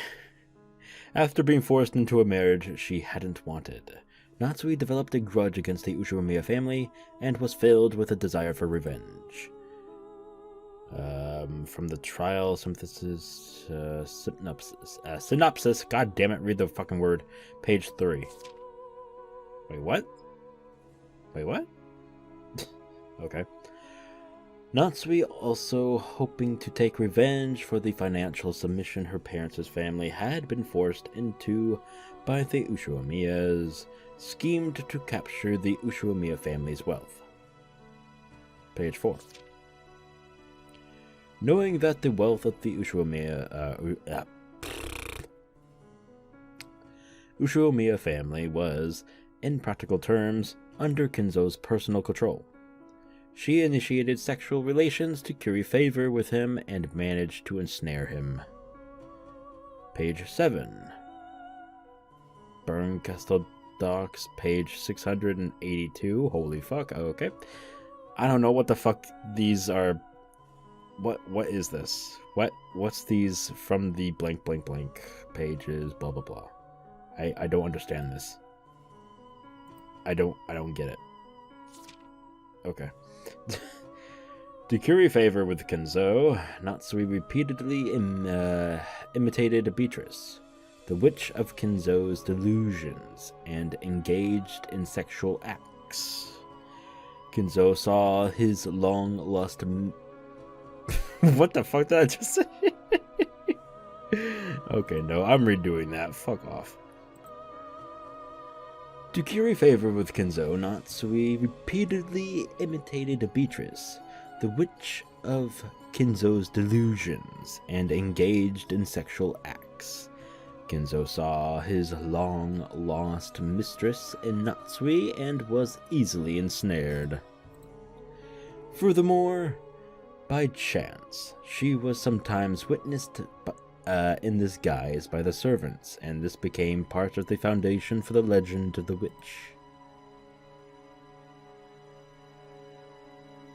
From presented evidence number 17? What?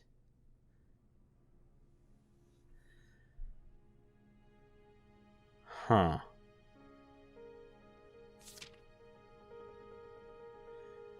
However, late at night on October 4th, 1986, Bachelor discovered the hidden gold.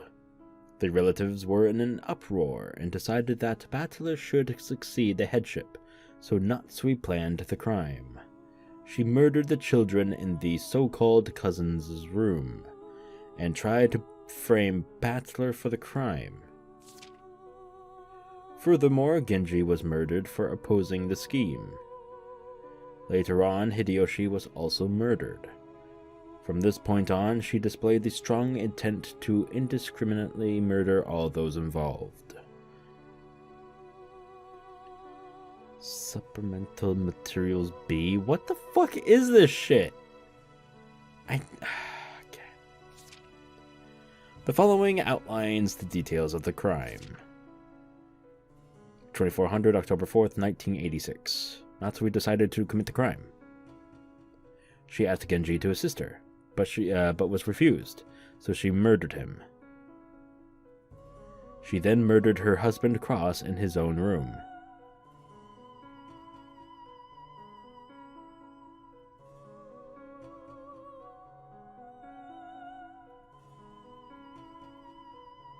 Afterwards, she went to the so-called cousin's room on the second floor of the guest house, waited for Rosa to join the rest, and killed George, Jessica, Maria, and Rosa.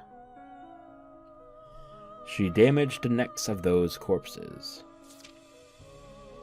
Afterwards, because there were people in the lounge on the first floor, she waited in an empty room on the second floor.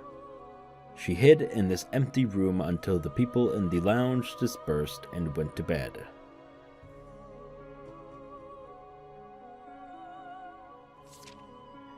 The people in the lounge dispersed just after 3 a.m. Natsuhi left the empty room and escaped from the guest house. She returned to her personal room, where she met up with Kinzo, who had been hiding there. She stayed there until morning. Kinzo left the room early next morning and concealed himself somewhere near the guest house.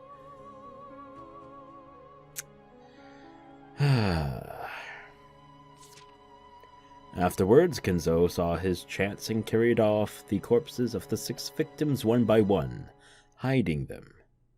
Unfortunately, these hidden corpses have not been found.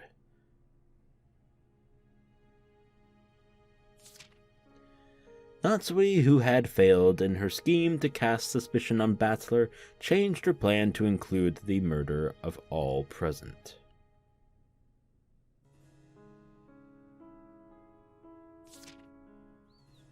Predicting that one of those present would eventually want to take a rest in the private room, Natsuhi concealed herself inside a closet in one of the guest rooms. At about 1 p.m., she murdered Hideyoshi after he entered that room.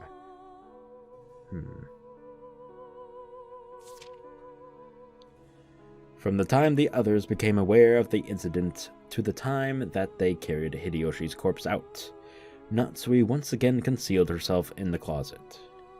Furthermore, as proof for this, a button from Natsuhi's clothes was found in the closet. Afterwards, she left the closet and tried to return to her room. However, Furudo Erika found and questioned her first, and she confessed to the crime.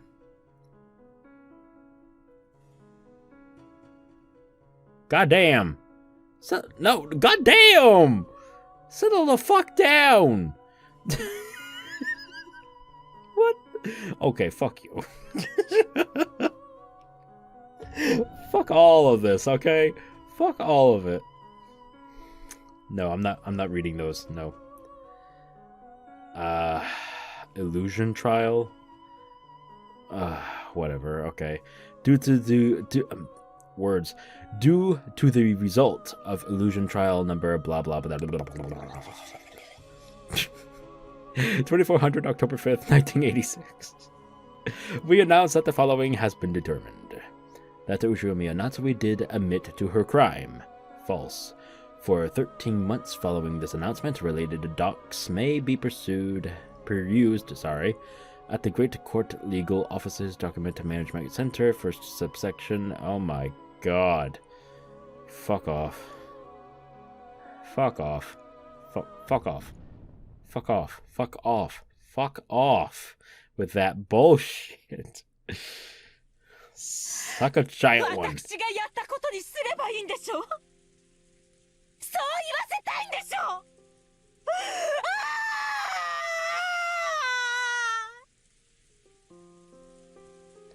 As though she had given up and decided that it'd be useless to try and talk her way out of this any longer, Aunt Natsuhi screamed that out. It was a sad incident. I wanted to believe that despite the pitiable circumstances that led to her marriage into the Ushiromiya family, Natsuhi just might have been able to grasp a sliver of happiness together with Uncle Cross and Jessica. However, by Aunt Natsuhi's own doing, Uncle Cross, and even her beloved daughter Jessica, had been heartlessly killed. It was even harder to believe that grandfather had been an accomplice and hid the corpses. However, judging by the clear testimony given by several people who knew him, grandfather's mental state for these last few years has been far from what anyone would consider normal. Perhaps possessed by a mad devotion to the mistress he had lost long ago, grandfather might truly have believed that Aunt Natsuhi was a reincarnation of Beatrice. Where is grandfather now? Like Erika had theorized, did he really believe that he could revive Beatrice by carrying out murders following the epitaph, succumbing to Natsuhi's cajolery?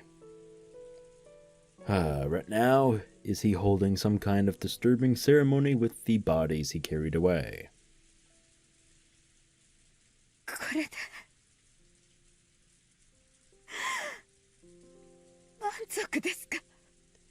No, my ass hurts from sitting in this chair for so fucking long. God damn it. 私にこう言わせたかったんでしょ。 Aunt Natsuhi sobbed as she spoke. これがあなたの復讐なんでしょ。19年前の男。 This man from 19 years ago that Aunt Natsuhi kept mentioning was supposedly someone who had caught her in some sort of trap. However, she had only mentioned that this man from 19 years ago existed, and she most certainly hadn't tried to explain what had happened 19 years ago. きっとこの中にあの男の手先が混じっているはずです。あの男はあなたたちの誰かを通じて今のこの私を嘲笑っているでしょう。なら伝えなさい。これで気は晴れましたか。19年間あなたを災んだ痛みと苦しみは少しは言えましたか。ようやく私をここまで追い詰めたのはそれを認めさせたかったからですね。夏日さん、私たち以外に部外者は一切存在しません。意もしない人物がさも存在するように振る舞うなんて、往生際の悪い芝居はやめてください。 Erika laughed mockingly, but as Aunt Natsuhi looked at us, no, as she looked at some being behind us, she hung her head and shook. Then she confessed to her sin. 私は人を犯しました。やっと直接的な言葉で罪を認めましたね。いいえ、昨日今日の事件のことではありません。19年前の殺人について告白します。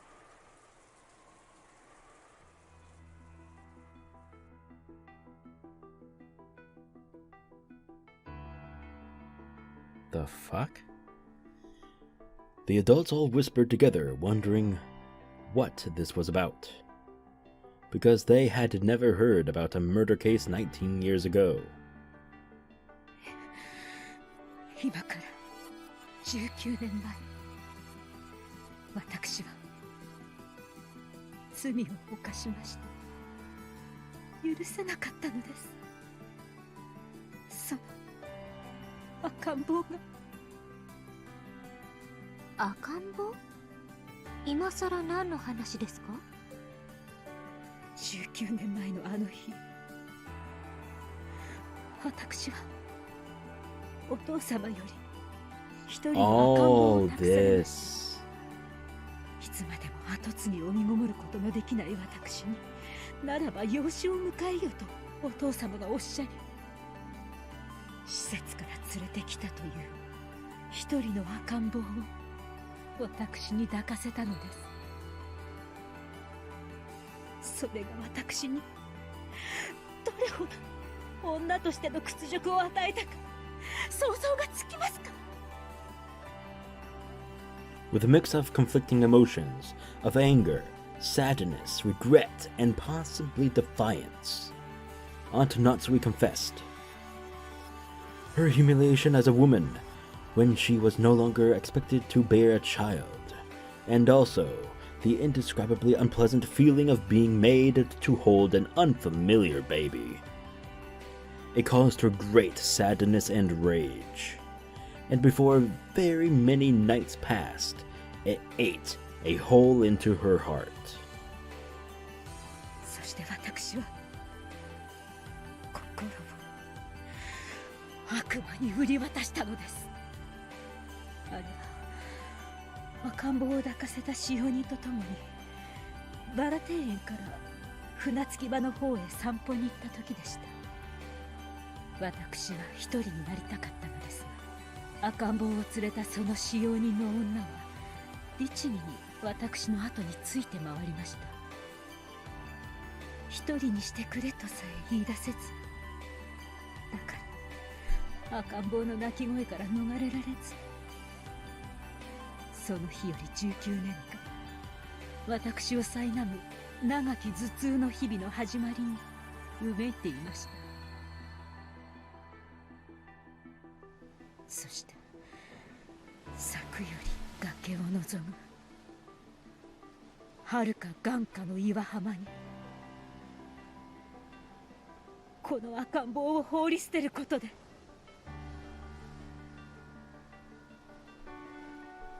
全てなかったことにできれば、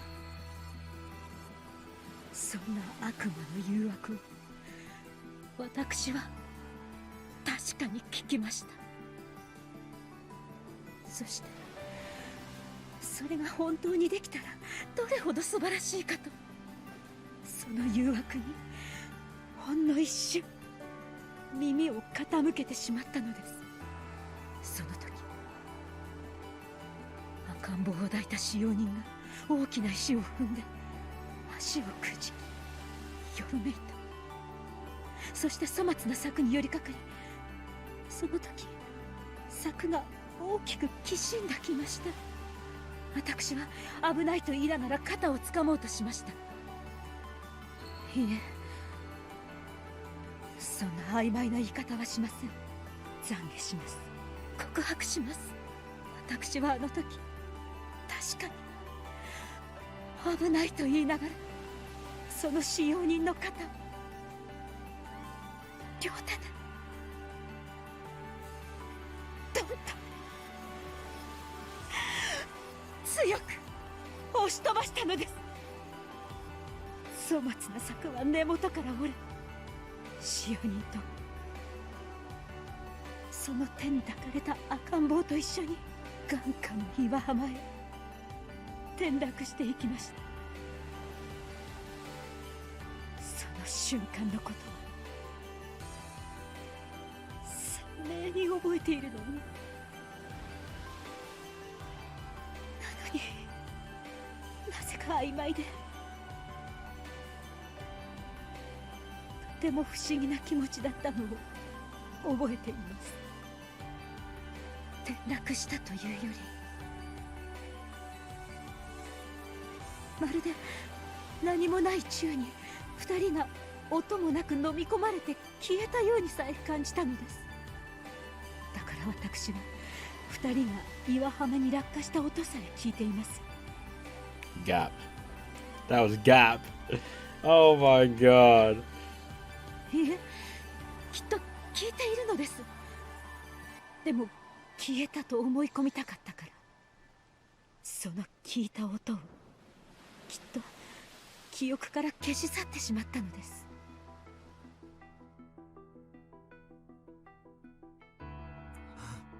それから私は一瞬これが夢だと信じました。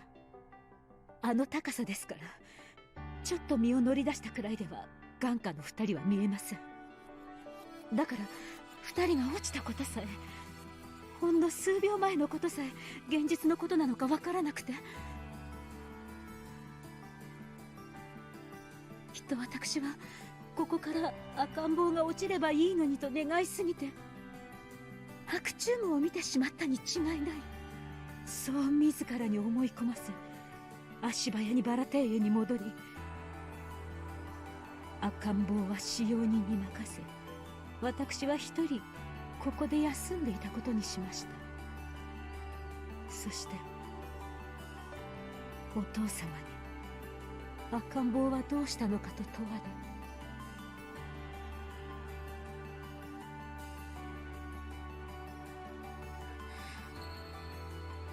れ、任せた使用人の姿が見えないと騒ぎになった。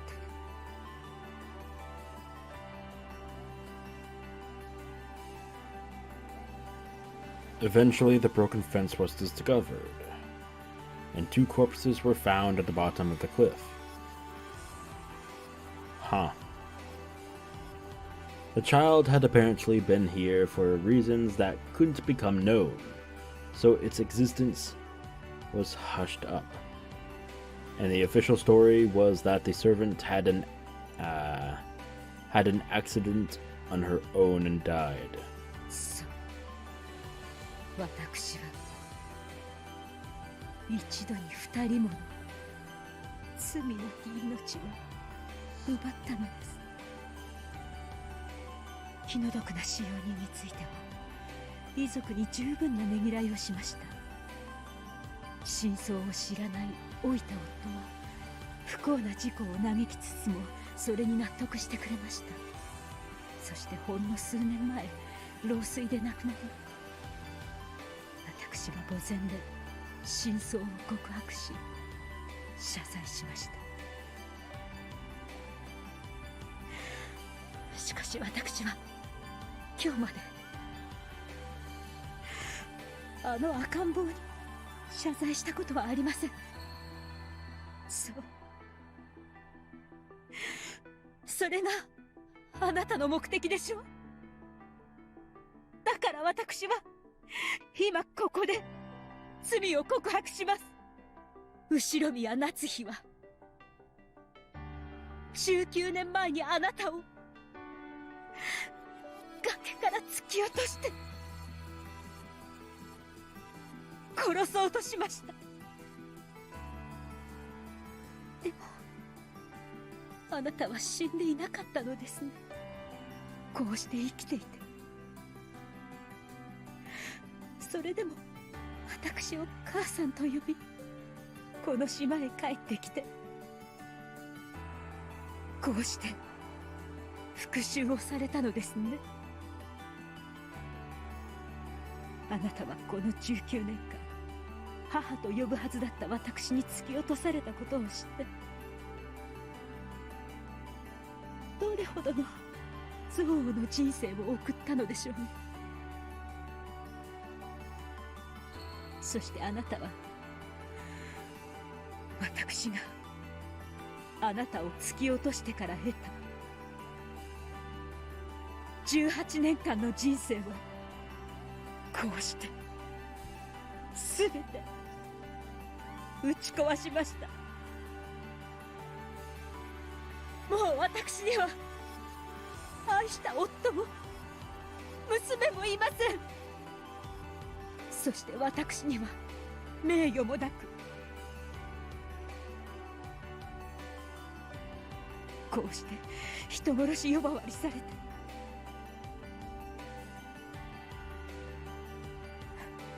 いいえ、本当に人殺しですものね。ええ、そうです。あなたの目論見通り、私は今や人殺しとみなされています。どうですか？復讐にはこれで十分ですか？夫と娘を殺され、人殺しの汚名を着せられ、不貞の汚名まで。こうして生き恥をかかされる私を見て、あなたは満足ですか？さぞや満足でしょうね。私、家族も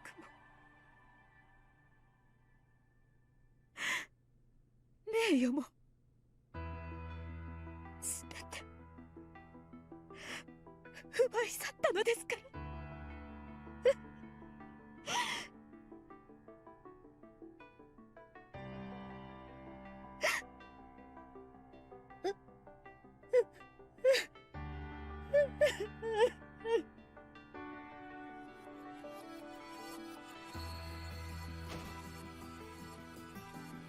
この後に及んでまだ濡れ衣だと言い張るんですか？まったく、あなたは本当に往生際の悪い。聞こえていますか？19年前の呪われた赤ん坊、これで満足ですか？あなたは私から全てを奪いました。まだ何か足りないというのですか？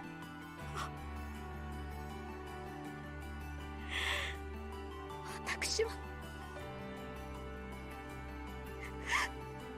許して。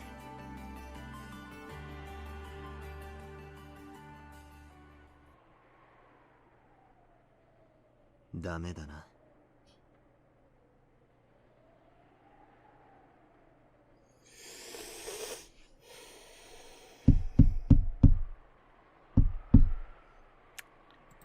No. Just no. Nope. Nope. Nope. Just a big old fat nope. Nope. Nope. I will have this. I will not. Fuck.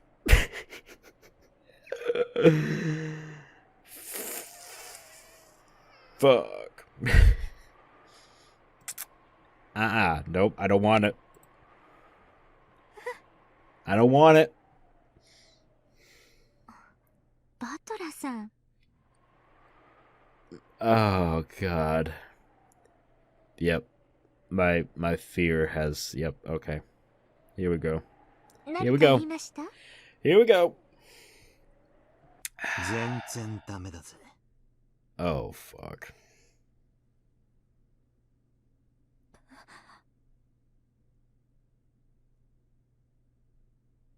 バトラ君。ああ、ダメだな。全然ダメだぜ。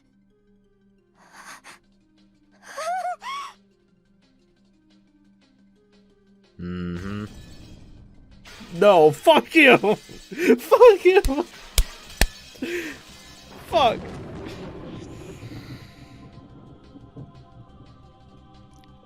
Fuck you!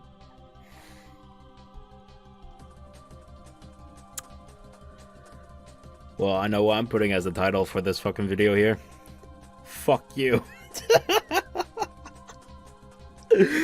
No! Oh, my fear has become the truth. Okay. Well. No, no. Maybe I'm just overthinking it now. Maybe I'm just, squeezing the trigger a little bit too early. No.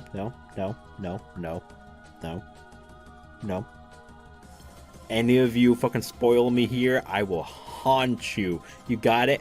I will haunt you.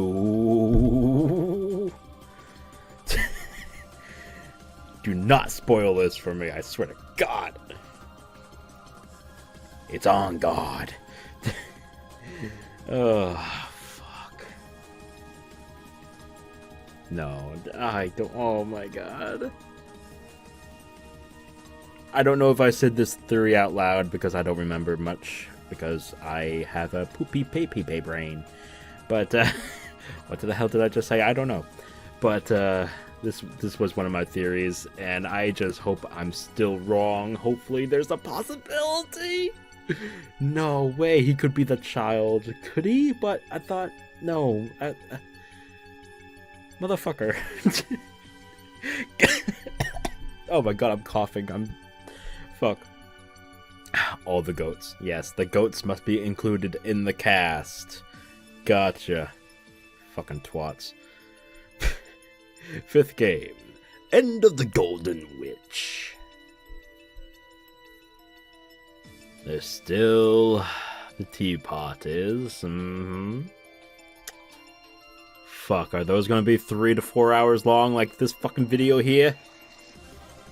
Oh my God. I was planning to do back-to-back. One Wednesday, one Thursday, as I said in my Twitter account. I tweeted it. But now I'm gonna have to change those plans. I cannot do... Fuck. Oh my God. Alright. So this is what I'm gonna have to do. I'm simply gonna have to... I'm gonna have to push back my my claim of uploading this on Wednesday, and now upload it on Thursday, because this is 4+ fucking hours long, and right now I'm exhausted. It is late, or should I say early. For those who don't know, it's 5 a.m. for me. Oh my God. Yeah, there it is. Tea party. And would you stop it, Cup? I swear to God, stop making noise. Thank you.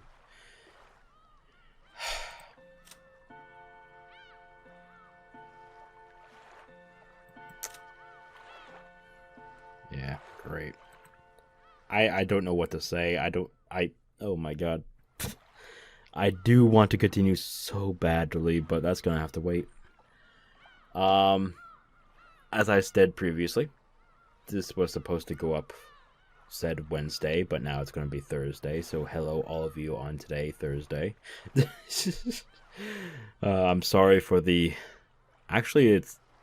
I think it's 5 hours. If I remember the timing of my first part recording, I think it's 5 fucking hours. Holy shit. Oh my God. Why is the finale for each episode getting longer? I swear to God, episode 6 is gonna be fucking 6 hours long.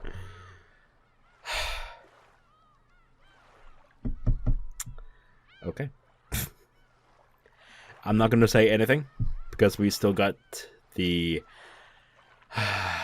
important stuff now to go through in the tea party. Fantastic. I wonder what's going to happen there. I don't know how long... Oh my God. The combination of everything here, it's... Okay.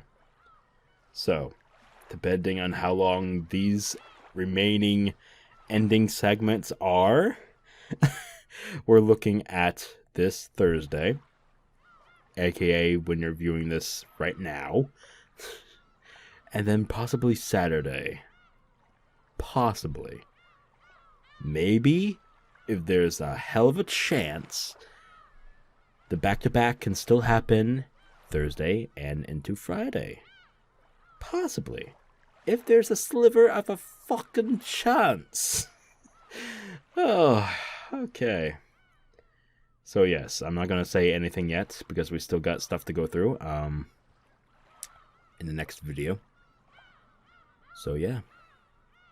All I can say right now is holy fuck. Okay. Again, no, I'm gonna have to fucking put it in text, aren't I, in the beginning. No spoilers. Please. I beg you. I know some of you may want to give hints and shit like that, but please let me revel in this. I need to figure out if my theory was correct or not. And I don't want spoilers to hinder my progress towards that. So thank you for not spoiling anything thus far. And for not doing so in the future. Yeah, episode 5, holy shit. Oh my god. It's not over yet. But episode 5 is fucking something. I hated recording this. I hated having to read all that out. You could tell because I was stumbling all over the place. The length of the episode was part of the problem, but the part of the problem of me stumbling was the fact that I hated where it was all going. I hated it, and it left a bad taste in my fucking mouth. But, of course, witches will be witches, and they will be bitches. Witches will be bitches. Heyo. Alright. I've done enough. I've done enough sighing for one night, for one recording. I'm gonna have to catch up my reserve of sighings for the next fucking segment here. I don't know what's in store for me, but I can only guess that it's gonna be mind-blowing. And I hope you all are looking forward to it. Until then, until next time, please leave a like, share the video, and subscribe to the channel if you haven't already, because there will be more Umineko, obviously coming soon. And thus, until next time, stay sinful, folks.